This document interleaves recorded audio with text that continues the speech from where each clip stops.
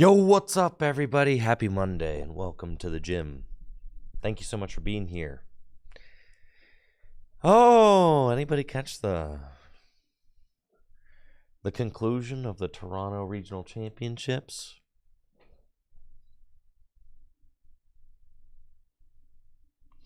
I sure did. My good friend JW Kriewall took the fat dub with Miraidon. Let's go. It's pretty exciting. For his third regional championship win. My goodness, we're never going to hear the end of it. I know. Huge dub for JW, which is funny because not 6 months ago, he was just complaining to me that, that he was not feeling like he had gotten the finishes that he expects from himself lately. And then sure enough, here it comes, So good for him. I'm very excited for JW. He has put in the work recently, especially since Worlds. Since Worlds, he is very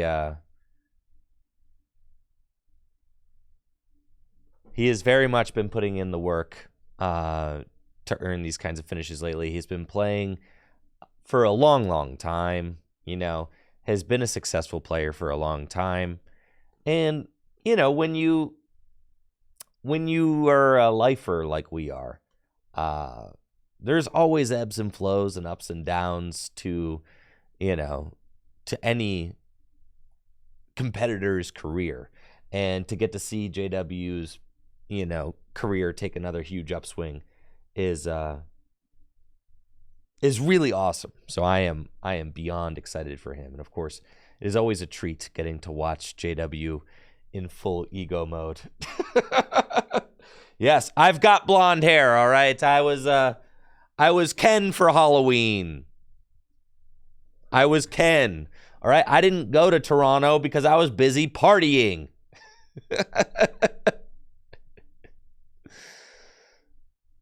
Thank you, Solid RK, for the sub. Pokédubs TCG. Andrew Dankus, pleasure seeing you this weekend. Cargomatic. Thank you, Jacob, for the sub. Dart, Peter the Lizard.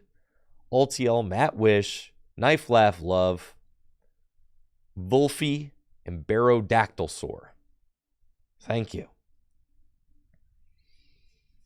Yes, no, I skipped out on the Toronto Regional Championships because I was doing Halloween, man. I don't miss Trick or Treat. I do not miss Trick or Treat weekend, okay? That is a big deal in the Mahone household. Yes. And in case you guys didn't see my costume, I will show you. I was Ken.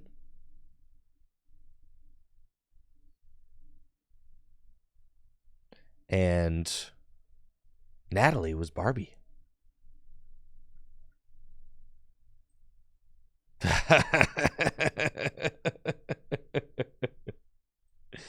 Yes. It was very liberating having my belly out all night, I have to say. Extraordinarily liberating. And the fake fur coat, man, that was cozy. We had a great time. There was a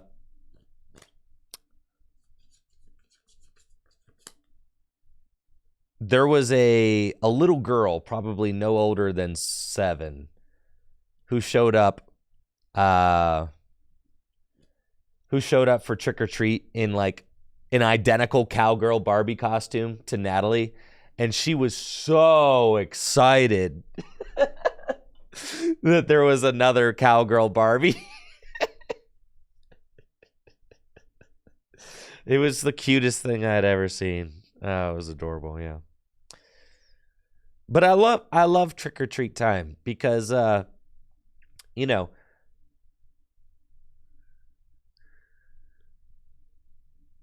yes, major thank you to Heather for taking the photo. Yes. I tried to have Alex Holtz take the picture, but Alex Holtz is not a photographer. Yes, our neighborhood did Trick or Treat this Saturday, yeah. But trick-or-treating is always like one of my favorite times of year because you get to, like, all the neighborhood kids come around. You get to see all of the, you get to see all of the different families and stuff. And you get to actually, like, meet all of your neighbors, which, maybe you don't get to go out and meet, the family 5 doors down every day. But on Halloween, you do, and that's fun. So I very much enjoyed that. Thank you, Marvelous D. Jaden, for the sub in the 8 months. We did give out pack of Pokemon cards. Yes, we gave out Pokemon cards and candy. Yeah, so that was my Ken outfit. Natalie's Barbie. We had a great time, and definitely enjoyed that. Here is the Miraidon list that JW and Jesse played at Toronto. Riley and I both celebrated Halloween this past weekend. I know Riley went out with his girlfriend Jill to a Halloween party. They dressed as Pikmin. I guess Olimar. Riley was Olimar and Jill was Pikmin. Like a Pikmin. A Pikmi? I don't know. What do you call them? A Pikmin guy. Jill was a Pikmin guy. Riley was Olimar. Yes. So we all had fun doing our Halloween stuff while JW was out winning $10,000. And here's the list that he did that with. They'd been talking a lot about going to 1 Raichu V with a Super Rod. I did not like going to 13 Lightning Energy, but you know what? Greedy lists win tournaments, so I like it. Because you could technically go to 1 Raichu if you play the Super Rod. Super Rod can help you hit generators late game, but 13 Lightning Energies just straight up less than 14 when it comes to hitting your early generators. But I guess that difference is probably negligible in the grand scheme of things. So I wasn't the biggest fan of doing that, but that's fine. Thank you, Jake, for the sub and the 47 months. 1 Iono, I also find to be very greedy, but I do agree that 2 Judge is more important than 2 Iono. I do agree with that, so I do like that they held on to 2 Judge. That's very good. And then having the Mew EX, I think, is also quite good. So, 2 good starters, 2 free retreaters. Mew is just like a really solid card to have in the throughout the game, really. The Collapse, probably a good card to have against Lost Box and stuff. Well, that's the thing. I feel like the finals was a perfect display of why Miraidon is good. When people don't understand why Miraidon is good, you just have to show them the finals. It's because it's more consistent than your deck. Just straight up. Miraidon is more consistent than your deck. And it's hard for some people to get that. You like to say, well, on paper, my deck does this, and this, right? But Miraidon is more consistent than your deck. Just straight up. You don't need to hit your generators. Miraidon's just more consistent than every other deck.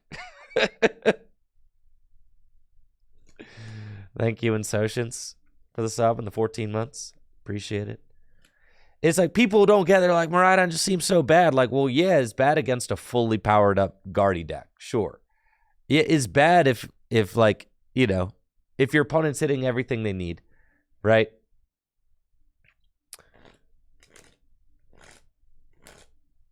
If your opponent's hitting everything they need, then, yeah, Miraidon might not win that game.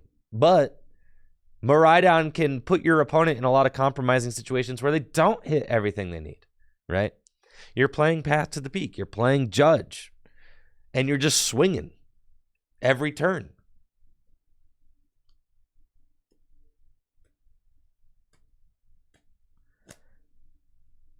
JW never got a second Miraidon for his first time unit. He's saving space for Mew. And yes, he's saving space for Mew. He's saving space. It's like you don't actually need 2 Miraidon in play. You can save space for like Mew and stuff. And also, so like if you use tandem unit for like Raikou and Mareep, then the next turn you can tandem unit again for another Mareep and Flying Pikachu. You could build a more optimal board state if you don't just fully bench out turn 1, right? Because your optimal board doesn't involve having 2 Miraidons in play versus many decks. I would say versus Lost Box, your optimal board has 2 Miraidon in play. But against many decks, your ideal board does not have 2 Miraidon on it versus multiple decks. Well, it's okay. Not everybody's, like a big Miraidon head. I get it. It's okay. It's okay. It's okay. I think this was so sick.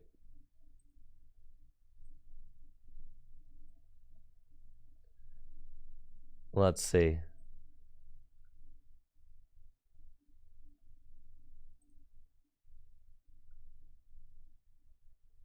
GM might be favored against some.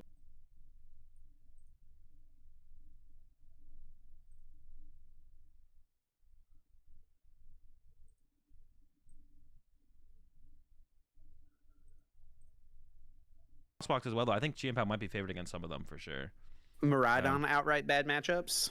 Lost Box. Charizard, Gardevoir, Lost Box. The fact that Miraidon is as popular as it is. That's what I'm saying. I don't think it's a deck that can win. Oh my gosh. The Charizard matchup actually isn't that bad if you're playing the Path. Like, if you're playing the Path build, it's probably 50-50 to be honest. Lost Box as well, though. I think GM might be favored. Oh, to be wrong. Oh, to be wrong. Oh, to be incorrect.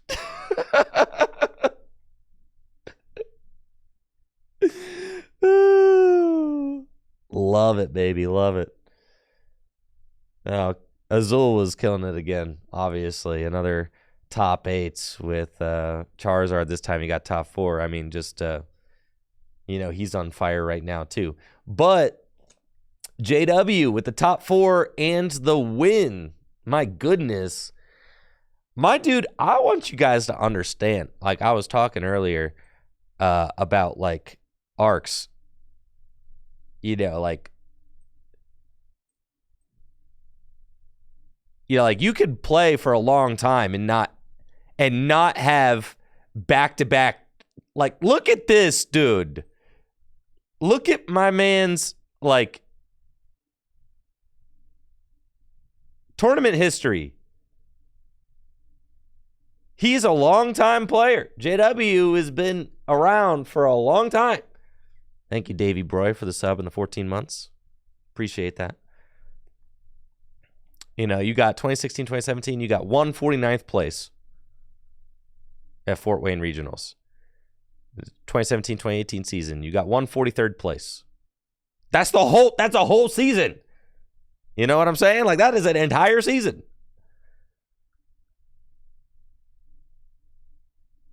This season, neither of these are regionals. That is a special event, and that is the Nashville Open.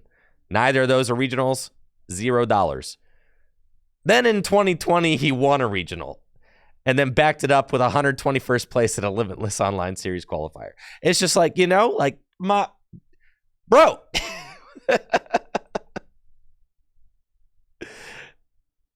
And then he got 145th place. And then here, we got a bunch of top 64. Not even a top 32, bro. Not a single top 32 this season. Not a single one. $0. Pittsburgh, top 128. And then, I'm sorry. Here's a 4th place. Here's a regional dub. It doesn't all just happen in neat little packages. You know what I'm saying? Like, sometimes just when you're hot, you're hot. You just got to ride the wave, bro. When you're hot, baby. And JW's put in the work. And this is what this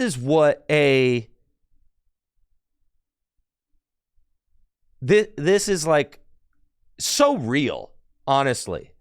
Like, this is so real when it comes to, like, being a long-time competitive Pokemon TCG player. You know what I'm saying? Like, it doesn't all look like this all the time. Like, he is reaping the benefits of years of work. You know what I'm saying? Like, years of work, bro.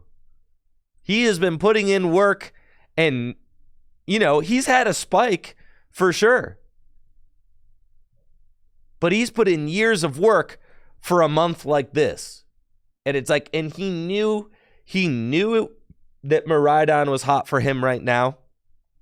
He knew it. And he said so on the most recent podcast.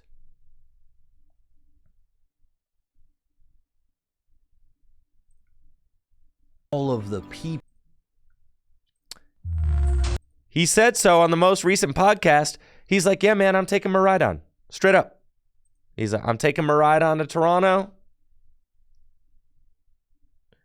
He's like, I'd be silly not to play Miraidon in Toronto. Yep. You could have learned that JW was playing Miraidon right here.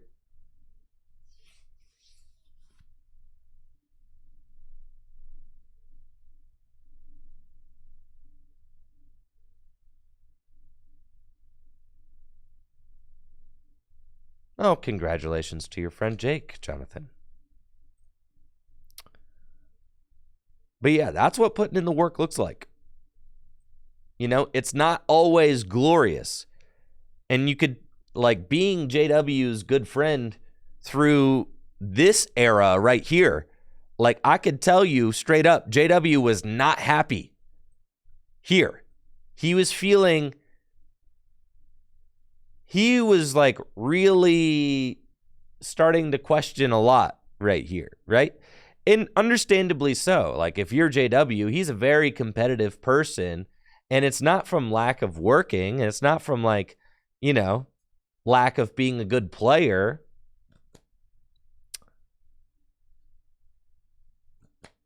You know, he was right there. And a lot of times the difference between a top 64 finish and a top 8 finish is just like a couple of things, just, you know, a couple of things being tweaked. And like a couple things go differently, just one or two things, you know.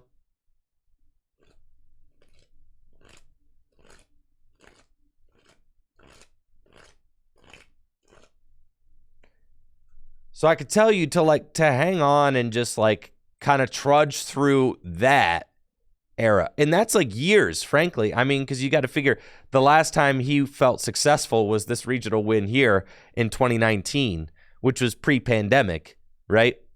I mean, obviously that's a huge finish, but then, you know, since then he hadn't top 32 to single regional. So he was really struggling, you know, mentally to like, he was struggling mentally to kind of like get his footing again and was wondering, you know, like, when is it going to be my turn? You know, I'm seeing, you know, Andrew and Riley, you know, have such solid finishes, and he was really hungry for that.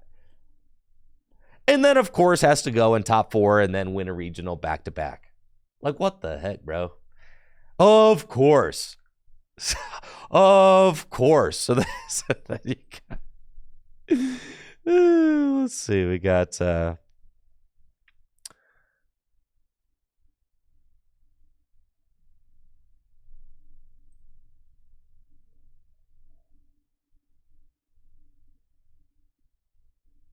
Riley saying, I already know JW is going to be insufferable for the foreseeable future after that. That's so true. Truer things. My God. If you're curious to hear more about JW's tournament run, thank you, Chief, for the sub and the 9 months. If you want to hear more about JW's tournament run, and if you want to listen to his insufferable ego, you can check us out on the Tag Team Podcast.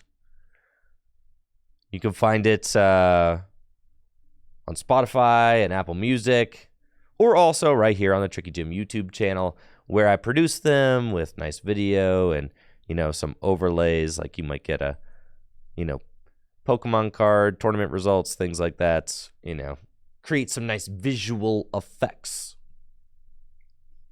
Yes, JW did also shout out the podcast, yes, on his, during his victory speech. Yes, sir. I thought it was very hilarious to see people being like, JW is so unsportsmanlike. That was hysterical. Like, bro, get over yourself. He's just doing some extraordinarily mild celebrations. Like, just people are like, his chop thing is so disrespectful. Like, no, it's not. He's just playing, bro. He's like emoting extraordinarily tamely. Yes. I know, right? He's just being a goofball. Oh, yeah. Haters are hilarious, dude. Some people in the stream chat were like, I'm going to quit Pokemon cards if JW wins.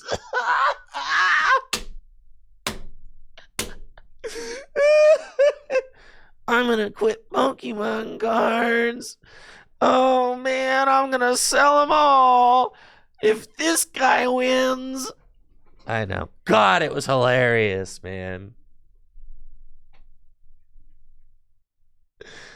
Yeah.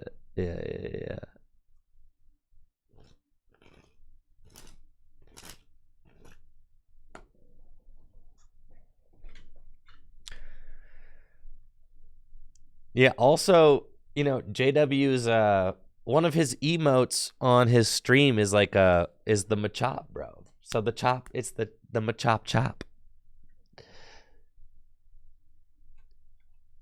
You got to show off the Machop chop, bro. Exactly. And the Machop flex.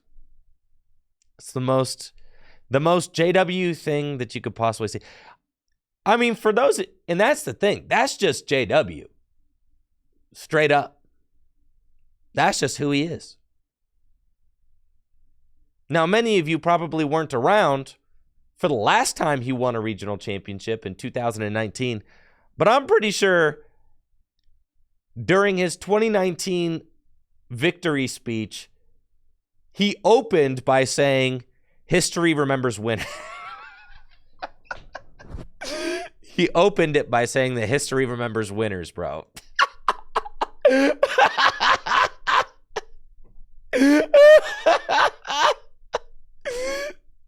Like, yeah, dude.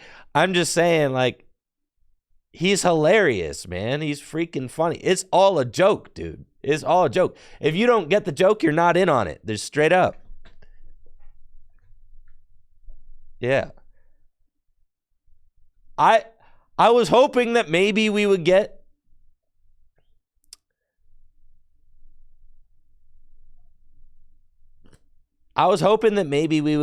another history remembers winners quote. We didn't. That's okay. Lots changed since then. He's a father now.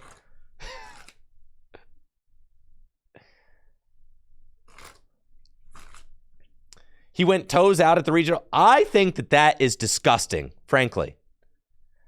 That is one thing. I love JW. And the deck I had chosen. But good God, that is disgusting. Toes out, bro. I don't know how he lives with himself, frankly. Yeah, you got to put those nuggets away. But like what can I say? Looking there for Consta. That's Lil? Bro, I don't want Lil. Where's Toronto?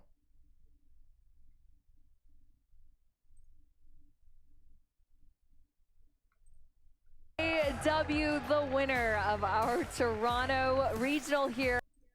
To JW. Ice card away. I don't know about that. To try to find some help. Yep, Shining Arcana, just this boss's orders. Are and you out energy. of all energies and switching effects? Please Yeah. be, and that is not the case. We Yes. see lightning energy, and that is going to close things out. Kriewall. Look at that smirk. You already know. Like, you can see it in his eye. Like, bro, you can see it in his eye. He's like, bro, I'm about to emote for sure. You can see the little. Here, you can't see it because I got my face cam in the way, so I'm gonna move that. Hold on. You can see it. He's Going to the closing turns here as JW's just one prize card remaining. Shining Arcana to try to find some help. Yep, Shining Arcana, just this boss's orders. Are and you out energy. of all energies and switching effects? Please Yeah. be, and that is not the case. We see Yes. lightning energy, and that is going to close things out. JW Kriewall taking his third regional, chopping his way to victory here in Toronto. JW, the winner of our Toronto regional here with Miraidon EX. I'm sure so happy after taking things down. And the going Nuggets, bro. You got to put the as Nuggets well, away, dude. proving Look at him. Miraidon and celebrating that right here on our stage. It's cool when the 9-year-old's gritty. I don't know about that. Oh, You can do look whatever at you want, my that. friend. $10,000 richer.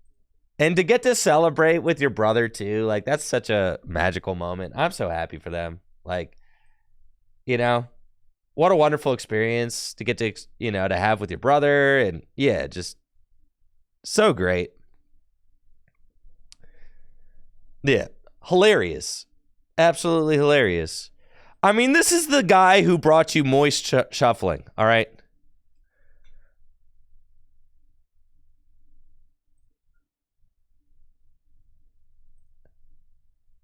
Yo, what's up everybody? Welcome back to my YouTube channel. My name is JW Kriewall, aka Flex Daddy Righteous, and today I am coming back at you with a little technique that I just recently learned. Yeah, this is my how to shuffle video, and I'm going to be showing you a new technique that you probably have never seen before. Now, I do have a disclaimer, kids.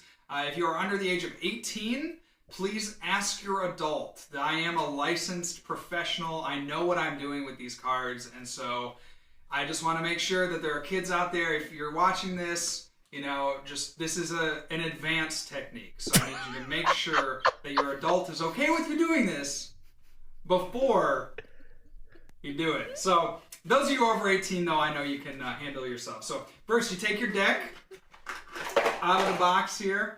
Look at these nice cards. And the secret here is actually to get them really, really moist. So you can kind of see they're a little bit wet. So I'm actually going to just, you know, dunk a few in the water there to make sure they get real nice and juicy. We got, oh yeah, a nice Zacian, couple of Dedenne there. Just get them real, right in there. Get that close up on the water. You just really want it to be in the water as much as you possibly can. And then slap them off. And why, you know, we'll just get the whole deck off here. There we go. Bring it together, and then this actually makes the cards so they go together real nice and smooth. Like they get that lubrication of the water. So get your deck and you crease it like that. And, oh my! Look at that! Look at that shuffle here, and get in real nice and close, and then you bring it in like that. Oh my gosh, the cards go together so smooth. All right, so we're gonna switch it into two separate piles here. And then you bring it like this and get a real nice close up here of the oh wait, hold on, this one got a little cockeyed. I just gotta fix that. Can't have, you know, cards rolling all over the place here when I'm trying to do this video to teach all the youngsters how to shuffle the optimal way. Now this is a technique I just learned on Tuesday, and so it is still, you know, undergoing some there's some kinks we got to work out, but here, this I'll show you guys real close. Get up here on the hands, you crease them. You crease them like that. You see that nice crease? Oh yeah, baby. Oh, right there. That's how you do it. And you crimp them together, kind of like just kind of crimp them all up and shuffle them into one little deck there, and that's how you do the optional. My name is JW Kriewall, aka Flex Daddy Professional. I know what there are kids out there okay with you doing this. Even though I know you can do these nice cards, and the secret here is actually to get them really, really moist. So you can kind of see they're a little bit wet. So I'm actually gonna just dunk a few in the water there to make sure they get real nice and juicy. We got oh yeah, nice Zacian, couple of Dene there. Just get them real, right in there. Get that close up on the water. You just really want it to be in the water as much as you possibly can. And then slap them off. Slap, and we'll just give the whole deck a little bump here. There we go. Bring it together, and then this actually makes the cards so they go together real nice and smooth. Like they get that lubrication of the water. So get your deck and you crease it like that. And oh my, look at that shuffle here, and get in real nice and close, and then you bring it in like that. Oh my gosh, the cards go together so smooth. All right, so we're gonna switch it into two separate piles here. And then you bring it like this and get a real nice close up here of the oh wait, hold on, this one got a little cockeyed. I just gotta fix that. Can't have cards rolling all over the place here when I'm trying to do this video to teach all the youngsters how to shuffle the optimal way. Now this is a technique I just learned on Tuesday, and so it is still undergoing. I want to see everybody with their glasses of water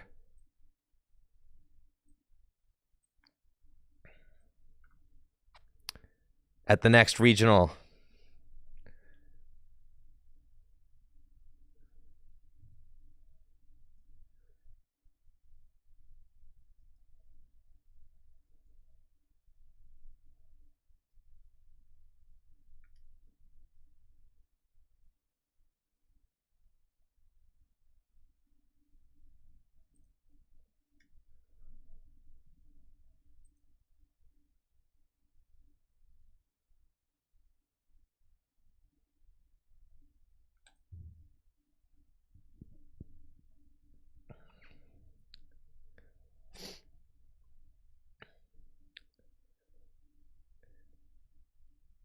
Thank you, Jeffrey, for the sub in the 6 months.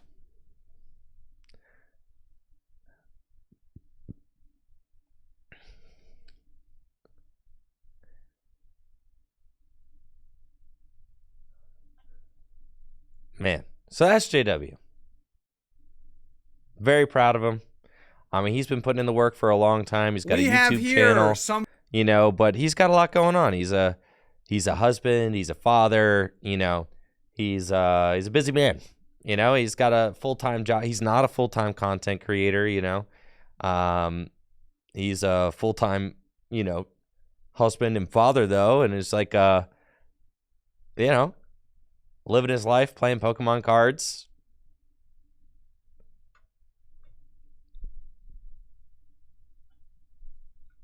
He's a bassoonist, it's true. I don't know that he gets to play too much anymore. Is there... Let's see, can I see the... Let's see, 2019 Richmond Regionals, GW, Kriewall.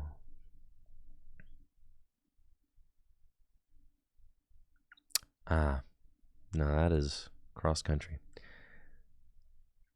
I don't know that that production ended up on YouTube.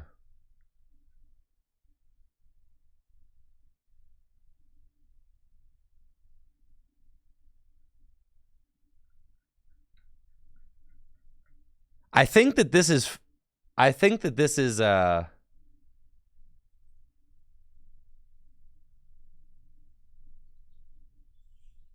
I'm like pretty sure that this is JW's first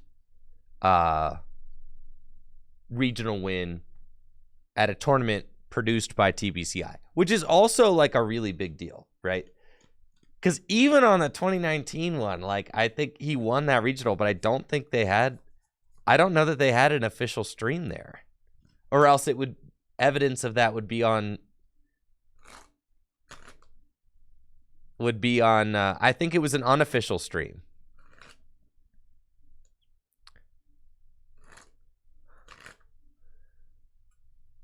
Yes, it was Critical Hit. Right.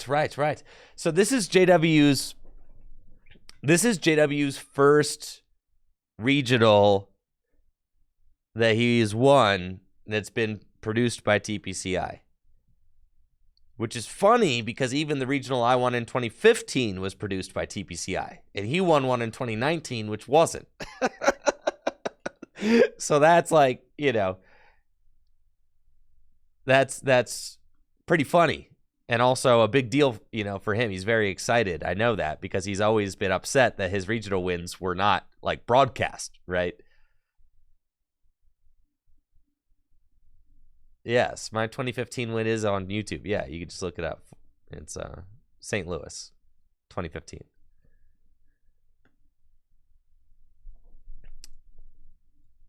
Yes, it was actually, and Riley's regional win was also a third-party stream. And it was in 2018. Yeah, my wife Natalie made the finals of a regional championship once. Yeah, so they called her the wrong name multiple times during her finals appearance at a regional championship. Yes, the production of these things has really ramped up in recent years. It's crazy. Like if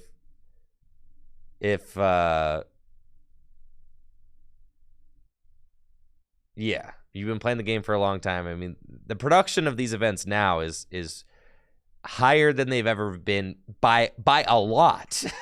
by like a lot.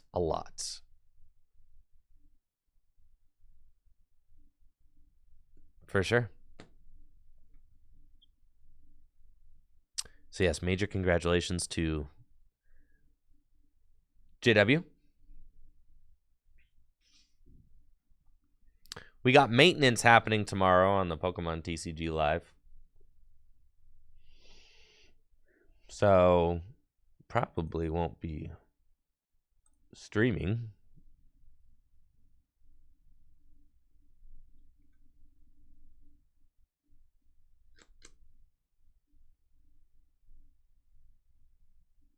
Top pay-per-view. This is like the last tournament in that format, though. Do you guys really want to watch back?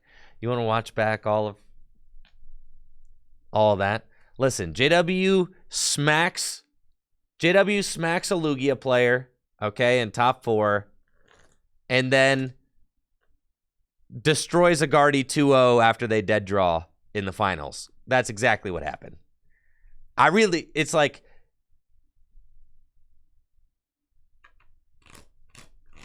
yeah. Miraidon smacks a Lugia. And then Guardy, you know, the most exciting part about the finals was JW killing the fly and then his celebration. And I already showed you the celebration. So, like, that was the most exciting part. 100%. I feel like it's more interesting to talk about JW as a player. You know, Miraidon winning, like, I could have told you that was going to happen.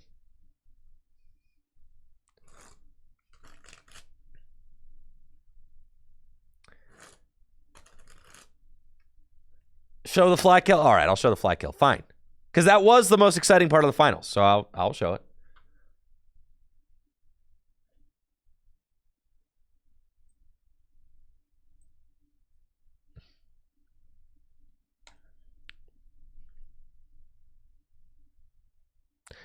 Looking up the official Pokemon account is such a pain. Because if you type in Pokemon into the search, like if you search Pokemon on YouTube, it's just like nothing but this guy with like, you know, the O face.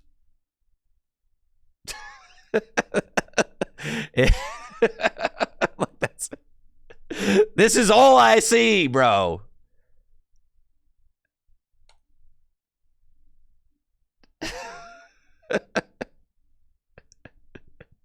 You can't type Pokemon into YouTube. It's all you're going to see.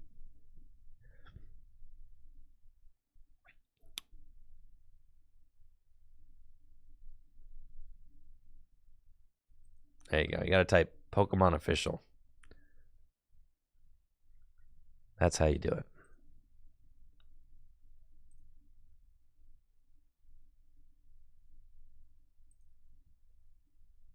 All right, when did the fly slay happen?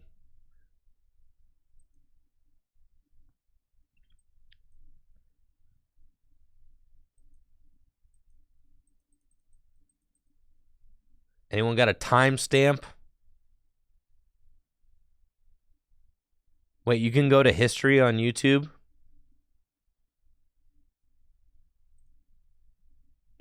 Yeah, I'm in the middle of game 2. Yeah. Oh, I'm in game... Never mind, I'm in game 1. All right.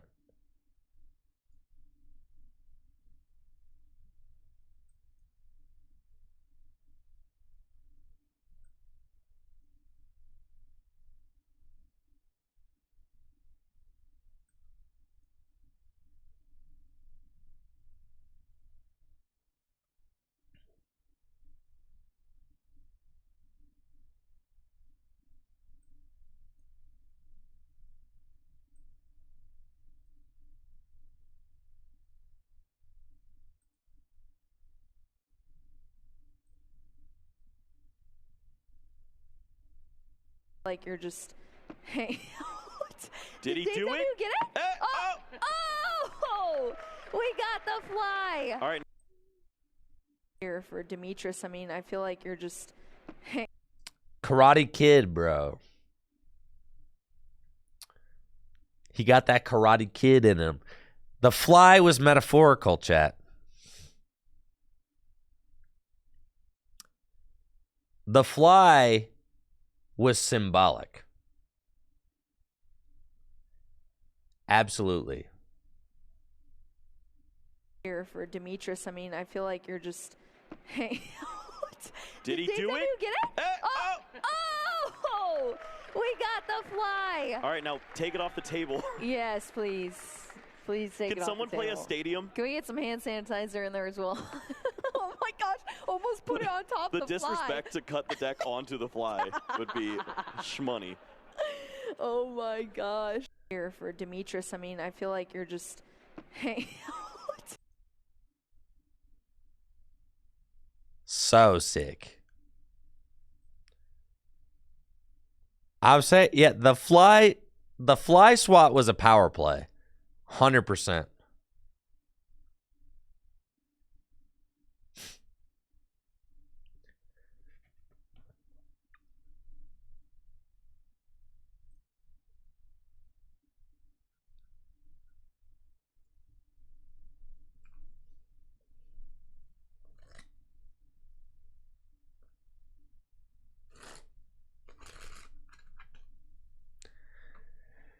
Oh, how does chat keep freezing? There we go.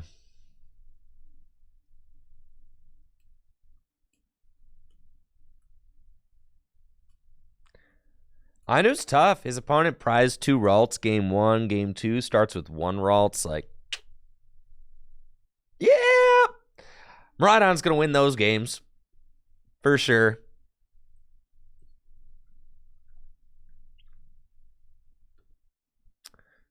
Those are the ones Miraidon wins. Yeah, and prize the Mirage Stepper game too. Yep, those are the ones that Miraidon wins.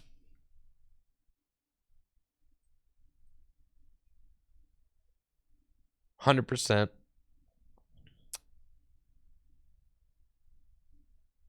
Let's see.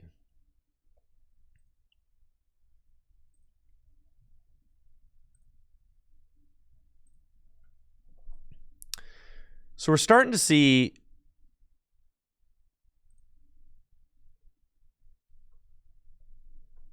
I feel like we're starting to see some new decks pop up from you know, Japan and stuff with the new cards.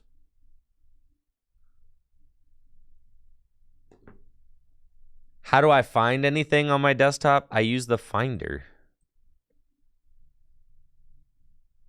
Also, I have everything sorted by... This is Azul's list. Yeah. I have I use the Finder, chat. When it's time to find something... See? Isn't that much less intimidating? There, the Finder. All right. Yeah, bro. If I need to find anything, I go to the Finder.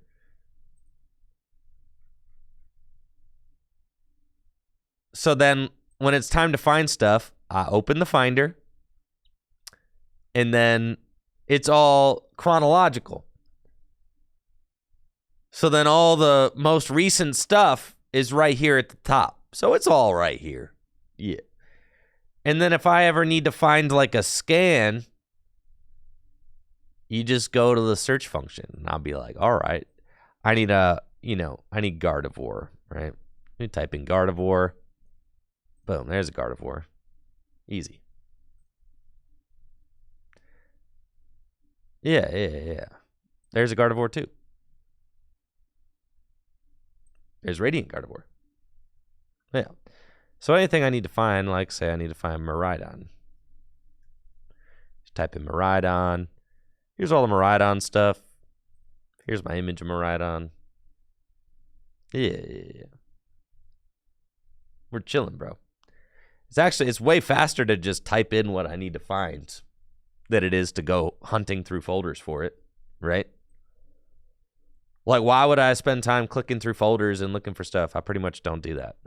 I know what everything on my computer is named, and I just like, and there is organization. It's just all of this stuff that's just on my desktop is just the stuff that I'm working on currently. Invoices, right? Like, I don't need to keep that invoice forever. Like, I just needed to send that invoice, you know? This is pretty much, my W-9.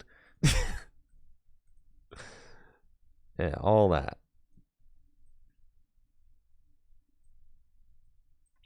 But, like, important stuff, like, creative assets. Like, that's all here. Like, look, I got my creative assets. Look, there's 4 folders. I got a folder for logos. I got a folder for...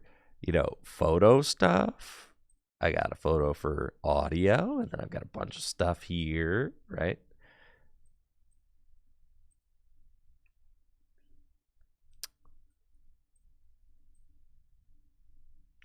Card scans.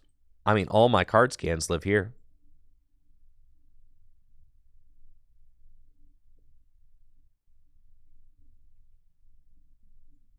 It's like I don't have like my card scans just floating around on my computer like aimlessly. They're all in a folder and they're all named. So I can look them up. Like if I need to go find Bronzong, all I have to do is say I'm editing a video and I need a picture of Bronzong, I just like look up Bronzong and then there's Oh, it's crazy. Apple can actually like read. So that's kind of crazy. It knows not only is it going to be able to search out Bronzong, it can also read the image and tell that Bronzong is right there. That's pretty funny. But yeah, here's the card scan. All right, anyways, let's play some cards. Thank you, Raynor, for the sub and the 12 months. And Reggie Rocks Them All for the 53 months.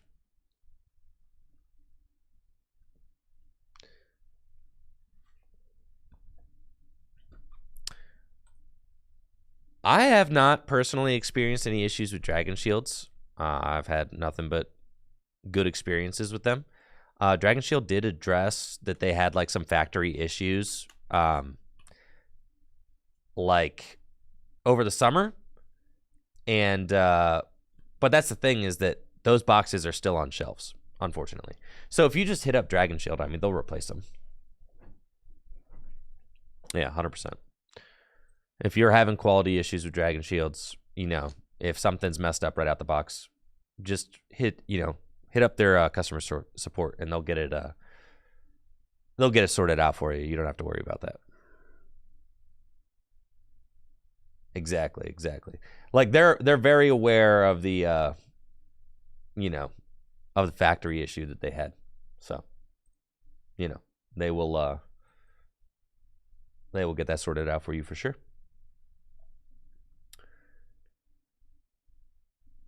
Let's see.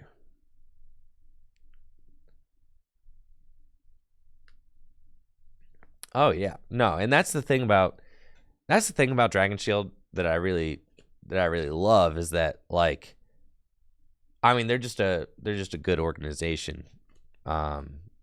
Sometimes accidents happen, sometimes malfunctions happen, but they are also like actively working to make sure that they're taking care of their customers. And that's really all, because frankly, when it comes to producing things, like, manufacturing errors are going to occur. That's just what it is. I know. Soda King, I want the non-glares back too. So I will actually have a talk with them about the non-glares, because I do wish that they would produce those. I agree. So really, you can't control the fact, like, accidents are going to happen, malfunctions are going to happen. All you can control is how you respond to it. And I think Dragon Shield's done a real great job of of responding to that feedback and then taking care of their customers along the way. So.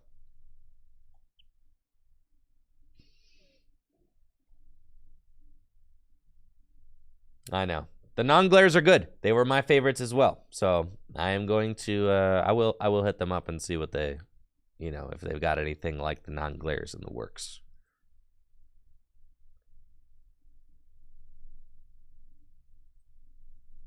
See, I want to, kind of just want to play Charizard.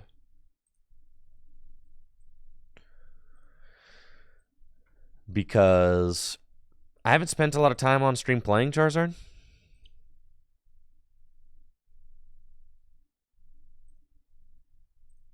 And do bear with me. There's going to be a lot of learning here, okay? Listen, I'm a Miraidon main. You know what they say about us Miraidon mains? We're not very smart. I get it, okay? That's fine.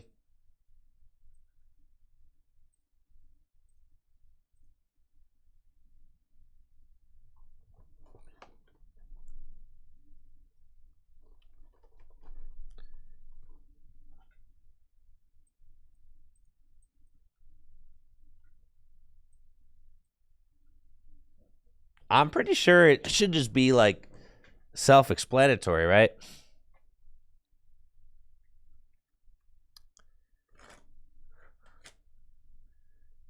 Playing Charizard, you set the Charizard up. You smack things. You attack with Radiant Charizard when the time is right.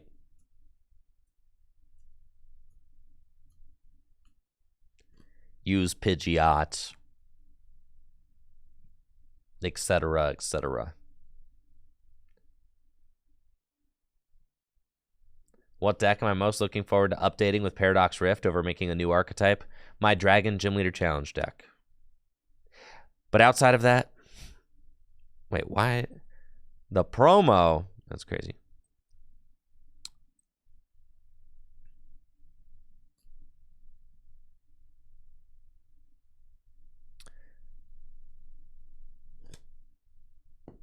In standard format,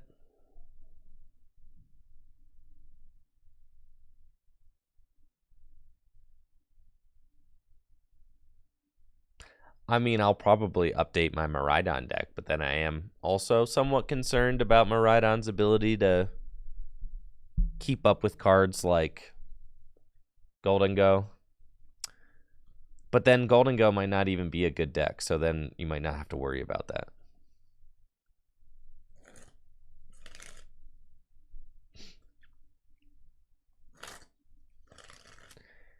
Talked about football. Yeah, the Ravens had a pretty mid game against the Cardinals, but we won. So that was pretty sick. The fraudulent Steelers lost. The fraudulent Browns lost. And the fraudulent 49ers lost to the even more fraudulent Bengals. Everybody looking like frauds, except for my Ravens. Or did I say, wait, who did the Bengals beat? Did the Bengals beat the Chiefs or the 49ers? Who'd they beat? I get those two confused. Who'd the Bengals beat? The Niners. That's what I thought. Yeah. The Bengals are no frauds.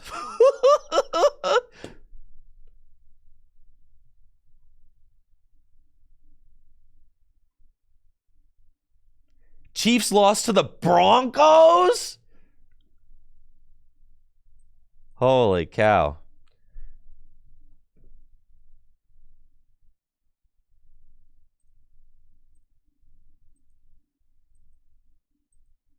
I didn't feel like playing that game. I did feel like doing that, though. I know I could have Ultra Ball for Lumini and got Arvin. I just didn't. Yeah, it's all good, bro. We'll get him next time.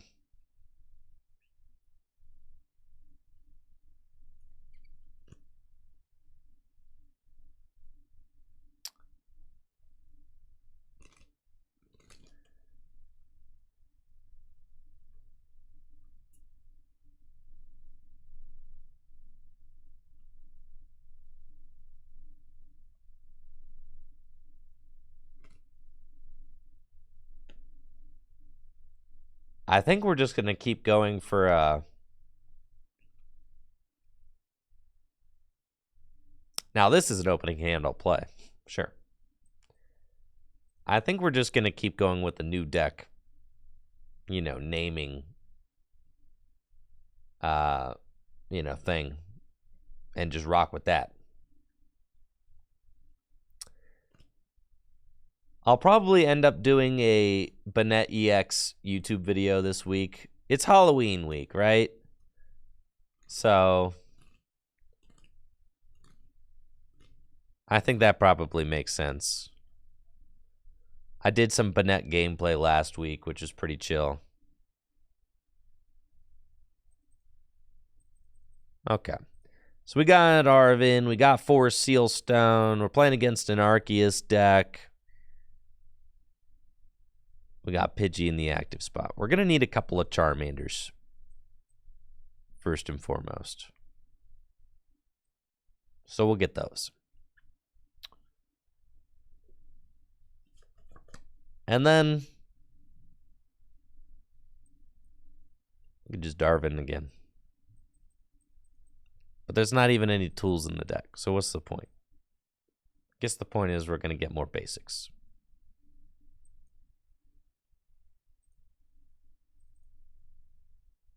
And I'll get Charmander and Entei. Because I don't have another Pidgey in my deck either. And then I'm going to retreat my Pidgey. But I'm probably going to retreat into Mew. So I'll go get Mew as well.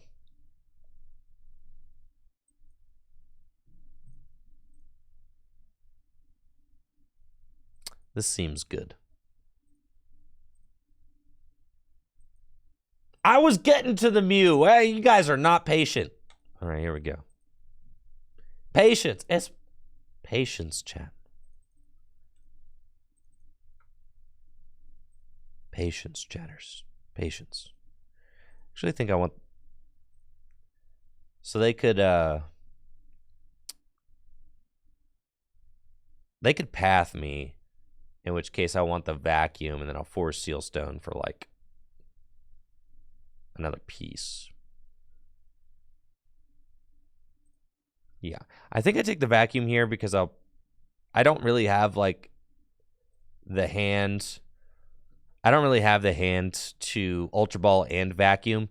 So instead of grabbing Ultra Ball there and using 4 Sealstone for the Vacuum, I can't really play both of those. So I'll use 4 Sealstone. I could just go get Charizard off 4 Sealstone and then vacuum away just 1 card, and then we have it, right? So if I use the 4 Sealstone to go get the Charizard directly, then I don't have to Ultra Ball for it, which is nice. maybe I do get judged. So what? Should I just not get any good cards into my hand because I'm about to get judged?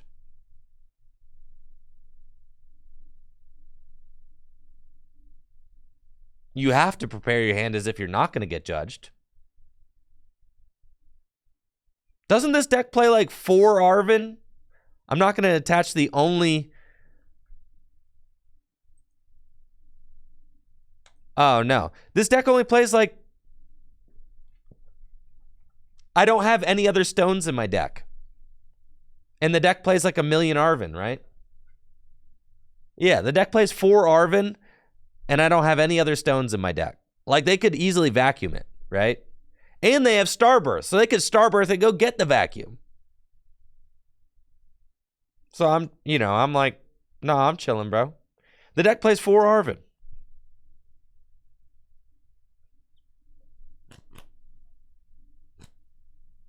Yeah.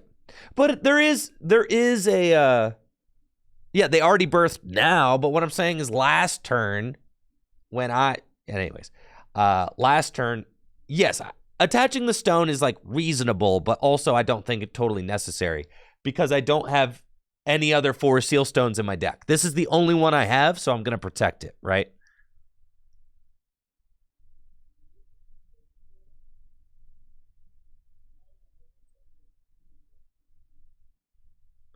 Wow, they got the Spiritomb out too. Yeah.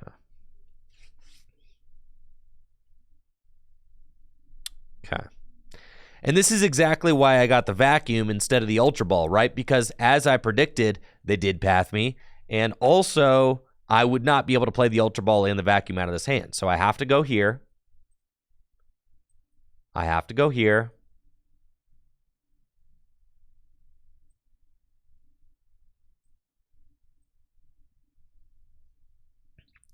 And then we have to go here.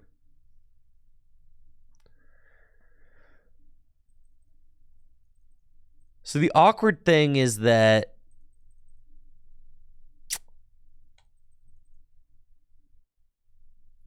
this just stinks. Yeah. I mean, I pretty much just have to set up.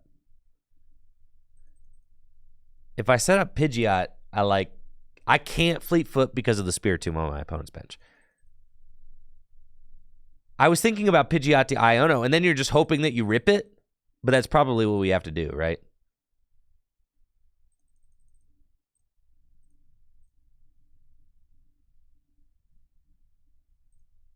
You probably have to just say that we're just going to rip it. It's tough, right? Because either I set up Charizard and have no backup plan in a 0-card hand, or I go Pidgeot and I get 6 new cards and I'm not guaranteed the attack. I mean, that's just the situation we're in, right? There is no research in this deck. There's no research in the deck.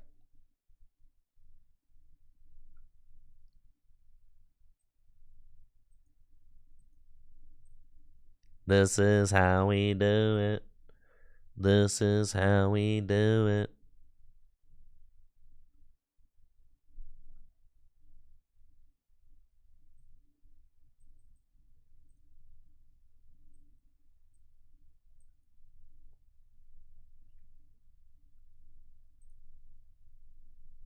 Got there, baby.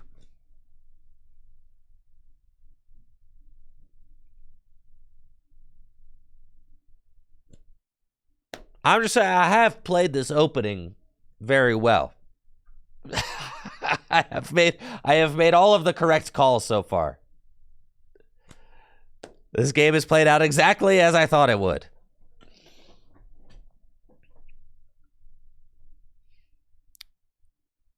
I do think that we probably just give them the Pidgeot here.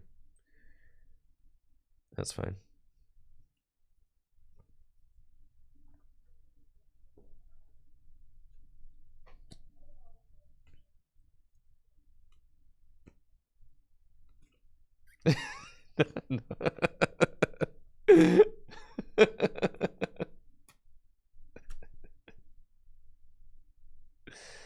I understand. Listen, y'all ever watch football games? You ever watch football? Anybody here ever watch football? Anybody? We'll open it up a little bit more. Anybody here ever watch sport? Ever watch sports? All right. Anybody here ever watch sports? You ever yell at the TV? I'll yell at the TV all the time, bro.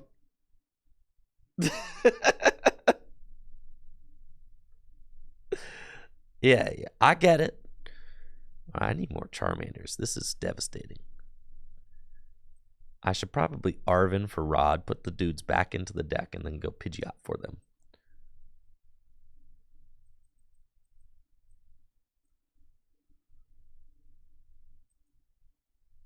I'm going to put my gamers back in.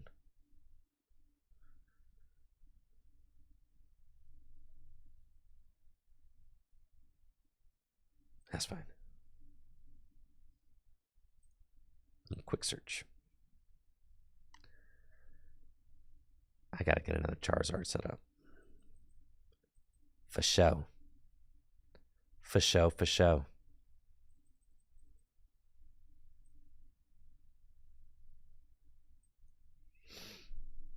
I really don't want to send my Entei up into that. I guess, do I though? I mean, like, I could.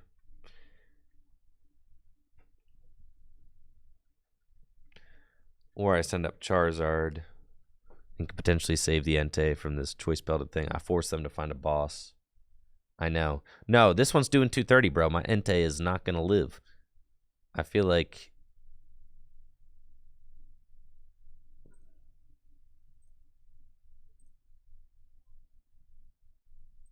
That's fine. We'll send Zard. Yeah. Because boss... I mean, regardless, I'm in a pretty bad spot. I'm in a pretty bad spot if they boss this turn. Because they can knock out my Pidgeot. And then I'm not doing too much.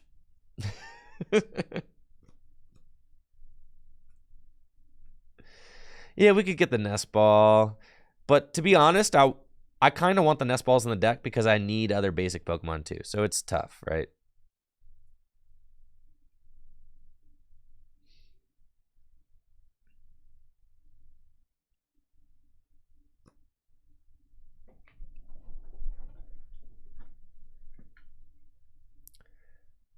But I get it, you know? Watching sports, watching gaming, yelling at the screen, yelling in the chat about plays you think that should be made. I get it. I'm all about it.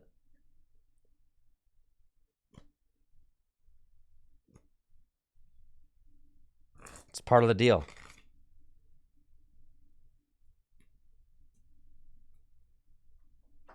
Dang, Charizard's just fat, you know? Kind of just hangs out up here, being fat. Why are you... This is the worst play. This is the exact opposite of what you should have done.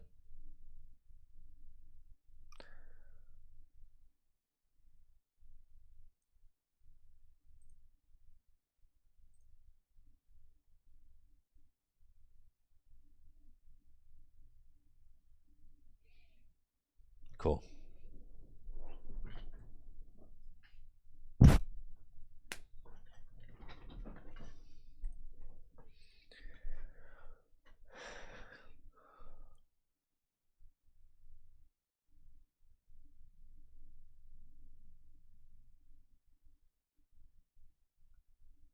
Are your Japanese shiny energy cards legal in standard format? No. You are not allowed to play any foreign language cards at North American tournaments in standard formats.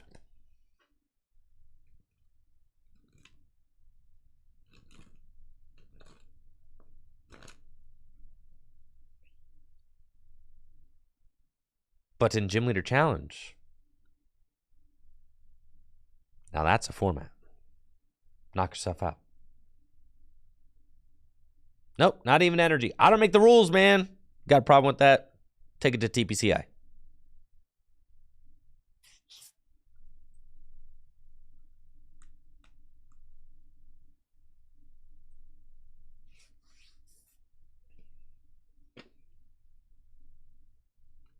Am I allowed to play the signed Timer Ball in GLC tournaments? Yes, Pig. I've got it in my Lightning deck. Yes, I was very excited this past weekend. I got to see my good friend Alex Holtz, and he brought me a signed Timer Ball from Pig Chef all the way over in the Philippines.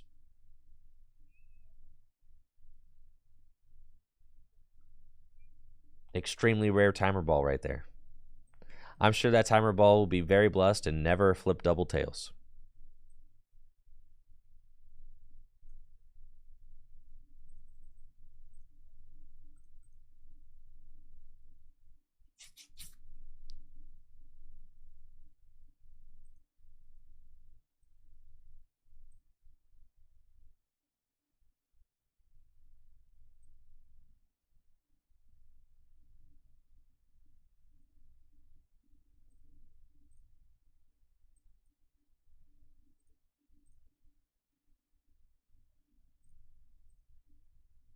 Dang, this deck's kind of broken.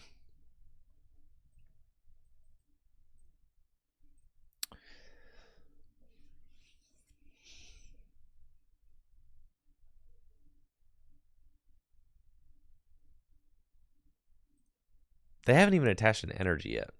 Yeah.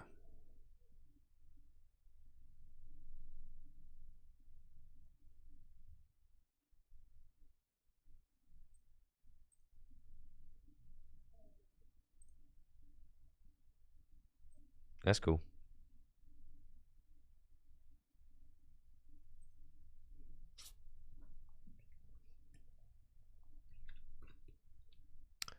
Is this the same person? Probably.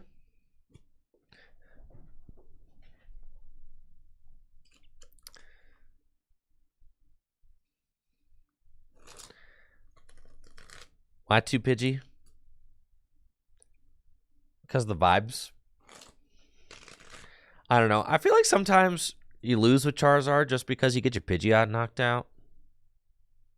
Anybody else feel that?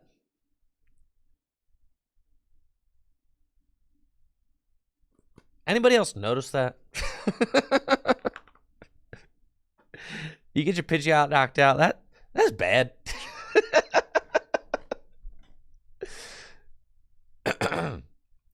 Actually, it's probably not bad to have 2 Pidgeot in play.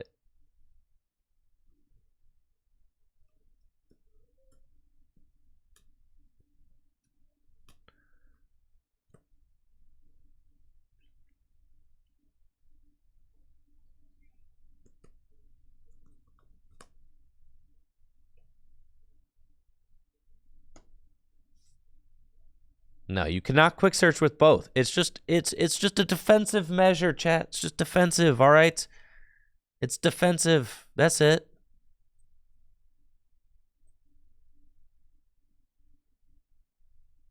Now do you see why I set up 2 Pidgey? Now do you see? Wow, Andrew, you're stupid. Why 2 Pidgey? And then all right.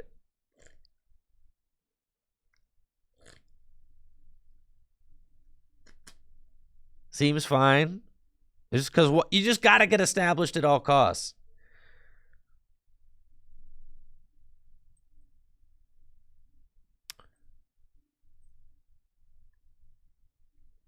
Got Arvin. I can't knock out my Entei. That's fine. Yeah, it's a stage 2 deck. You know, you just... Dang. Mew, you stink.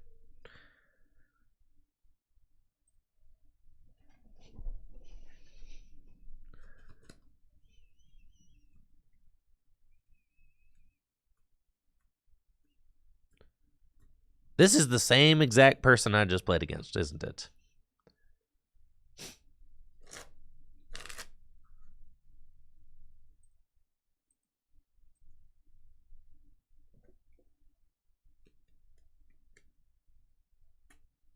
But yeah, I don't know. So like thinking about the early bench, it's like, okay, you could either set up 3 Charmander and a Pidgey, but two Charmander, 2 Pidgey just seems more safe, right?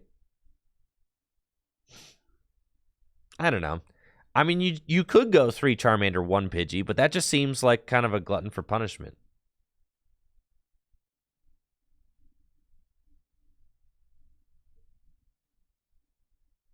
Huh. Thrice, not thrice, Brett.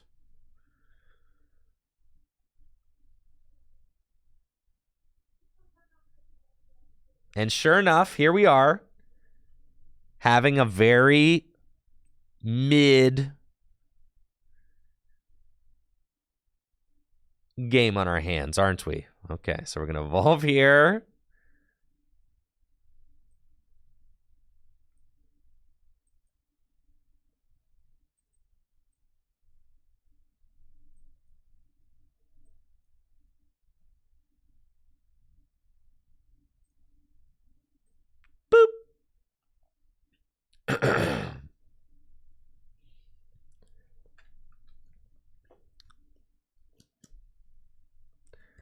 Yes, this is Azul's list, yes. Man! Top deck Arvin. Boss Radiant Zard. I think I'd rather save my bosses for something more proactive.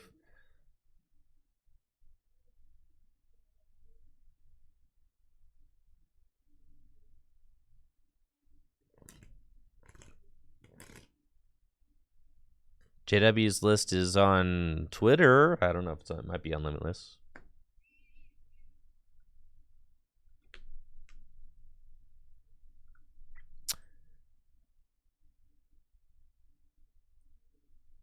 Top deck Arvin. That'll do. All right.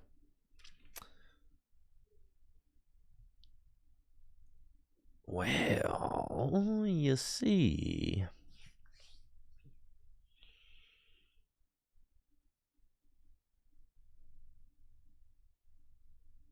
That's fine. Let's get rare candy, rare candy.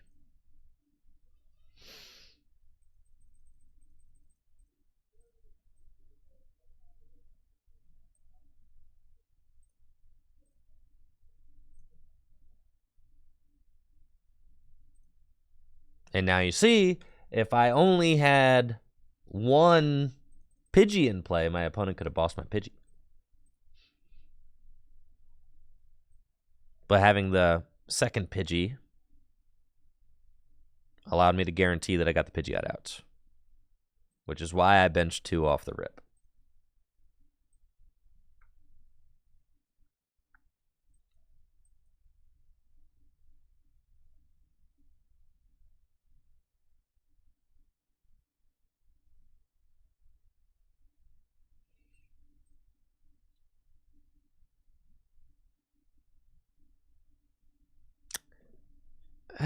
Is there an argument for bossing the Bibarel here? I mean, this deck like really slows down if you do that. Yeah, I'm gonna live a little.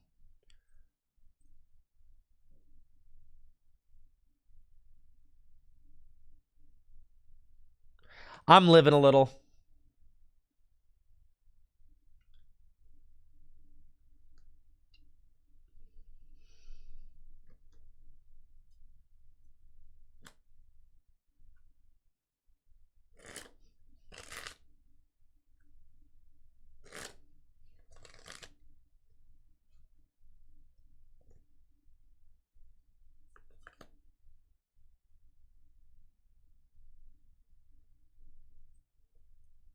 So now I'm doing 180, 60, 240. I mean, if I get belt, I'm 10% short. I'm 10 damage short. We're not there yet.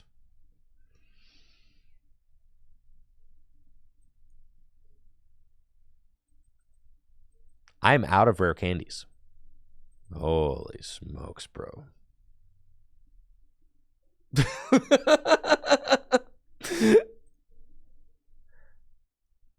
So I need to get this.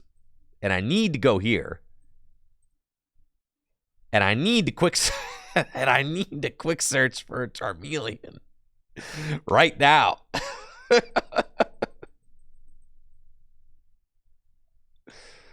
All right.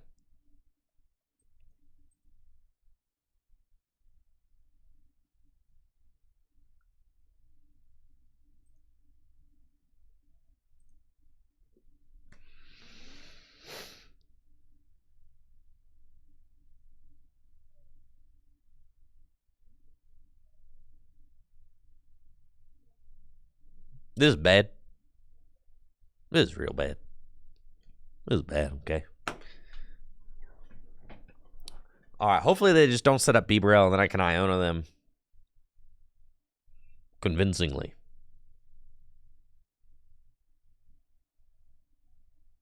They got Bibarel set up. What the heck, bro? What the heck, bro? Alright, what about Choice Belt? Do I got Choice Belt in this deck?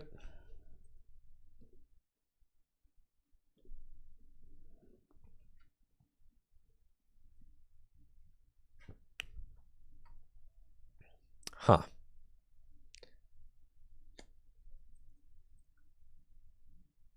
Have to Iono.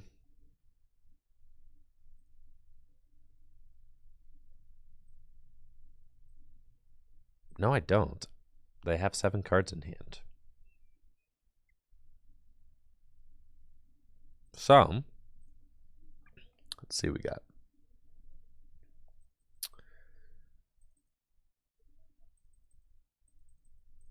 Choice Belt is in there. So I could get Arven. I cannot get there. I cannot get there with Arven right now because I do not have enough cards in hand.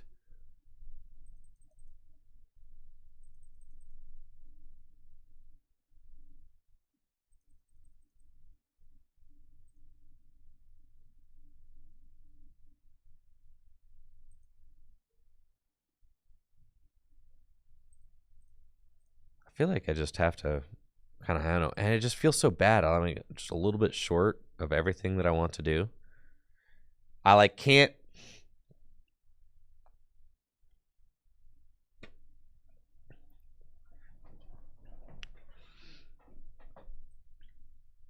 Yeah. Just feels bad. Fine. Arven for VIP and Belt. I didn't have the energy in my hand.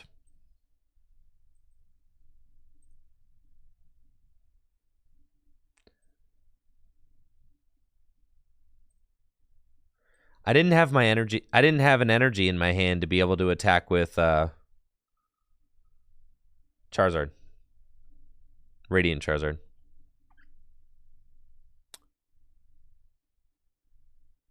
Okay, so we're doing 300 now, so we can just take this knockout.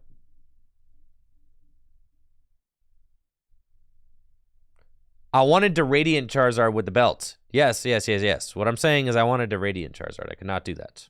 I understand. I'm talking about Radiant Charizard.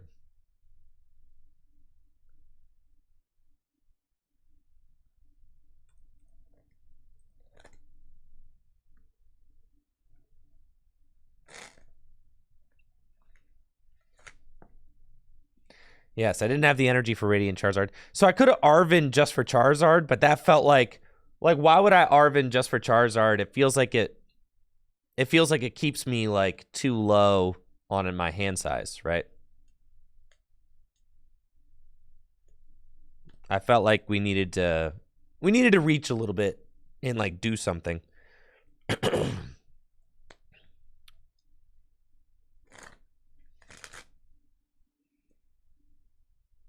Understandable, Mr. Jerkle.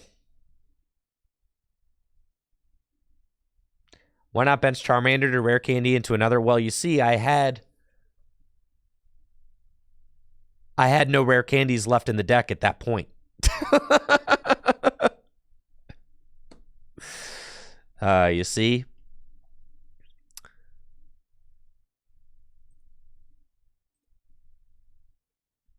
But I guess I could have said, like, I'll rip one off the prizes. Yeah. But, yes.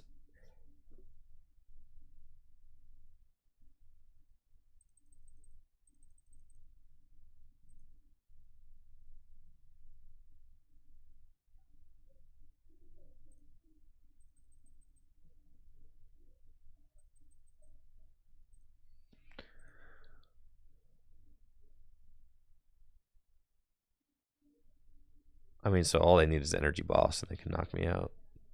I mean, that's sad, but, you know, it is what it is, right?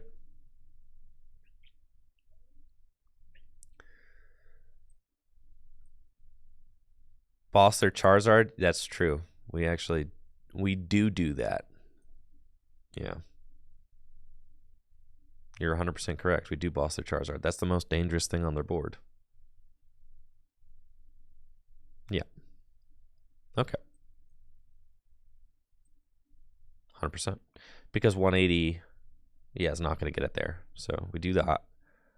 And then I can retreat just into Entei.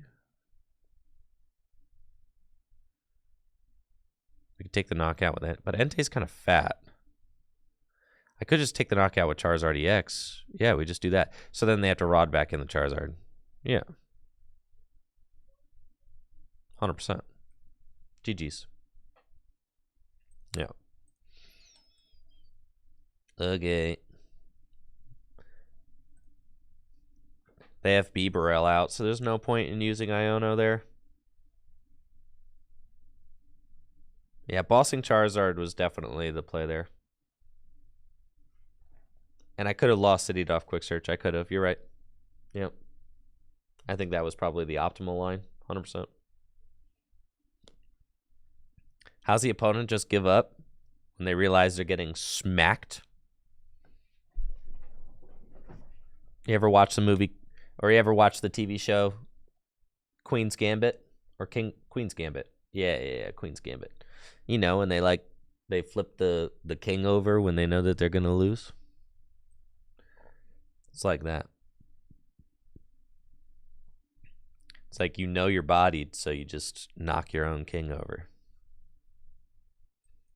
Because you're bodied, and you know it. No shame in that. My turn. Okay, we're going first. Let's go. This is a pretty busted opening hand, gotta say.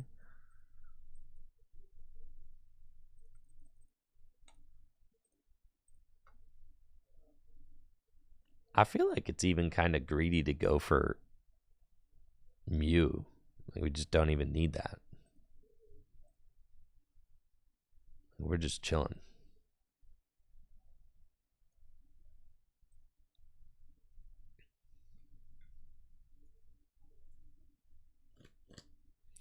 I do play some base fossil, yes. Recent deck updates on Jason Klaczynski's website. Well, that's fun. I'll have to check them out. Yes, I have to get back into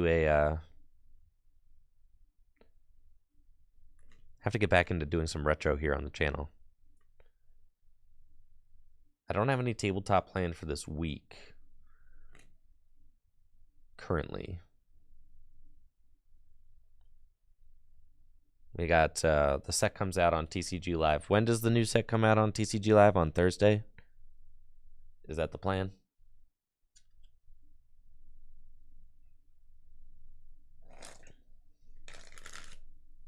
Yeah, Thursday.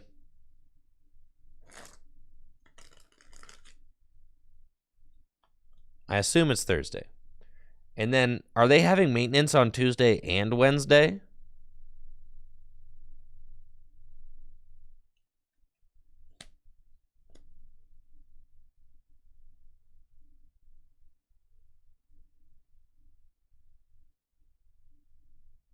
Is it possible to do GLC on live? No. Thank you, Thicky Chew, for the sub. Yes, and congrats to JW for sure. Okay.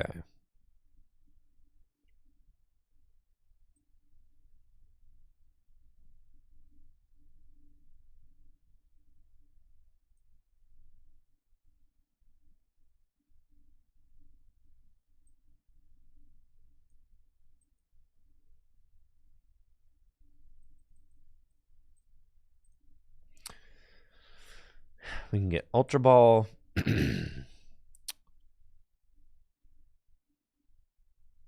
We've already got the Force Steel Stone. But I could get another one.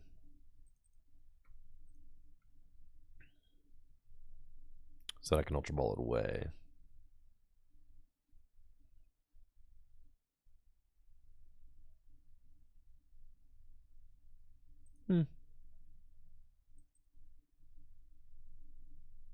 That's fine.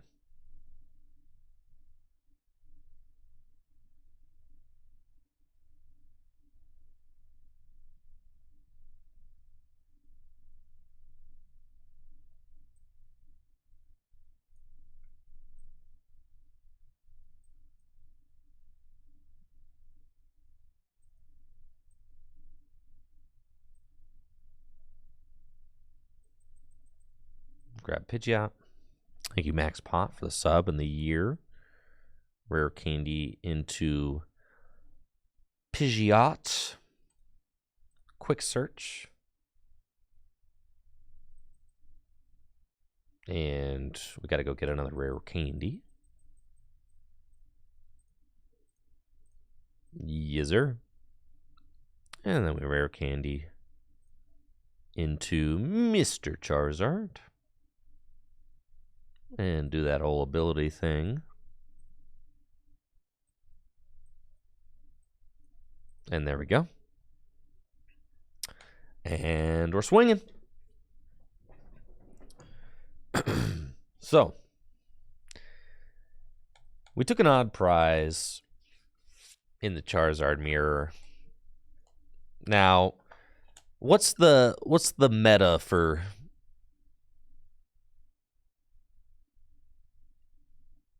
so you want to go like single prize, because you don't want to be on odd prizes, right? So I want to like force another single prize next turn, probably something like that. I also feel like I probably don't want to put this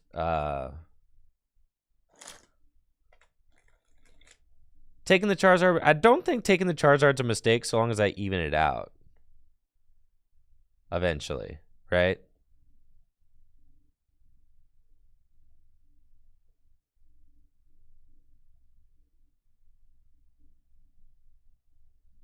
Lawrence Lord. I think that we will, yes, have Paradox Rift codes at full grip codes because we did an opening, so we should have codes. Yes, uploaded soon. Thank you for asking. We should. We'll have to check with Natalie. There's Heather. Yes, we will have codes. Thank you, Heather.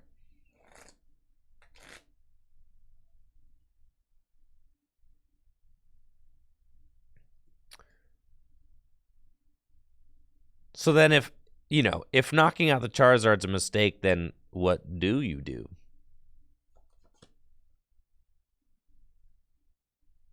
I mean, I get that going to odd prizes is not like ideal, but also is it more ideal to just not attack? Like that also seems not great.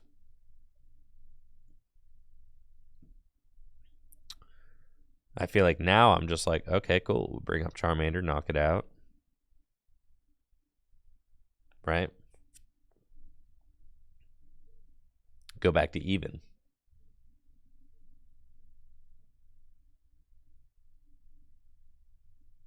But I guess you've only got so many boss's orders.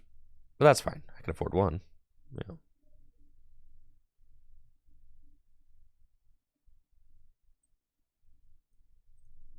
Quick search.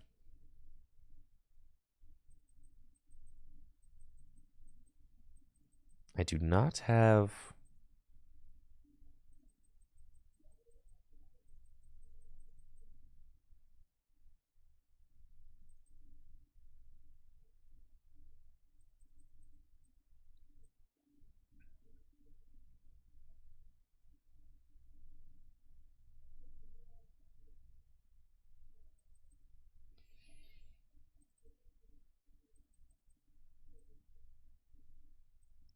do not have Charmeleon in my deck.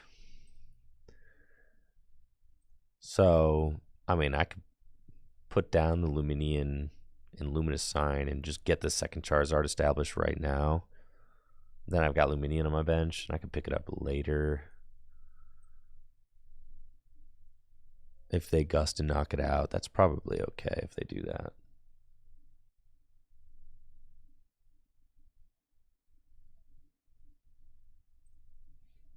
Well, yeah. So, Savannah Lion, I think you could just negate that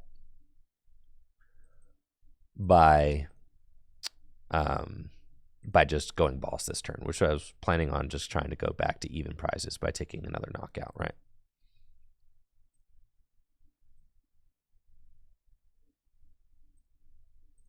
I'll get another Charizard set up.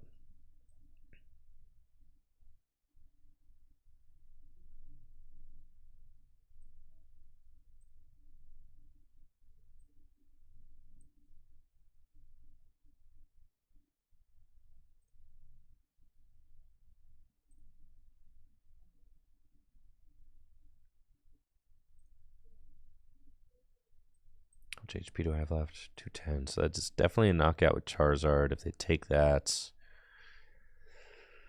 Which is fine. Then we tie it up at 4-4. And then I would be doing 60, 240. I can knock out Entei if they don't penny it.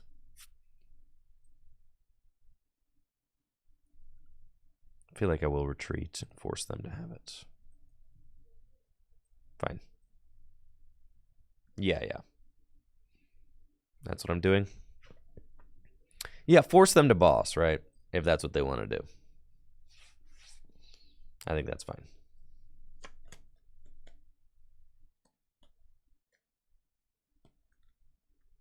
Force them to boss. We're tied at 4-4. Like, if they want to boss and they have to choose Charizard or Luminion, it's fine. If they want to take the Luminion, it's fine. I'd actually prefer them to take Luminion to the Charizard, which is why I didn't mind putting it down.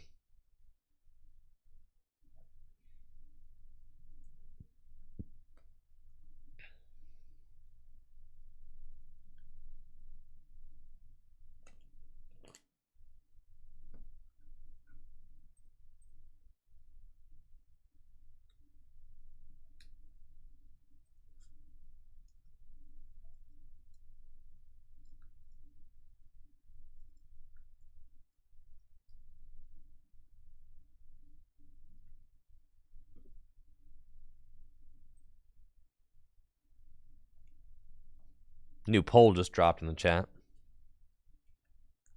Feel free to answer. The things you take when you take a knockout in the Pokemon TCG, is it A, prize cards, or B, price cards?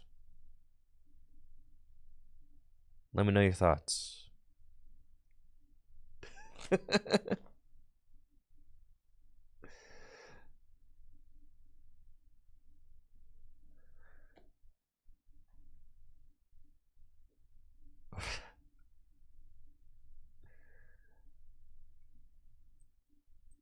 All right, they boss, knock out my Charizard. Right.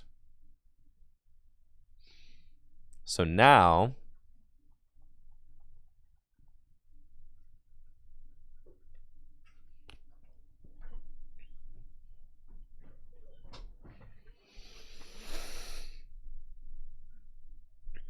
if I get our 2 remaining,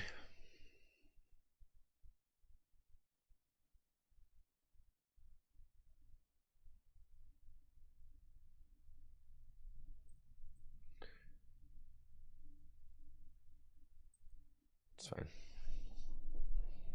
I feel like I just need to like establish more.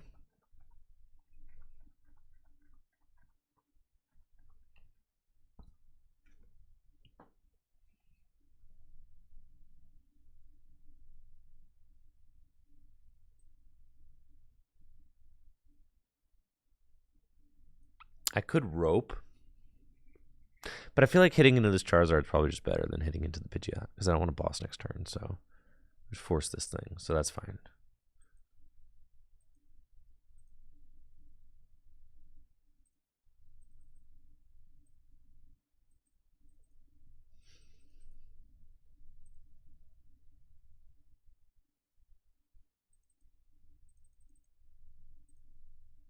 Definitely want another one of these. And then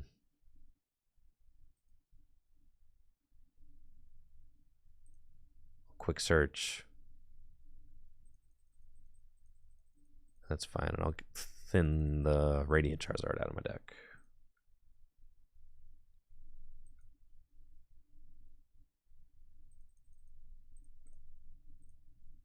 Just get that guy down. And then we're just going to swing.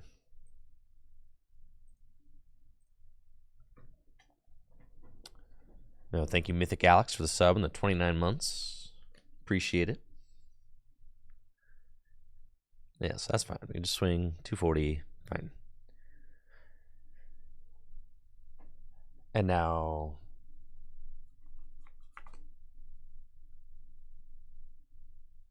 we say, all right, what you got?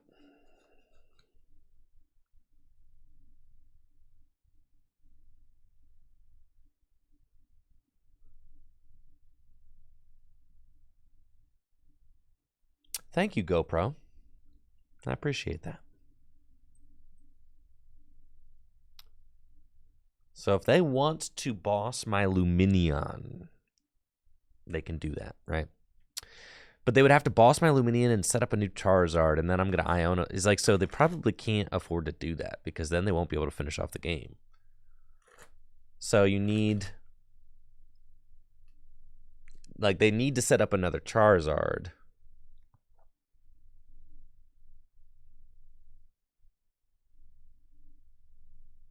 And it looks like they probably are going to boss my Lumineon, which seems like fine. So you're telling me that you're going to knock out my Lumineon, and then off an Iona to 2, you're going to find the cards that you need to Rare Candy Charizard boss again? I mean, I guess, right?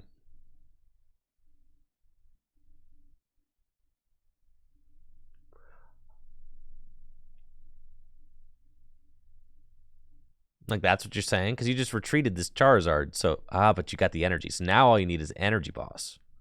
Got it. But they're playing their hand all the way down. But now all I need to do is just boss your Charizard.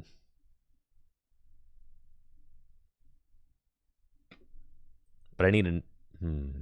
that's fine. Okay.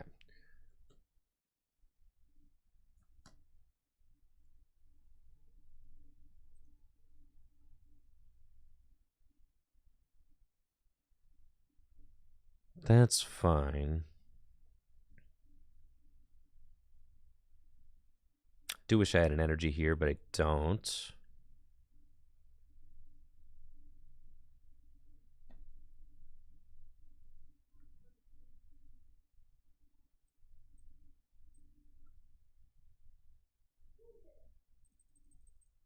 So I think here we just have to hope that they don't have Rare Candy Boss. Rare Candy Charizard Boss. So they just need to not have 2 of the cards in their hand. Because they can only get 1. And I think that's fine.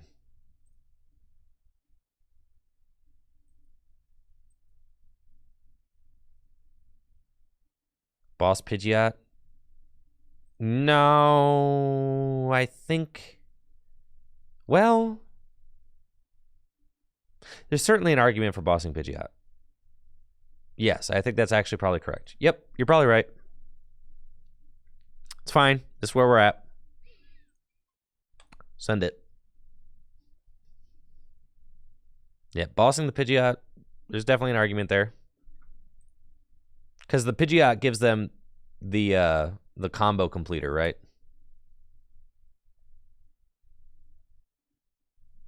So, like, if they have, you know, Rare Candy Boss in their hand, they can go get the Charizard. If they have, like, Rare Candy Charizard, they can go get the boss. So I probably should have KO'd the Pidgeot. Yeah. It just felt so bad because all they needed was Energy Boss, but, like, right. Now they need Rare Candy Charizard Boss, so it's a 3-card combo right now. But they have Pidgeot can get one of them guaranteed. So,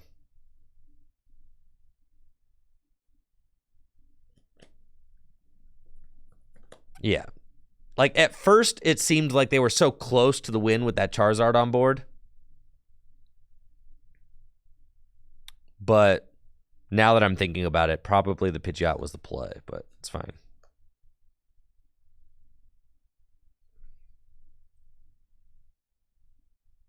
And they were down 2 boss. So, I mean, like, yeah.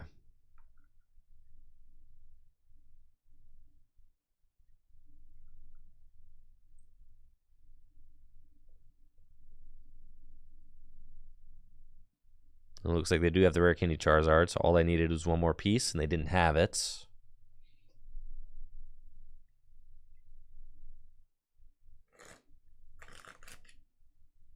Rope. There's no way that you have boss in there too, dude. No, I don't know. Okay. Shoo. Bodied.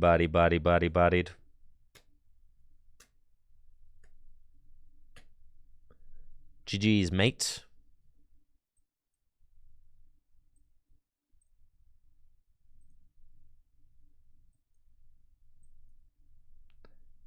The flex of not using quick search.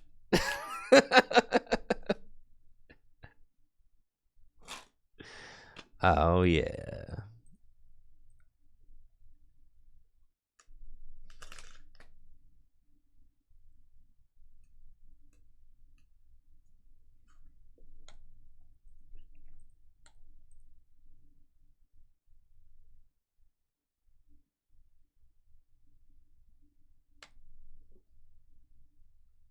Broken deck. All right, so just to be clear, the things that you take when you knock out a Pokemon are prize cards with a Z. I see this all the time in YouTube comments and Twitch chat. I'm just trying to educate. I'm not criticizing anybody. I'm just trying to educate. Purely educational content here. Not trying to single anybody out. I see it all the time. I've been making Pokemon TCG content for the longest.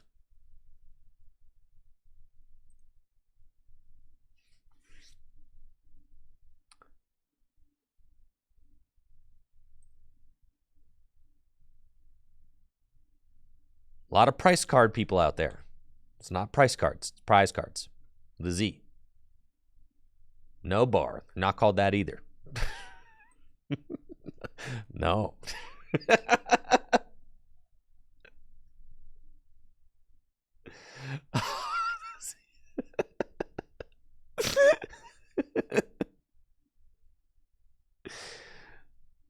Looks like I'm about to get dunked by Mew VMAX. Boy, howdy.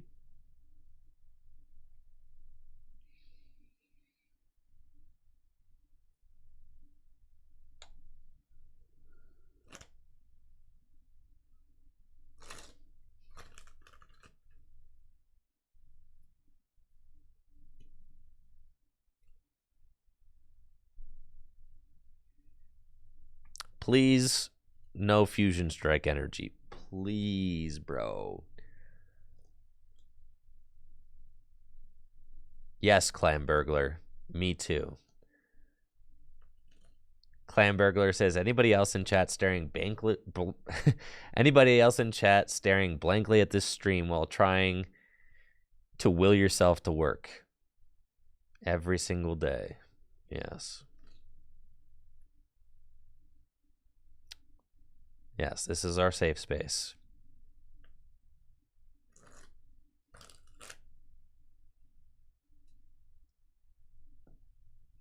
Ooh, this is a bad 4 cards. This is bad.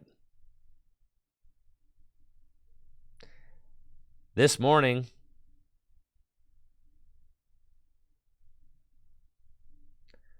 I was just sitting there staring at the ceiling. Plopped on my love sack. It's a rainy, cold day. I'm like, man, I ain't trying to go to the office, bro. Then I'd have to put on clothes, walk out the door, get in my car.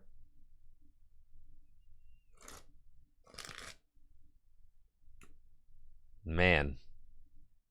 Stream from home? Yes, nosebleed. I know. I just convinced Holtz to get a sack, too. We're sack buddies now.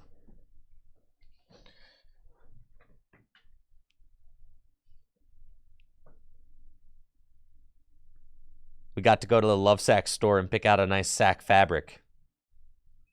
You know, a sack cover. Yes, he always admires my sack when he comes over, and finally he's like, you know, I got to get a sack of my own. I'm like, I can't blame you, bro.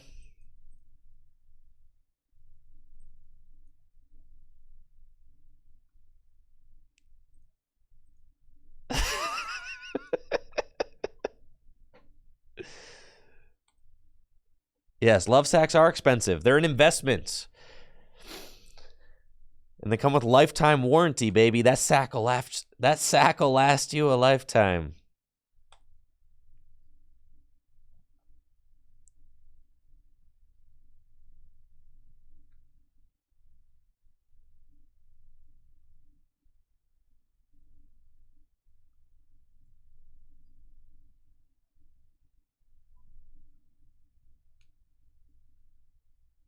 The sacks are built to last.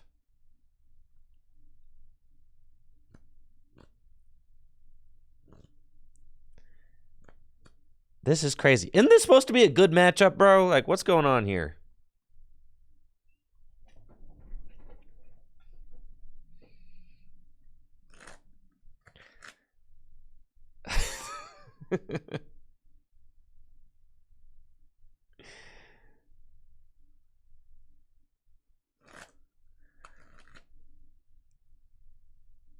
I'm trying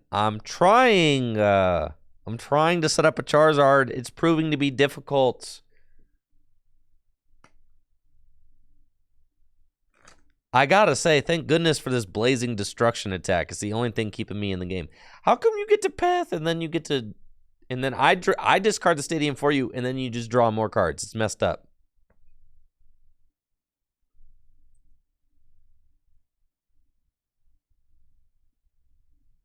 Why is setting up one Charizard proving to be so difficult?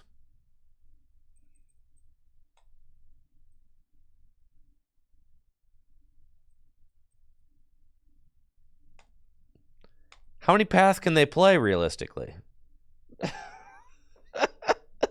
This is what happens when you don't play draw supporters, chat. I hope you're happy.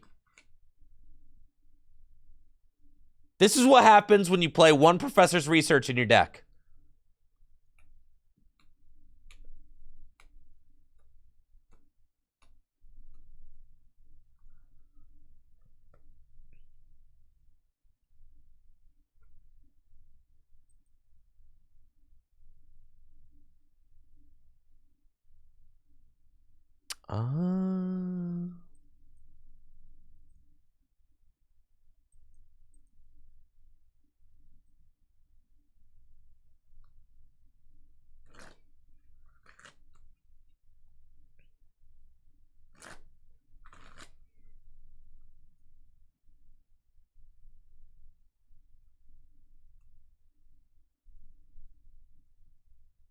There's still time. There's still time, folks. There's still...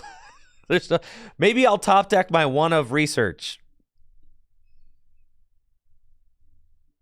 Maybe I'll top deck that. Yeah.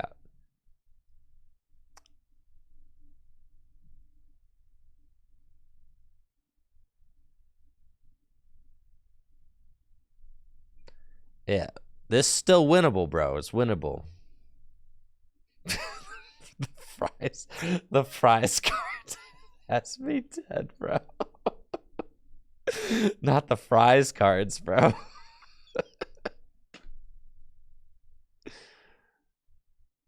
Here we go. The one of Research.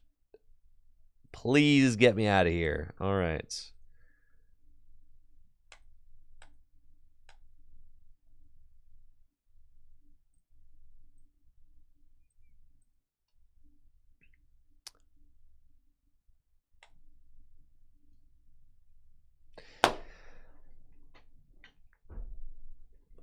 New players really don't give up, as they shouldn't. Look at that. Not again. All right, you're going to get it this time. TCG Live, don't pair me into the same opponent challenge. Impossible difficulty.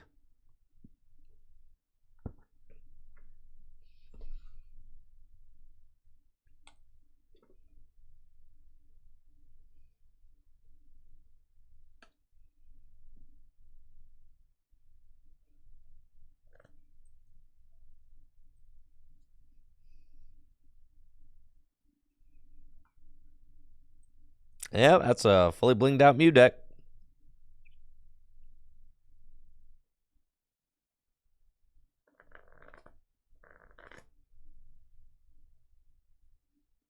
I will take my 2 mullies.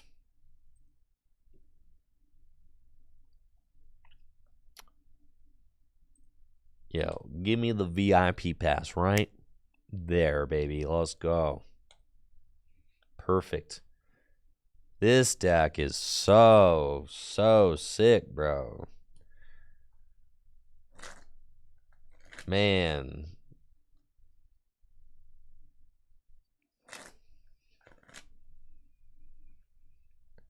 I can't wait to get judged and then pathed and then not set up a Charizard.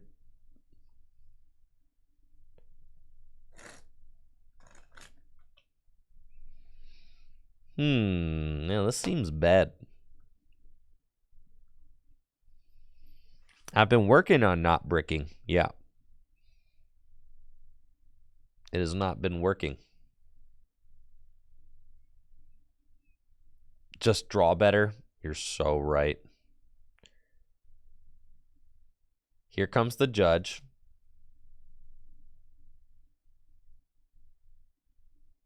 Thank goodness I found one of the only draw supporters in this godforsaken deck.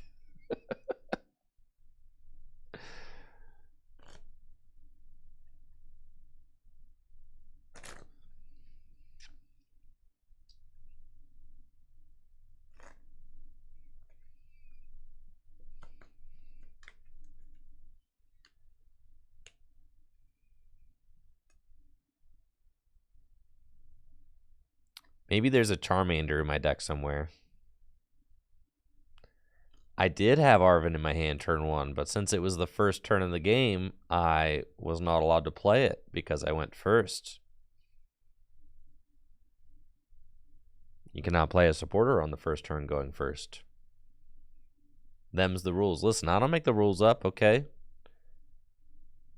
Card's not glowing, can't play it. Unless it's just live, you know, being live, in which case sometimes cards glow, sometimes they don't. You never know. I get that it could be confusing, okay? I do get, yeah, because, like, cards glow and they don't glow, and, you know, there's really no rhyme or reason to when they're glowing and when they're not glowing.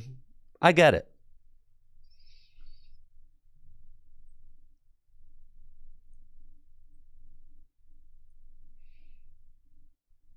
Yep, this Entei is about to get blasted, that's for sure. But just in case it doesn't, I'll attach an energy.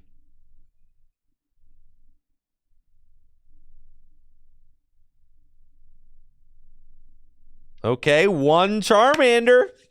You think it'll live through the turn? Whoop! 2 Charmanders.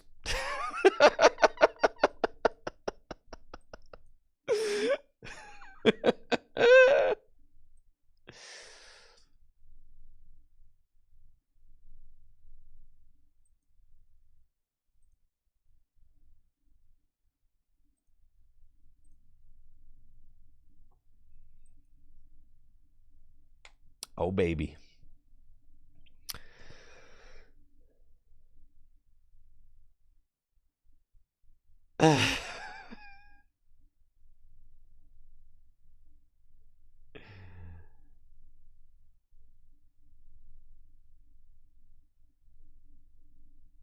We should make a playmat in real life with built-in LEDs so our cards can glow. See.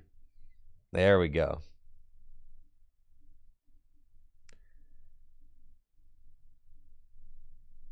That's true. Let's see. What? I was scrolling through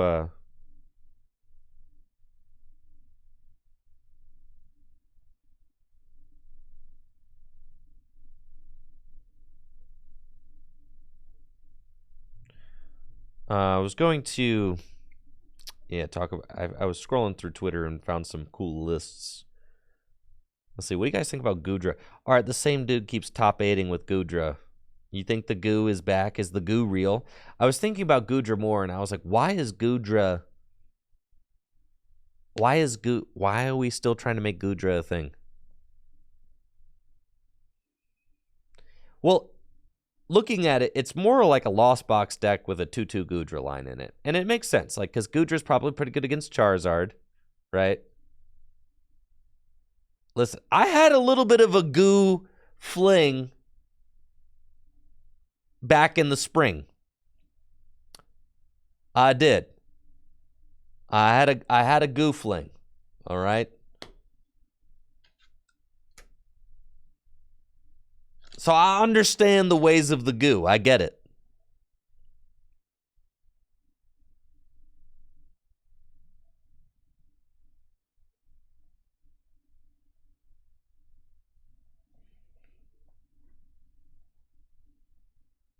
Yeah, I went through a goo phase. I did.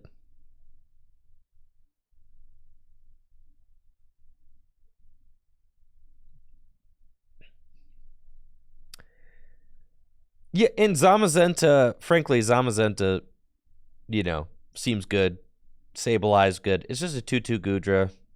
Goodra seems good in specific matchups. It makes sense, right? It's good against Charizard. Goodra's good against Lugia, right?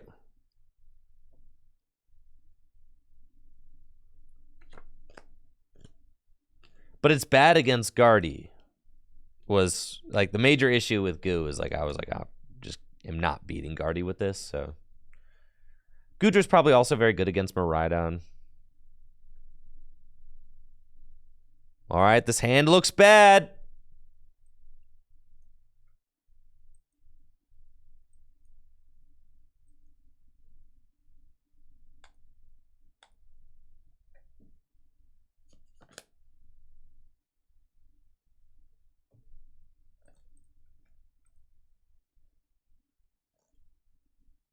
First Miraidon, he doesn't even use Goodra. That's insane. Yo, those were some good price. Those were some good price cards. You don't bench Goo versus the Dawn, huh? All right, so no Goo versus Dawn, sure. Well, that makes sense because you just play a single prize deck. You just play like you just go Zamazenta. Zamazenta is just way better against Miraidon. That makes sense. All right, what do you think about Giratina V-Star? I saw Heggy talking up the Tina. What do we think? Heggy was saying it's broken. I think I just hold this hand. And then I can go rare candy Pidgeot research. That's what I'm saying. What about it? I'm not getting grabbed. Don't you put that on me. Why would they grab me? Path, counter catch, rocks, hit star, right? No.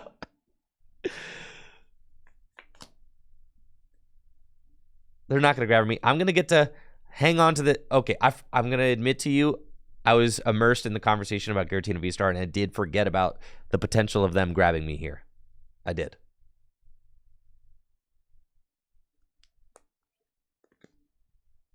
Stop that!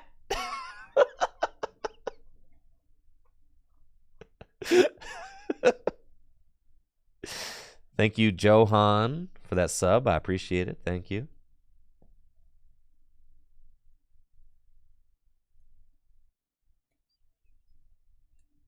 I just was really looking forward to keeping that Pidgeot, so I could rare candy Pidgeot.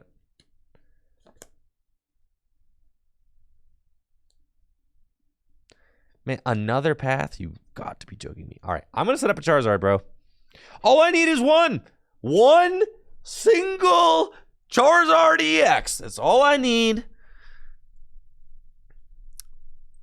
Is one Charizard EX, and this game is a wrap.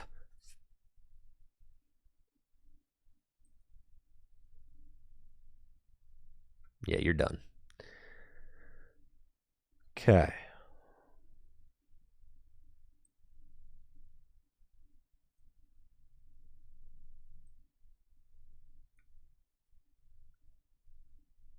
Just the Luminion, I think. Yeah.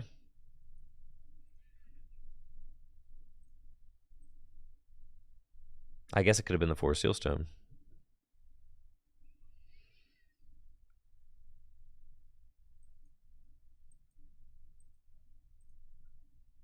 Yeah, that's what I'm doing, chat. That's what I'm doing, chatters. I see it. I see the play. The play is making itself clear right before my very eyes.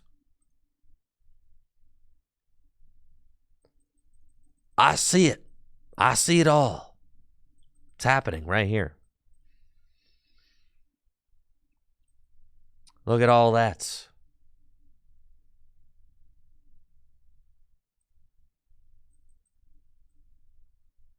Oh, baby.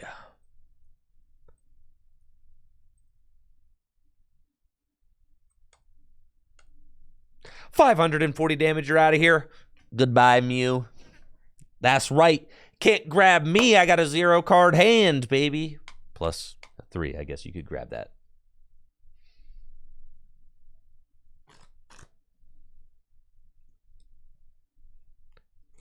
GG's. GG's, GG's, GG's, GG's. Free matchup, like I said.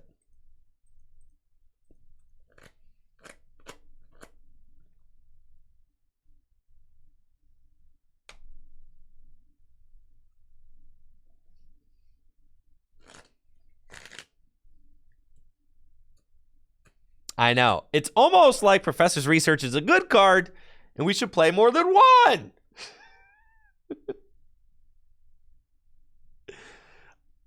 We finished the best of 3. Let's go. Man, there are only 3 people playing TCG Live right now. Bro, that's crazy.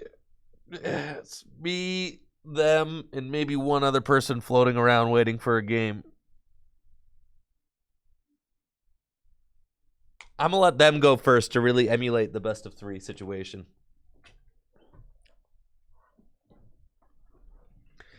Also, I think it's probably just correct to let them go first. This deck is horrible. Like, in this matchup, you probably just go second, right? Because all you have to do is, like, set up, and you're fine. Thank you, Doom and Gloom, for the sub. Appreciate it. Yeah, I do think upon closer inspection, it's probably best to go second. Yeah.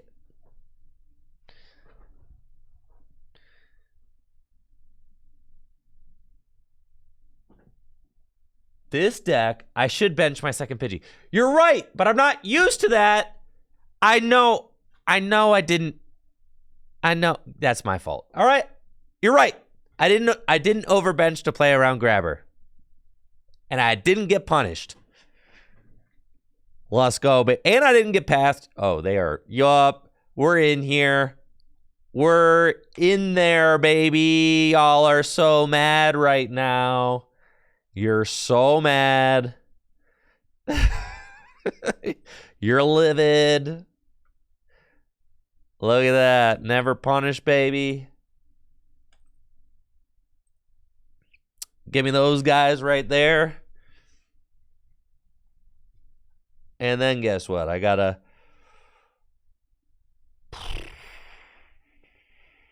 All right. What can I possibly do? So say they play like a million vacuums. So like I can't put this down preemptively. But then if I don't put it down preemptively, then they could just destroy me next turn. So I have to like use the Seal Stone now, right? Because I won't have it later. But then what are we even using the Seal Stone for? No, because they'll just vacuum it. So, like, you kind of have to just play it.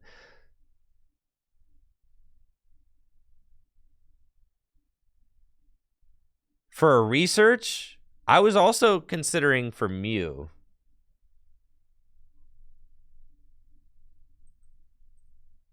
We're getting judged. Period. So I was thinking about getting Mew.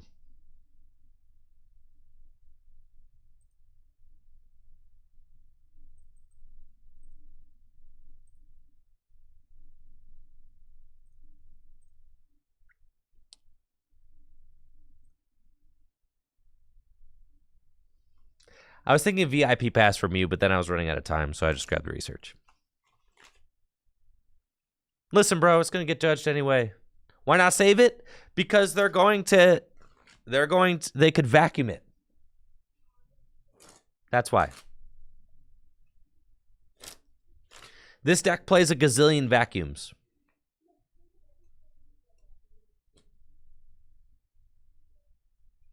Yeah, we should probably have just saved it. You're right. Probably. But we didn't. So now we're here.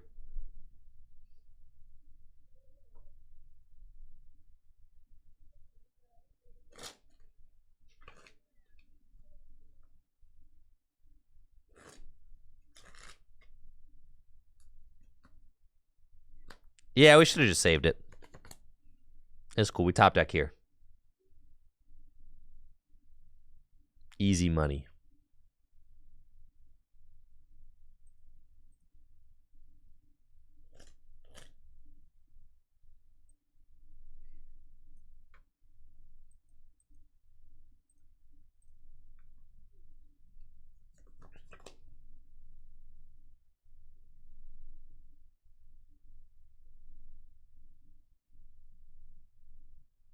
And here's the part where we dead draw until maybe we finally get a Charizard set up.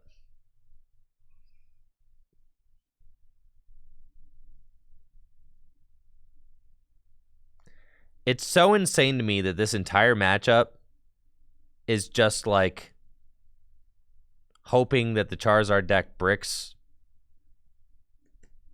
and doesn't set up. And that's like a very valid, I guess, of course I can believe that. Like, I played Mew, I get it. I played Mew extensively and did exactly this.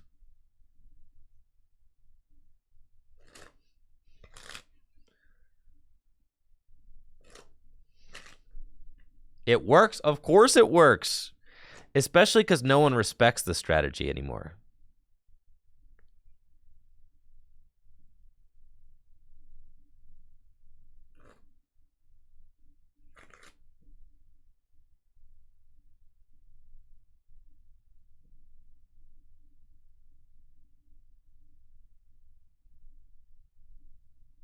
No.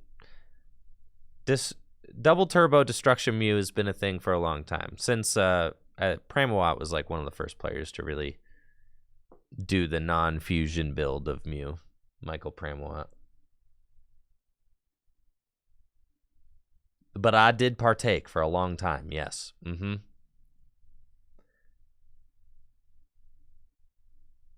Dang, not my Pidgey, bro.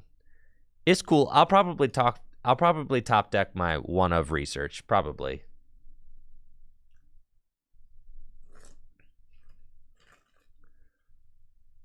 Why wouldn't I?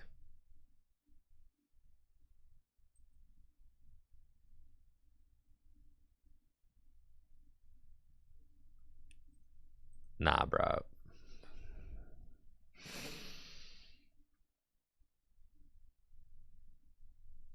I got one more turn in me.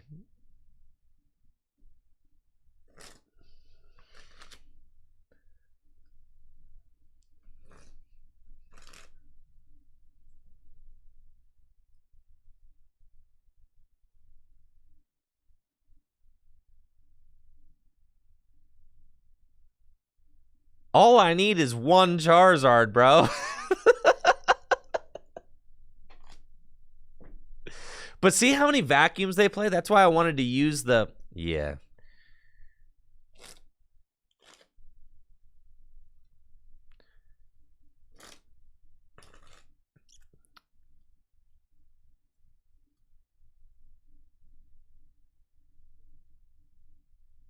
I didn't get any value from using it anyway, so I should have saved it. But that was my thought. But yes, I didn't...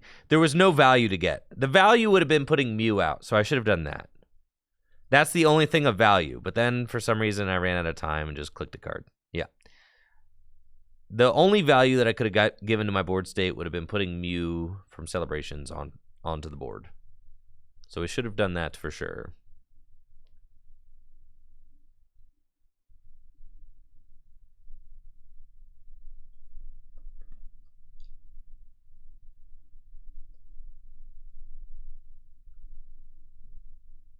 Thank you, Pika P, for the sub in 14 months. Azul played 0 Mew in Toronto. Yeah, it's not a very popular deck. I don't think. Like medium popularity.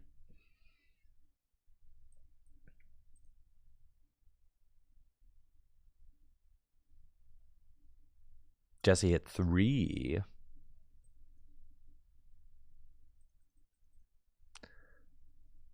With 3 prize cards left.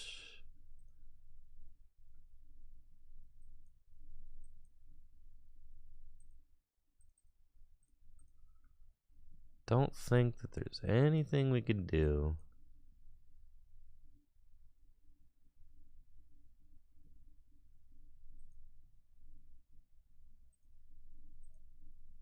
No, Mew is very easy to play to regional, if you ask me. Mew is a fantastic tournament deck.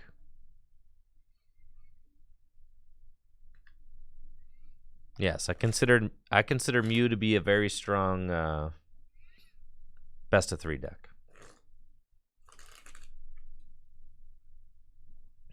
That's exactly right, Pokin noob. Yes. You just go bip bop bam knockout. Yes, just like that. It's exactly how it goes.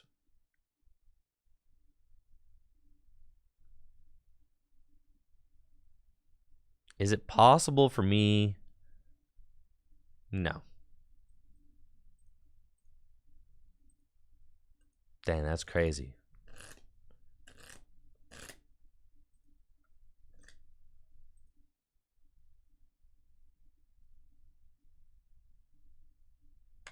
All right.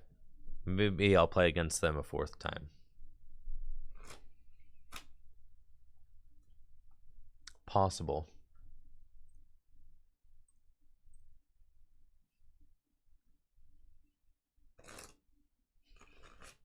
Nope. New opponent. Wow. But yes, lesson learned. I should have just saved the stone and just like hoped that I didn't get vacuumed. That would have been the better route there. And I got punished dearly for it.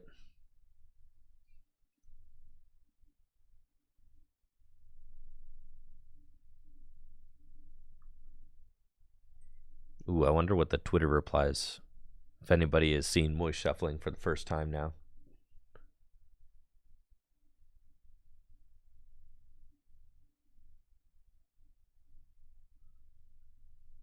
Sure, I'll go first.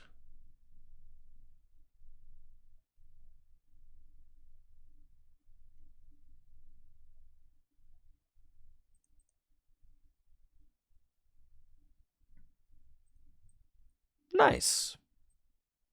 I love opening Mew. We should do this more often. I would love to take a mulligan. Great. Cool. So we're playing a Charizard mirror, and I got a broken start. I'm gonna Nest Ball twice. Gonna get a Charmander, gonna get a Pidgey. And then after we use our Nest Balls, we'll use Mew. You want to do that first in your deck, naturally, so that you have a higher chance of finding a good card here, like Battle VIP Pass or something like that. See? Thinning. Do be all about winning. And it looks like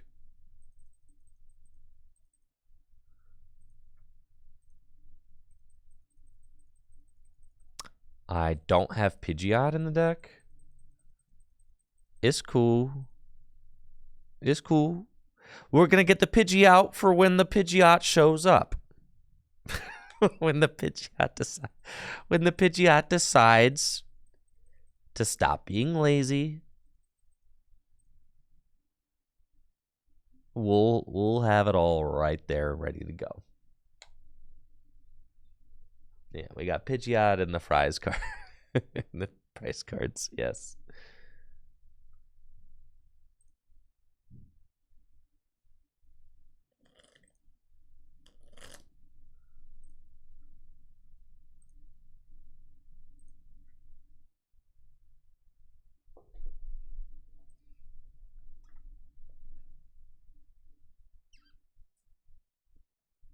This is just Azul's list.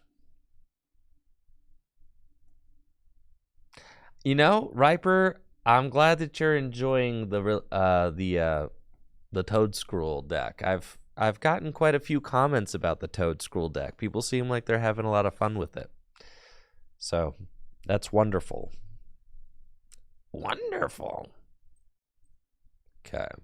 We can thin the deck first, so we're probably going to want to do that. And since I don't have to put Entei into play this game, I think we're just not going to.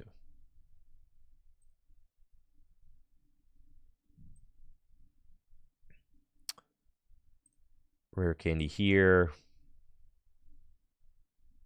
And we'll thin. Go get 1, 2, 3. And then, you know, after you do the energy, then you want to do this because now we've thinned energy out of the deck, so we have a higher chance of finding the goods you feel. And then we're going to take rare candy. You want to know why we're going to take rare candy, chat? Do you want to know why we're taking the rare candy off of that? It's because I prized 2 Pidgeot EX, so I have a very good chance of finding one right here.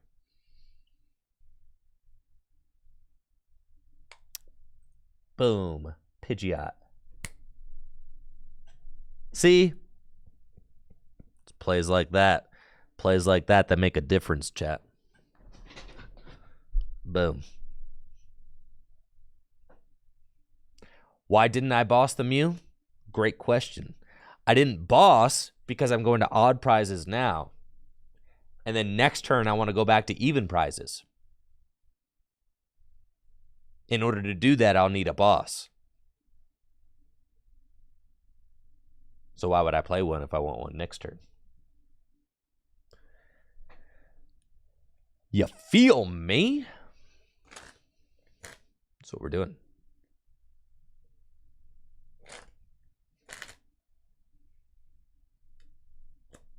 Got to be thinking 3 steps ahead.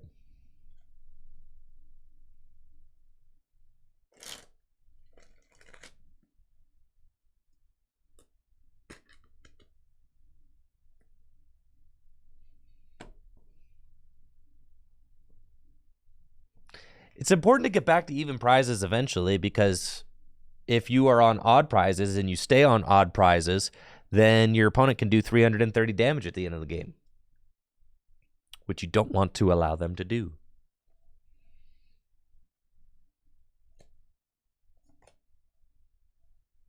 Right? So eventually you have to make your way back to even prizes before you get to the end. Because 5 prizes, that's bad. You do not want to be there. That's the danger zone.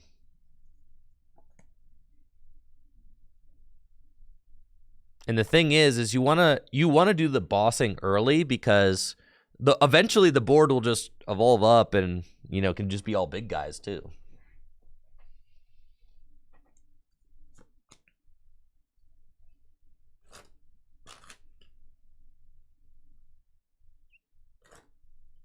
So they're gonna swing.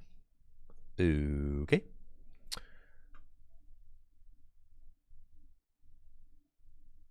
We've got it's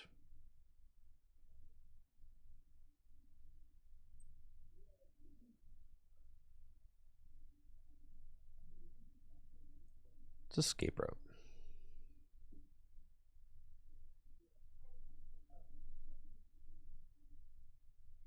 Because I might not need to boss this turn. If they just feed me like a single prizer, right? Then I don't need to boss. And I also kind of want to use Mysterious Tail. So I'm going to rope and I'm going to push up the Mew. I'm going to use Mysterious Tail. Then I can retreat it and I can boss if I want to. But if I find rare candy off the Mysterious Tail, see, that's good. And then if I find like rare candy here, like there's a bunch of different things I could do. And I could play Ultra Ball, but I don't really think that matters. Well, I don't really want to Ultra Ball any of this stuff. So Mysterious Tail. And we do find rare candy, chat. We do. That's pretty sick because now I can get rid of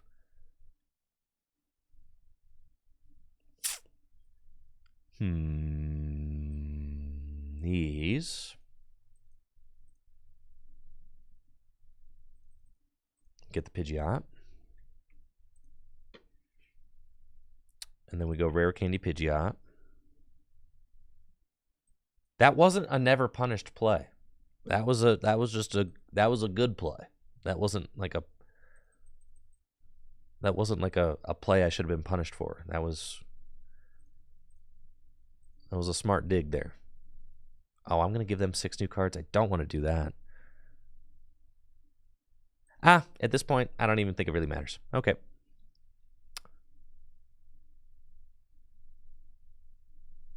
Because I just want to get a Charmeleon. I want to continue setting up myself. Right? Right. Okay. So do that. I could not have done 230 damage on Entei because right now I'm doing 180. 180 plus 30 is 210. So, yeah, I don't really know what you're talking about there. That choice belt math does not matter unless they take a single prize, which they're not going to do because they're about to knock out my Charizard to take 2 prizes. Once they've taken 2 prizes, then I will be doing 240 damage, which is enough to knock out Entei. So that choice belt does not matter.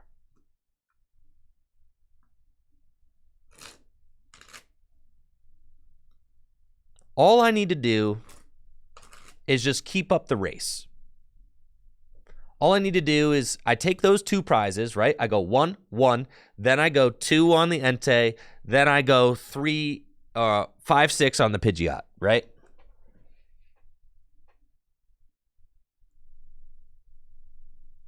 And it's like, that's why, like, the whole game, you just, especially in Charizard, the entire game is mapping your prizes. You just have to think about, like, how am I getting to 6? And how am I keeping them from, like, getting to 6? I mean, every game of Pokemon boils down to that. But Charizard is, like, even more so. You know, Charizard is a deck it's mostly not about, it's not all about just, like, setting up your deck and doing your own strategy. It's about, like,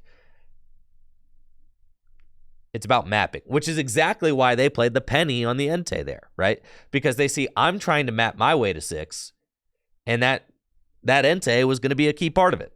So now they've denied me the Entei, which is exactly why the penny is in the deck in the first place.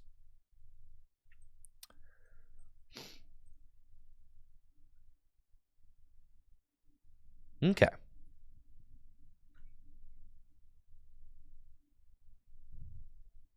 This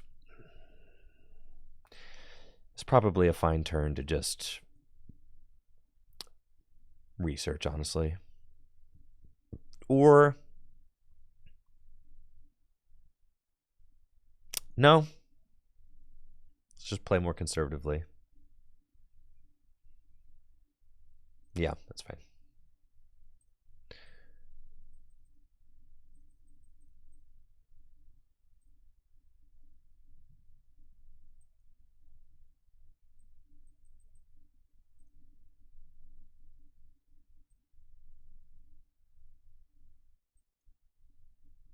So we can just do this. And I can basically just set up 2 Charizards, right? Ooh, baby.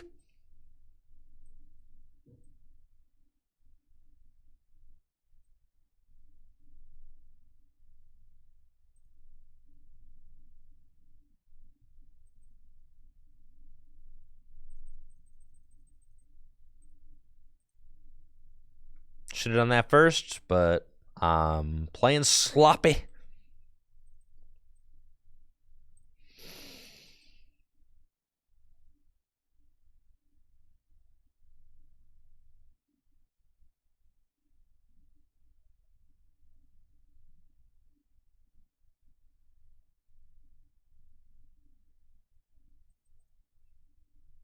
It's fine.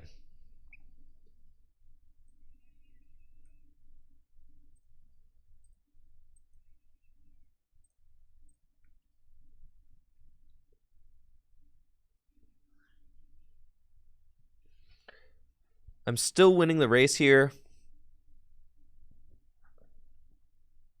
So in order for them to skip ahead, they'd have to, like,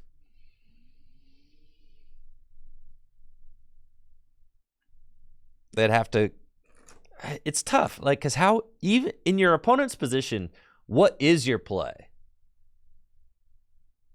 To skip back ahead. What's your opponent's play here?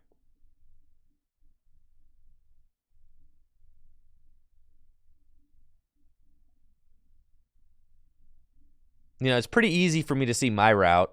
I just have to 2-hit KO this Charizard, and then I knock out Pidgeot for game. But, like, what's... Yeah, Justified Gloves?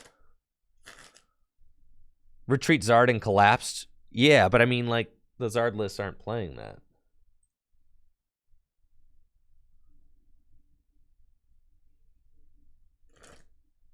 Yeah, they have to gust my Pidgeot to keep me from using Pidgeot. Right. That's their route, right? And that is it. Their route is to knock out my Pidgeot and then me not have boss for game on theirs, right?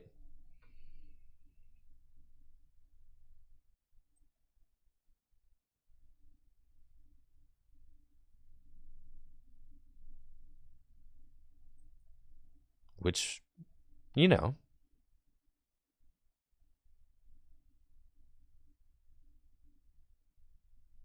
But the thing is, now that I have boss in my hand, if they boss my Pidgeot, then it's checkmate, right?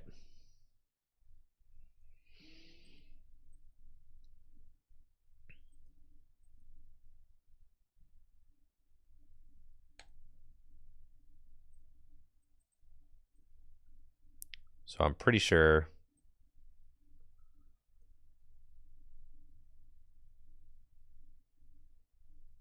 So all you have to do is make sure that you just have... I should have probably... no, it's fine. You just have to make sure that you have boss in hand. That's it.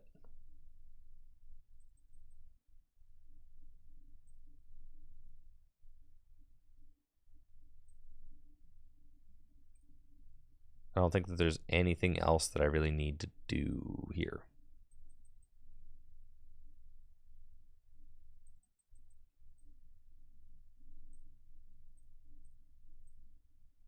Sure.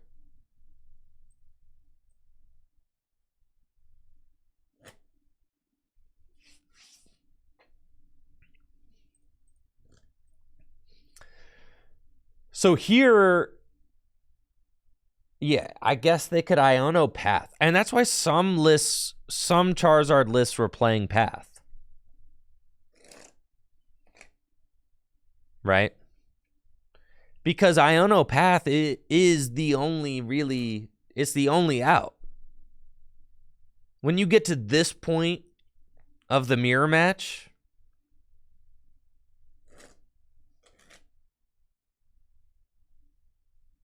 you have to turn off my Pidgeot so that I don't have boss's orders. You have to Iono Path. And now that you use boss and you're saying, okay, I hope you don't have boss, but then I've been smart and haven't overused my bosses, so of course I've got boss. I just researched. But that's their only play.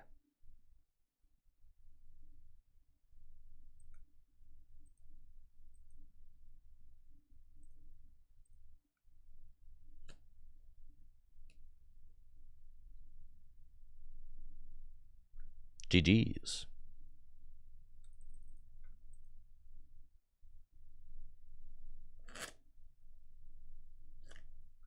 Yo, I got any slick looking rewards over here? Nope. Okay. Play ball.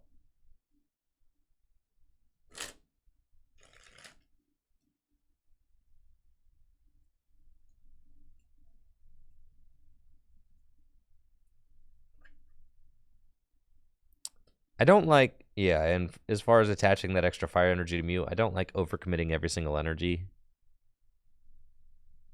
in my deck. It's like, if you only have one energy left in the deck, like, why not just save it?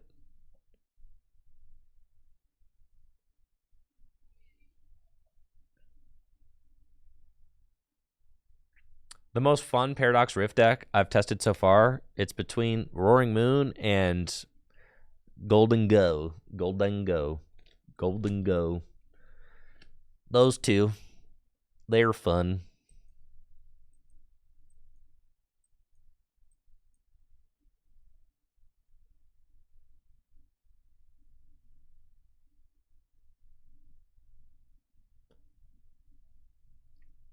All right, red cherry goggles. Imagine this.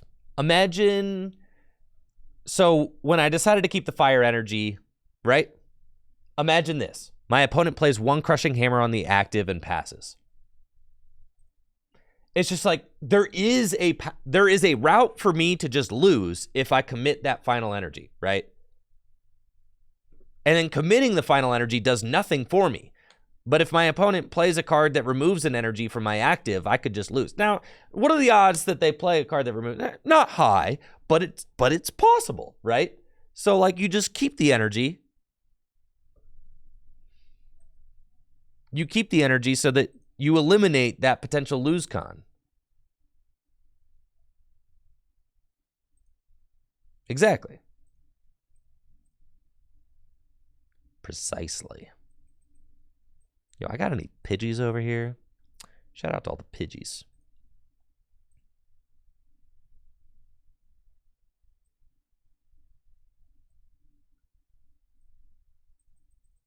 Your boy Arvin showing up.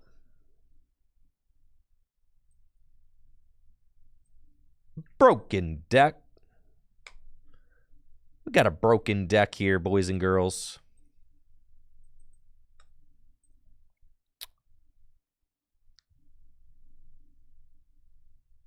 They're not going to boss knock out my Pidgey turn 2.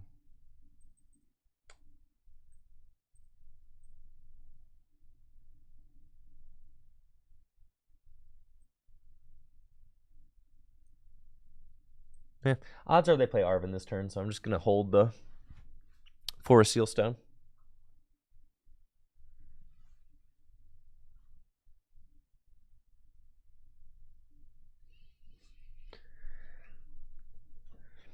I think Iron Hands, I'm with Azul on this one. I think Iron Hands is overrated and mid. If you watched our latest episode of Tag Team on the Tricky Gym YouTube channel, then you can hear some pretty thoughtful discussion. I was kind of in the camp of defending Iron Hands, saying that I thought the card would see play, like with Baxcalibur and stuff. But Riley and JW were really shutting it down, and they were like, dude, the cards that Iron Hands the decks that Iron Hands supposedly helps to beat are decks that those decks should already beat. Now, I think Iron Hands probably helps Miraidon decks the most, because Miraidon decks, you know, can struggle against Gardevoir and Lost Box decks. So theoretically, Iron Hands goes best there. But like in Baxcalibur, like Baxcalibur is already supposed to have like a pretty good Guardy matchup. Baxcalibur is already supposed to have a pretty good Lost Box matchup, right? And of course, see, the one time I don't get the 2 Pidgeys, bro, I'm so sick. You've got to be kidding me. With just one.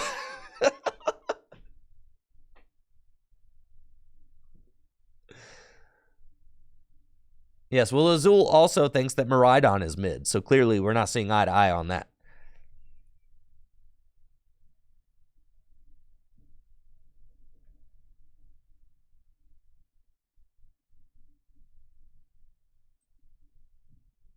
This is fine.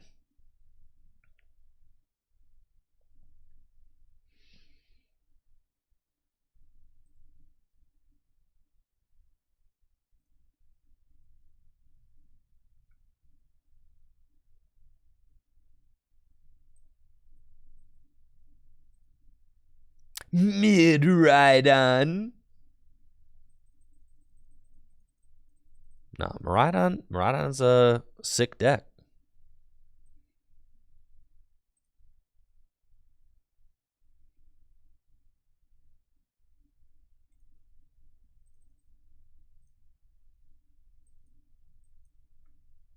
I should have gotten Arvin with the I don't really know what I was thinking. It's fine. I don't want to Iono them up to more cards. Yeah, I should have gotten Arvin. That's fine.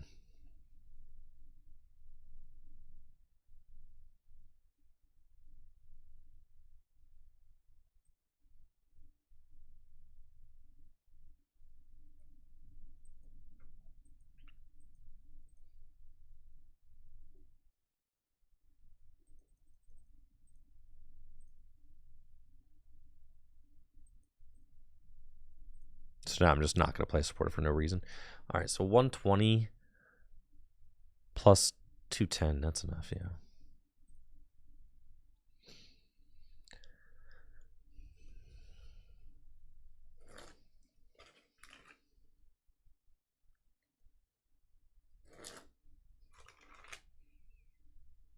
Sick bluff. My opponent will think I don't have a supporter. No, my opponent will just think I'm bad. That's okay.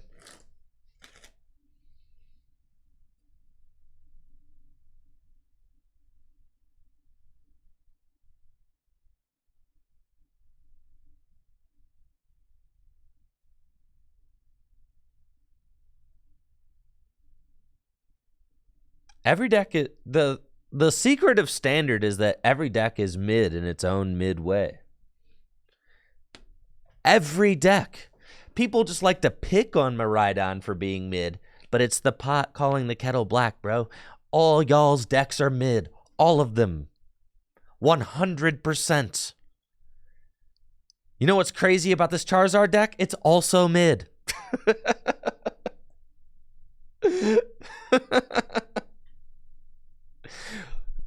Lugia is super mid. Chempao, don't even get me started on Chempao. Guardy, I don't know. Oh, is Guardy mid? I don't know. Let's take a look at the finals. What happened there? Looks like a mid deck having a mid off.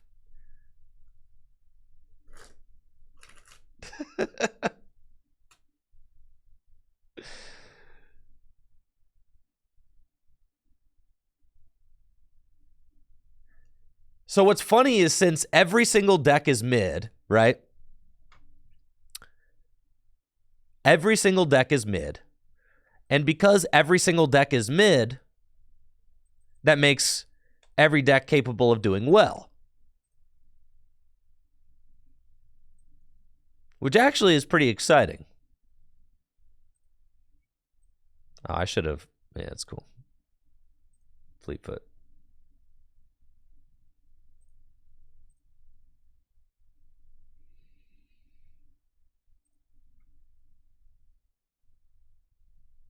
Man,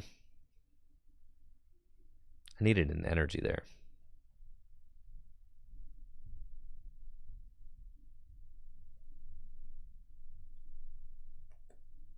Dang. That's fine.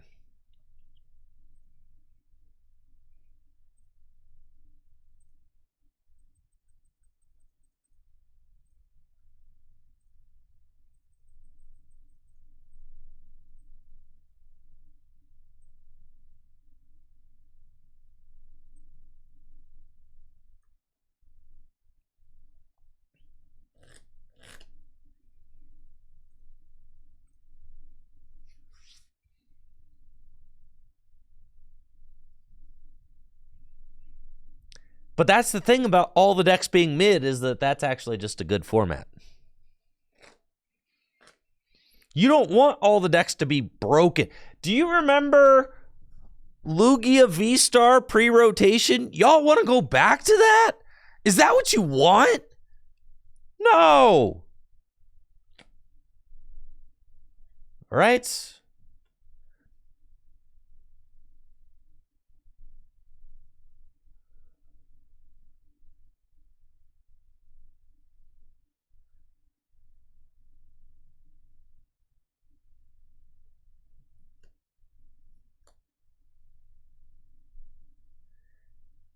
The decks are not all mid. It's called balance.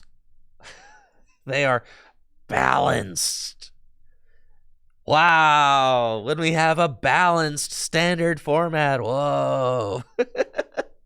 Not every deck pops off like crazy on turn 2 every game. Whoa.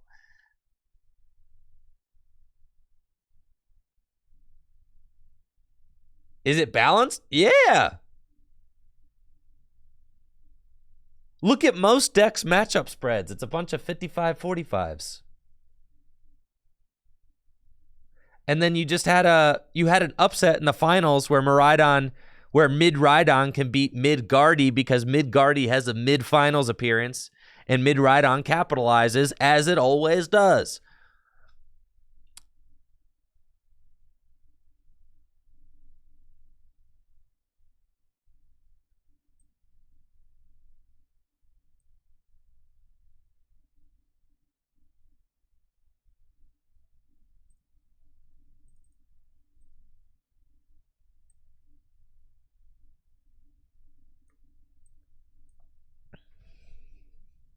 I don't really know what my opponent's doing. I'm just going to put that out there. I don't know.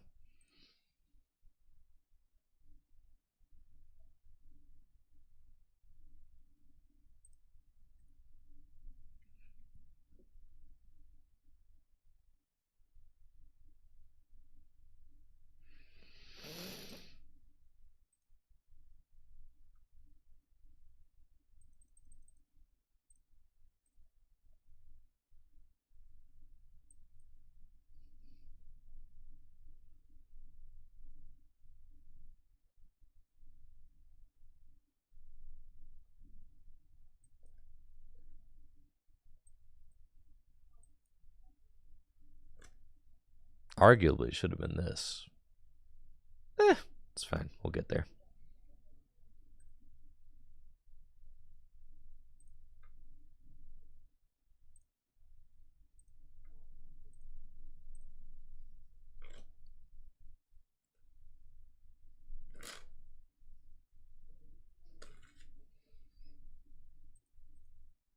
I think that the next set's going to shake things up quite a bit.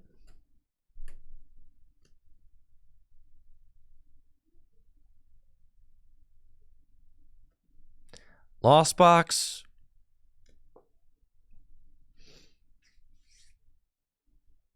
Nah, Lost Box kind of mid too.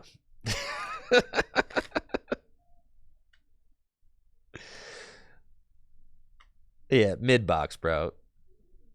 You ever played against a Lost Box deck that just cooked itself? Raise your hand if you ever played against a Lost Box deck that just cooked itself.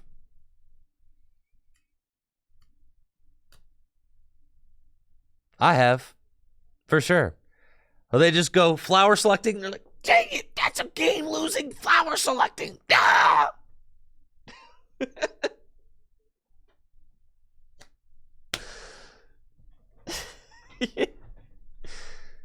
No, that's not bad players, bro. You ever seen someone go Culver's Experiment and they look at the Culver's Experiment and they're like, that's a game-losing Culver's Experiment. You ever seen that? I've seen it. Culver's Experiment, the only draw supporter in that deck.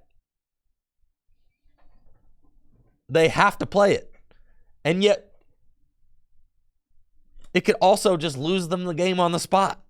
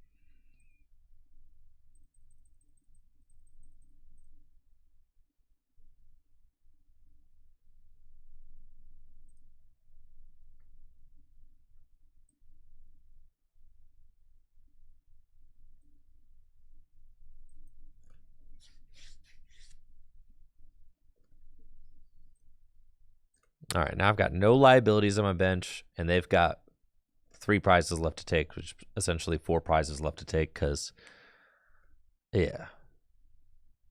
Because they got to chew through all these guys. And if they boss up my Pidgeot and knock it out, they just checkmate themselves.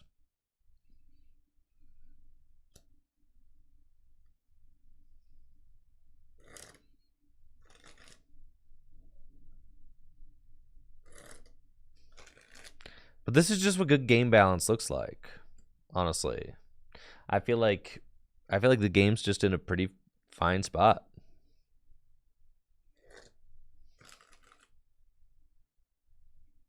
It's just cool.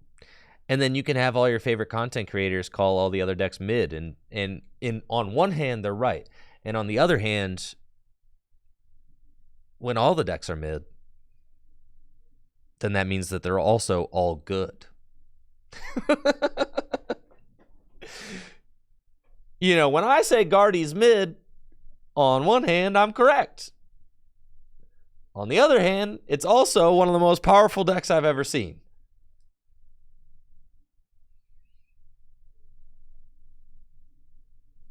I have not really had an opportunity to cook too much for LAIC. I need to really get on that. This week, things have to change. You know, last week or two, I've been getting ready for this Halloween party. Now that Halloween is come and gone, my eyes are set on LAIC.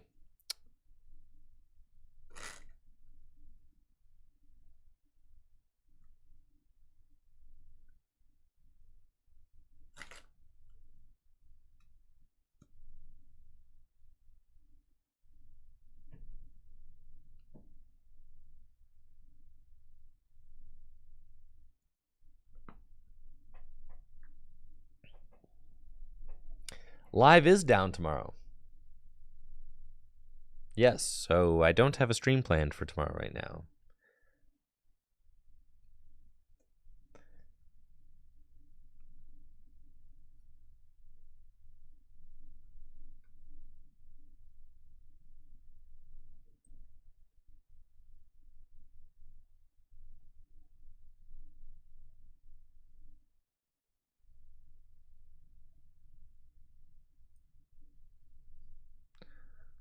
Then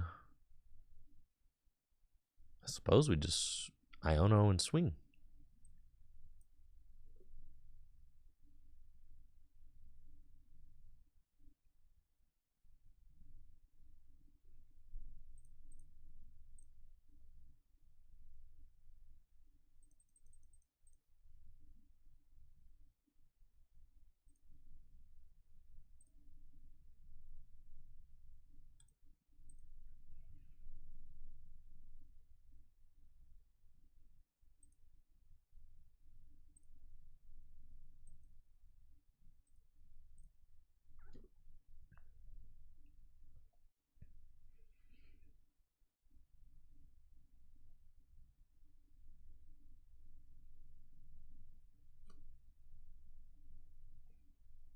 And that should be chill.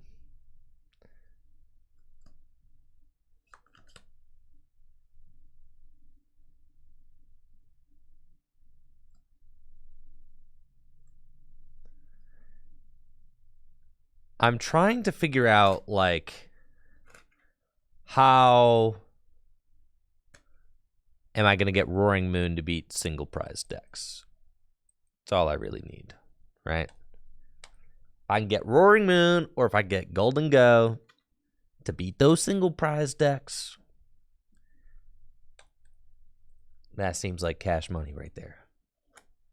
But it does feel like that, where I play a single prize deck.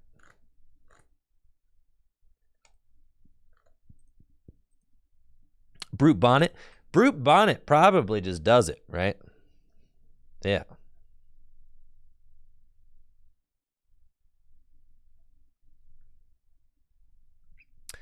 I think it's probably just Brute Bonnet with the you know, tool on it. Now, Morpeko is too squishy. Like, what's the point of a Morpeko if it just gets knocked out by a Cramorant? Like, going 1 for 1 does not matter. I think you just whip out the bonnet, dude. And then Brute Bonnet with the silly cape on it or whatever, the silly future capsule or past capsule or whatever. Exactly. Yes. Helping to hit 230 is also very good, but being able to like knock out Cramorants and Morpeko with the charm, though. I'm not playing charms. I'm playing future boosters. Also, Morpeko with the charm still only has like 100 hit points. Brute Bonnet has way more. I don't know. I think Morpeko stinks. That card seems terrible to me.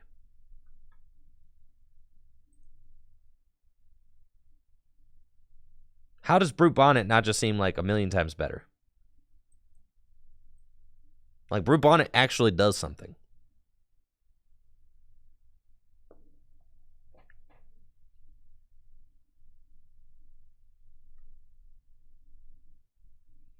Yeah, Mew EX has free retreat and is a better free retreater.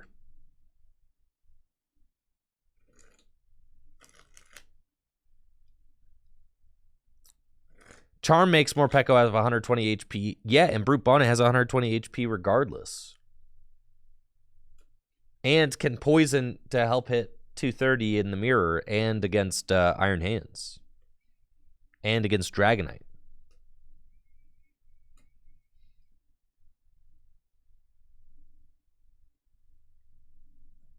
Single prizer. It's got a low amount of HP, though. Brute Bonnet just has more. Yes, and you can accelerate the Brute Bonnet with Seda. You guys realize that Morpeko cannot even knock out Cramorant, right? You realize you do 70 damage to a Cramorant and they laugh at you. And they're not going to stop laughing.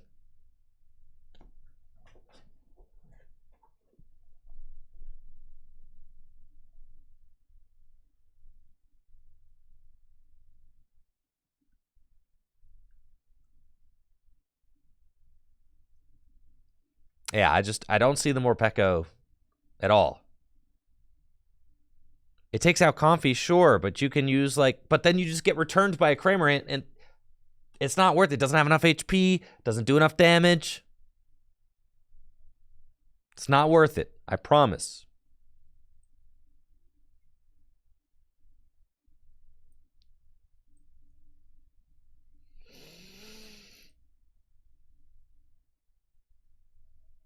Am I really about to Ultra Ball away 2 bosses orders? I'm certainly thinking about it.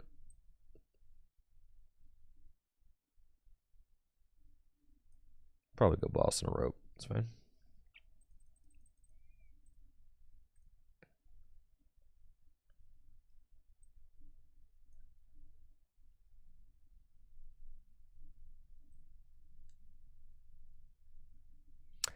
Roaring Moon with Path. I don't really think that Roaring Moon with Path.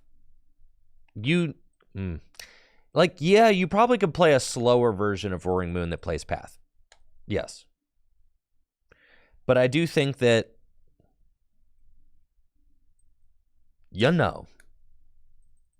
that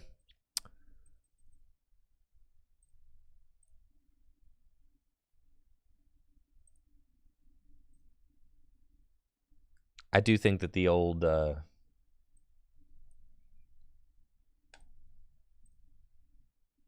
Pokestop is probably very useful. See, there you go. Actually, yeah, Soda King, you got it 100%. You're going to discard the path with the attack, so who cares? You're not locking abilities. You're just jamming. You're just doing the thing.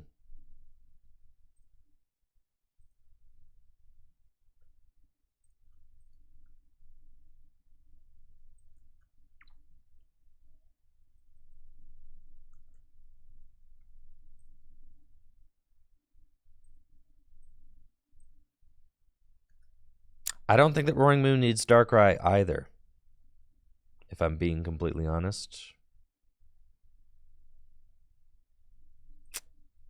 This is a tough one, because you're like, all right, that Lumineon could definitely get gusted up, right?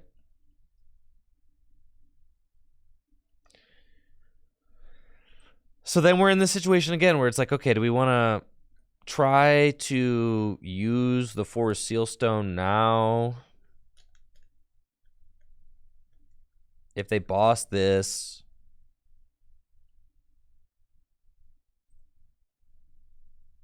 yeah. I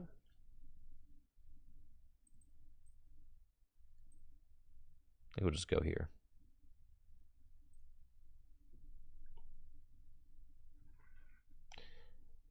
You could play Galarian Moltres, but I just don't know that it's necessary. So here's my problem with it. Is that, all right, pretty much nobody is going to an odd prize against your Roaring Moon deck. Like, I mean, or at least they're going to try very hard not to. They got a lot of 2-prizers. They're probably going 2-4-6, right?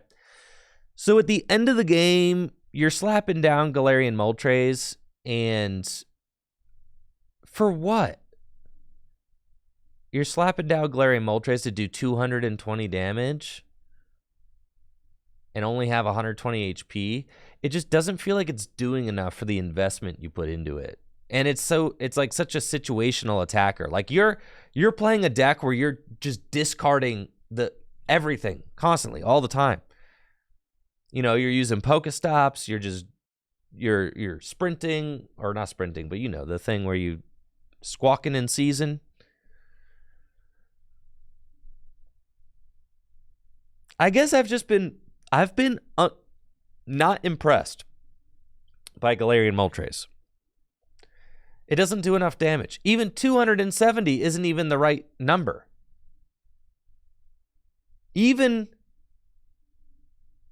Yeah, Soda King, I agree. I want more squawks, bro. Is Moltres V going to be played at it? Why would you play that? I don't think Moltres V needs to be in there either. That's just a worse attacker. If you play Setas like every turn, you're going to have a board full of fully charged moons, which is exactly what you want. Big, beefy moons, tons of energy on them. The only other attacker that makes sense is like Brute Bonnet.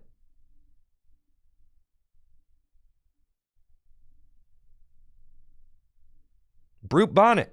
That's a single prize attacker right there. Brute Bonnet.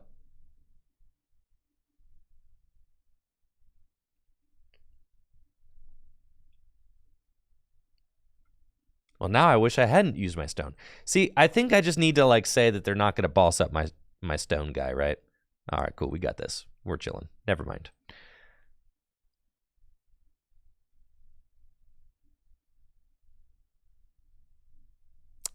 Urban.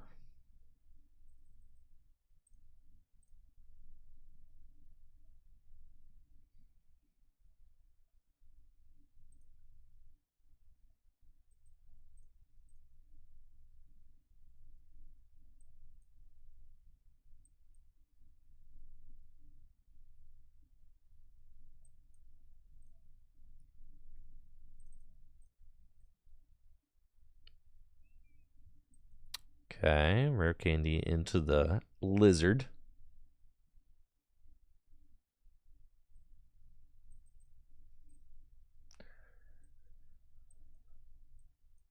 Okay.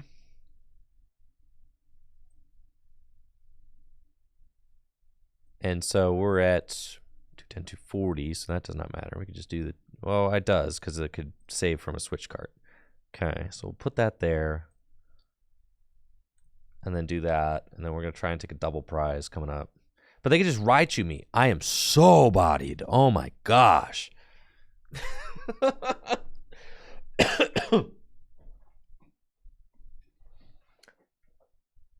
Why not vacuum instead of belt? What are you talking about? You have to take a tool. I can't. Yeah, you have to take an item and a tool. I had to get rare candy for my Charizard.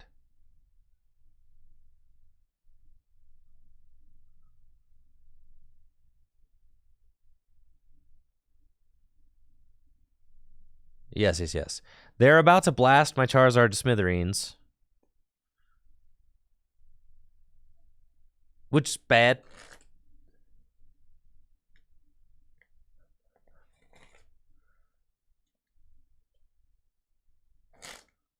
This is bad.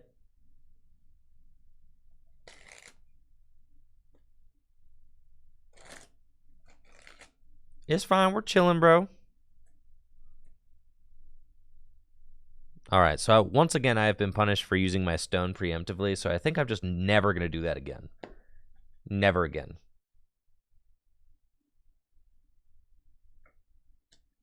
We're learning.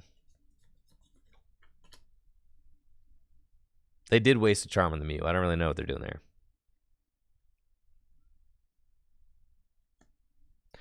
Okay, goodbye, Charizard.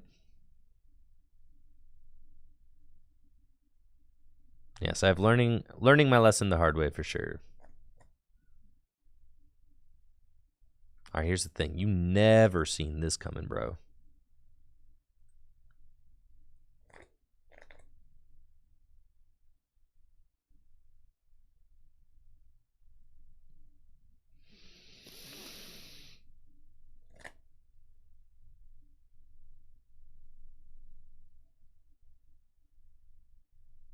Yes, I just lose.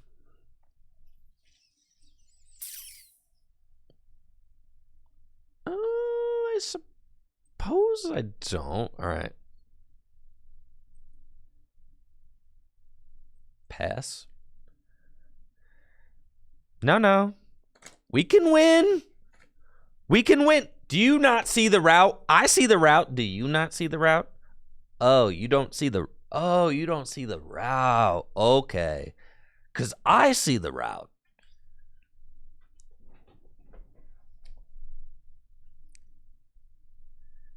It's not a great route, but there's a very evident one.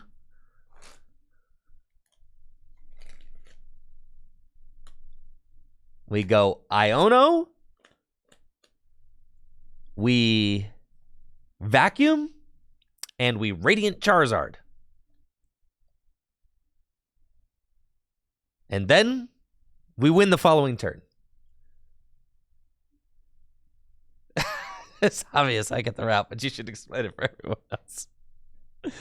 Yes. Next turn. That's why we attach the energy to Pidgey. Because I'm about to Luminion. For Iono. I'm going to get 6 cards. They're going to get 1. And I could retreat into Radiant Charizard and attack.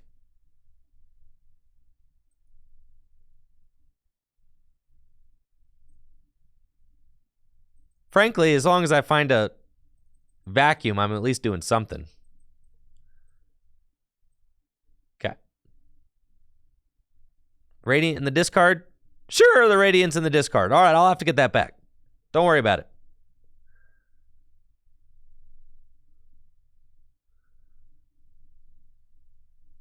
It's just not even worth using the vacuum.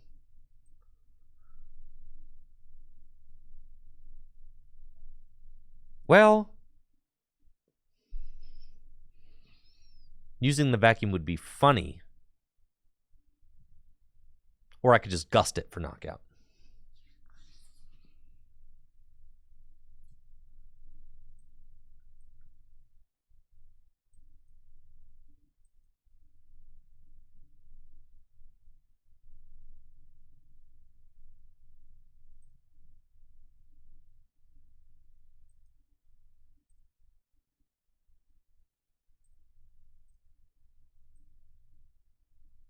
Goodbye, Raikou.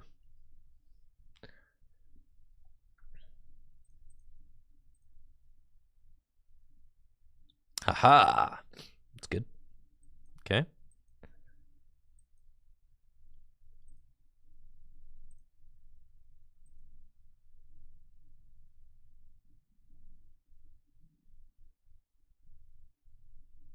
Okay. And then I just need to find Charizard, have them not have boss's orders, get Charizard out, go blam blam, game. That's it.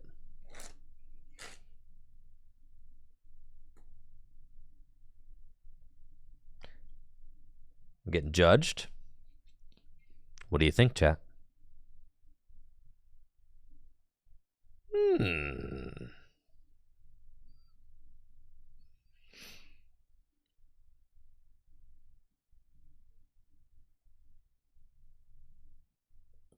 Who you coming up with?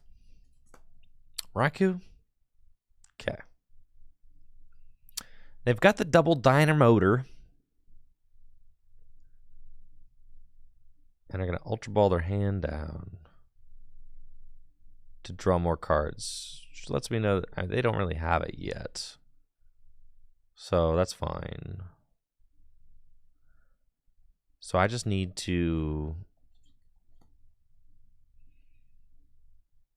Yeah, I shouldn't have gotten rid of that Arven there. I should have kept the Arven. But it's fine. I got judged anyway. But Arven's a stronger card than Iono at this point in the game.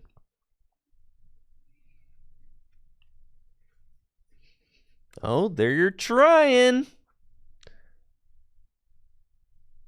Give me the old Rondo.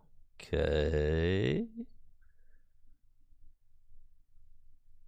And they have guaranteed. The problem is they basically got Raichu guaranteed next turn. If they have an energy double Dynamotor or Raichu V, that's crazy.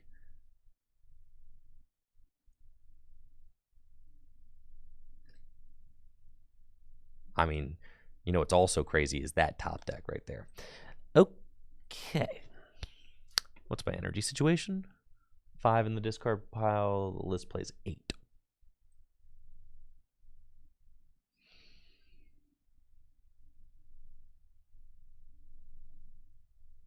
You think they got another Raichu? Temple of Sinnoh. They probably got Raichu number 2, don't they?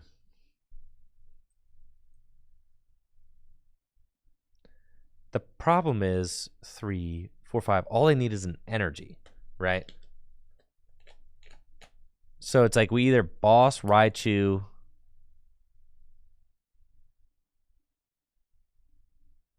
or we Iono to 1.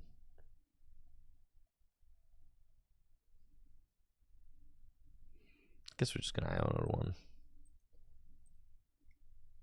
I know JW played 1.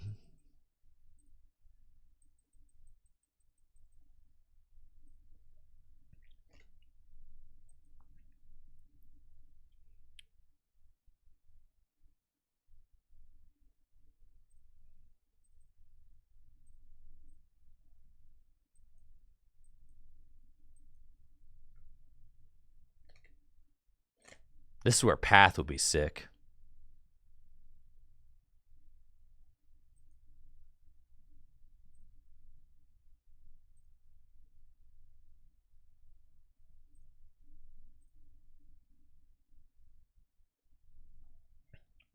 And we just need them to draw absolute garbage here. Did you see? There was a route.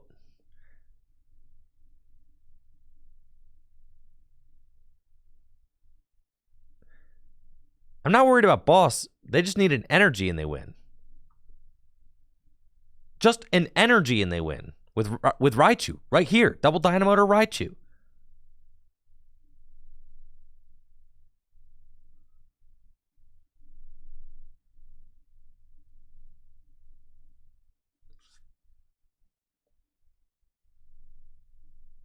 Yeah, Fleetfoot would have given them another draw as well, yes.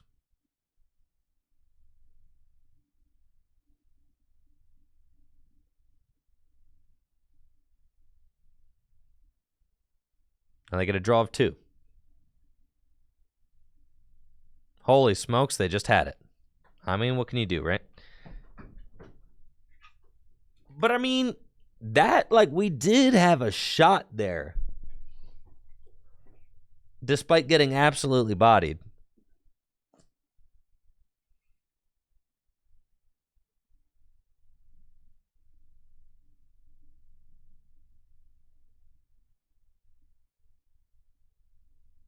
Yeah, we had a shot. We had a shot.